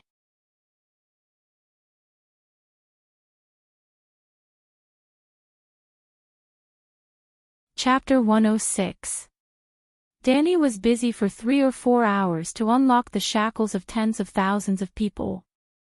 Seeing the sun set, the sky turned indigo, and hundreds of torches rose in the square. She had no choice but to find 100 unsullied to help unlock the slave collars. Even so, hearing that the Mother of Dragons was liberating slaves in the punishment square, Danny could only announce that it was late today. You can't see my face, and I can't see your sincere and excited expressions. Let's continue tomorrow morning. The slaves thought about it. It was a rare opportunity to see her face. They couldn't waste it. First, they untied the shackles on their hands and feet. Tomorrow, they would come to untie the slave collars. Danny didn't know the details of the Gith people in the city, so she didn't immediately divide the land among the rich. The newly liberated free people either pitched tents in the square or on the street for the night, or returned to their original owners' homes, but they were not allowed to hurt the owners of the houses. During this period, Yora sent people to report to her many times that he and Sir Shackles had broken one pyramid after another. Yora led the Unsullied to guard the outside of the pyramids, both to deter the enemy and to prevent the enemy from escaping, while Sir Shackles was responsible for shouting and letting the slaves in the pyramids rebel. By midnight, they had broken down 5 pyramids, all of which were caused by the internal slaves rioting, and then Klein cooperated with them. Those pyramids were like pustules on Astapor's body. When they were squeezed out one by one, Danny had an inexplicable feeling of relaxation and comfort. The last thing that night was to hold a large funeral for the dead rebel slaves. 2,000 people gathered together, covered with firewood and kerosene. Centered on the wooden platform in the center of the square, the bodies were densely piled. Under the light of the fire, Danny held a tin trumpet to mourn the dead. Some of them died in battle, and some died in the hands of the Unsullied, because they jumped from victims to perpetrators. I helped you get freedom, but there is a limit to freedom. Individual freedom can't hurt others even if they were the wives and daughters of slave owners. Danny was exhausted after a whole day, but she was very excited. She did something that could never be done in modern society, and it was particularly meaningful for the freedom of human beings. Finally, for the first time, she no longer missed her life in the modern world. She was a loner without parents, so she might as well let loose in the other world and do things to her heart's content. However, even if they are guilty, they have done a great service. They have made outstanding contributions to the cause of freeing the slaves. Therefore, I will personally send them off as free people back to the kingdom of the gods. I promise that they will be remembered by the world forever, along with the countless rebels who are still alive. Taking a step back, Danny waved at the sky under the gaze of tens of thousands of people. SSSS, SSSS, SSSS, boom, boom, boom. 3 true dragons descended from the sky, and the dragon flames from their mouths ignited the huge crematorium. Boom! Bright red waves of fire soared into the sky. The scorching flames licked everyone's skin. The scorching heat waves formed a strong repulsive force, causing everyone to unconsciously retreat, except for Danny. The high-temperature storm brought with it specks of dark red sparks that blew at her hair. The light from the fire illuminated her face, making it look like a piece of burning iron. However, she stood in front of the flames, unmoving. She seemed to be enjoying it. If it wasn't for the fragrant smell of barbecued human meat, she would have been enjoying it. Caught a boom. The wooden platform that used to hang the corpses of countless slaves groaned in the flames and died unwillingly. Just like its master who was struggling in the flames of the great black dragon, just like the decaying system of the ancient city, the slavery system. In blood and fire, a new world will be born. Danny muttered. Little Queen, there's a situation. The muscular Beavis jogged over and whispered into her ear.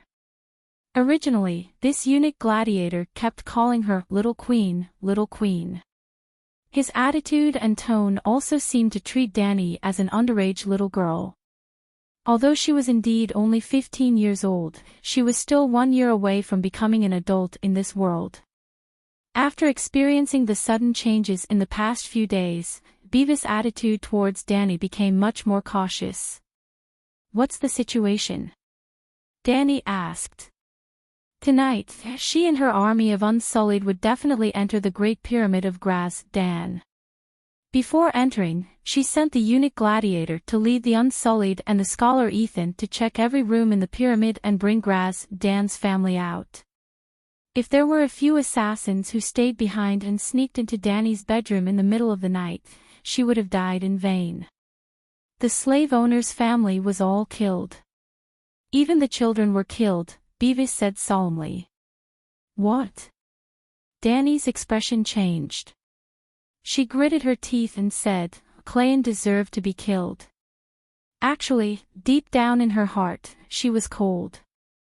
Her current rage was more of an act. When Ethan said that he was negotiating with her on behalf of the slaves, Danny had already guessed the ending of Graz, Dan's family. Would a ruthless character who dared to negotiate with the mother of dragons let go of the slave owner who had oppressed him for decades? However, Danny did not intend to pursue Clayton's responsibility. She deliberately did not immediately send people to clean up the Great Pyramid. It was not that she was so insidious that she wanted the slave owner's family to be cremated, but reality forced her not to start. There were more than a dozen pyramids waiting for her. Obviously, there might be one or a few Claytons in each pyramid. They might not have Clayton's ambitions, but they would definitely take revenge on the slave owner and vent their hatred. After killing Clayton, would every pyramid be attacked as a fortress? The price of killing the rebellious slaves in the streets was different from killing the bandit slaves in the pyramids. In the streets and alleys, the Unsullied killed almost 700 strong criminals and the ferocious and stubborn people of the slave owner's family with the absolute advantage of 0 deaths. However, the pyramids were different. Not to mention how many resources and belongings would be destroyed in the pyramid, how many of her Unsullied would die in the complex environment of the pyramid. Were the eunuch warriors' lives so worthless? Sorry, the balance in Danny's heart was that even 10 slave owners' babies could not compare to one adult Unsullied. It was not Clayton who killed them, the eunuch said. Ah. Danny's expression must have been somewhat distorted at this moment. I've already displayed such a soul-deep acting skill, and you're telling me that it was a mistake. After a long time, she calmed down and asked curiously, did they commit suicide? When the dynasty changed, there were many ruthless people who killed their wives and children. No, more than 30 children under the age of 15 were all killed by one person who slit their throats. Hiss, Danny gasped. There's someone more ruthless than Clayton. I didn't even notice. She didn't come out. Clayton and I didn't dare to provoke her. Her. The little girl who killed the bear in the Colosseum the day before yesterday, the bitch. Beavis said with a complicated tone. Grazident did not have 30 children. Most of those people were his relatives who lived a good life in the pyramids and received the best education. Clayton learned from the scholar about the contents of Danny's leaflet. Although he tortured and killed more than a dozen of the slave owner's relatives, he only locked the children in the spacious study. At this time, Danny climbed up the 100-meter-high pyramid and saw the bitch again on the platform at the entrance of the palace at the top. The little girl sat on the stone steps, her right hand bandaged and her left hand playing with a short dagger.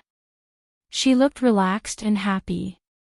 Just behind her, through the open door, one could see dozens of corpses lying on the spacious stone floor.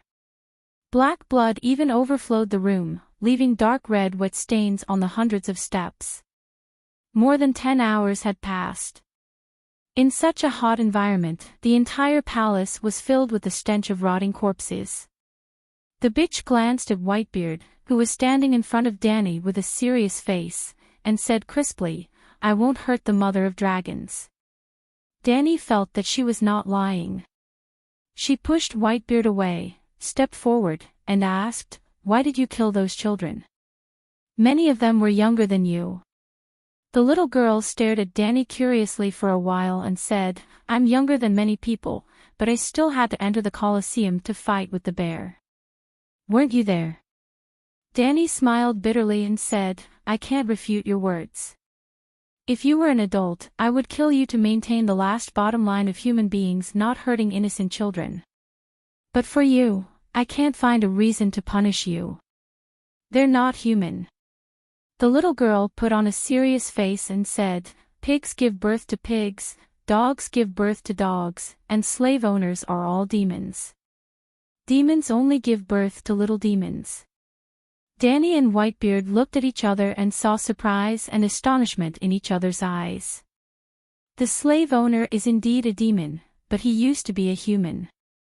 Later, he slowly degenerated from a human into a man-eating demon. Even if his children are little demons, as long as they are raised in the way of good people, they will become human again. Danny said something that she did not believe, but the little girl showed a skeptical look. What a simple child. She sighed in her heart. What's your name? Do you remember your parents and hometown? I can take you home. My name is the bitch. I don't remember where my home is, and I don't know if I have parents, the little girl said flatly. Danny blurted out, you're not the bitch. Then what's my name?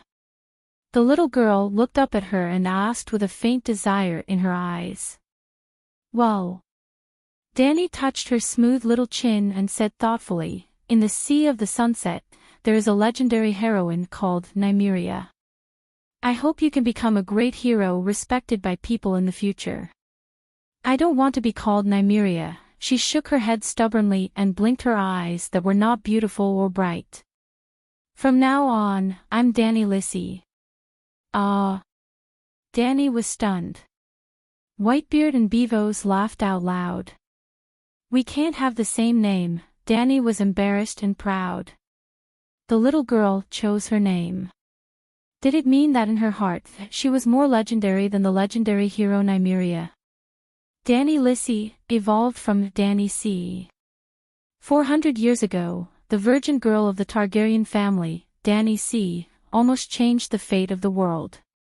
At least she changed the fate of the Westeros. Well, now she also began to change the fate of Slave Bay. Why don't you be called Danny C?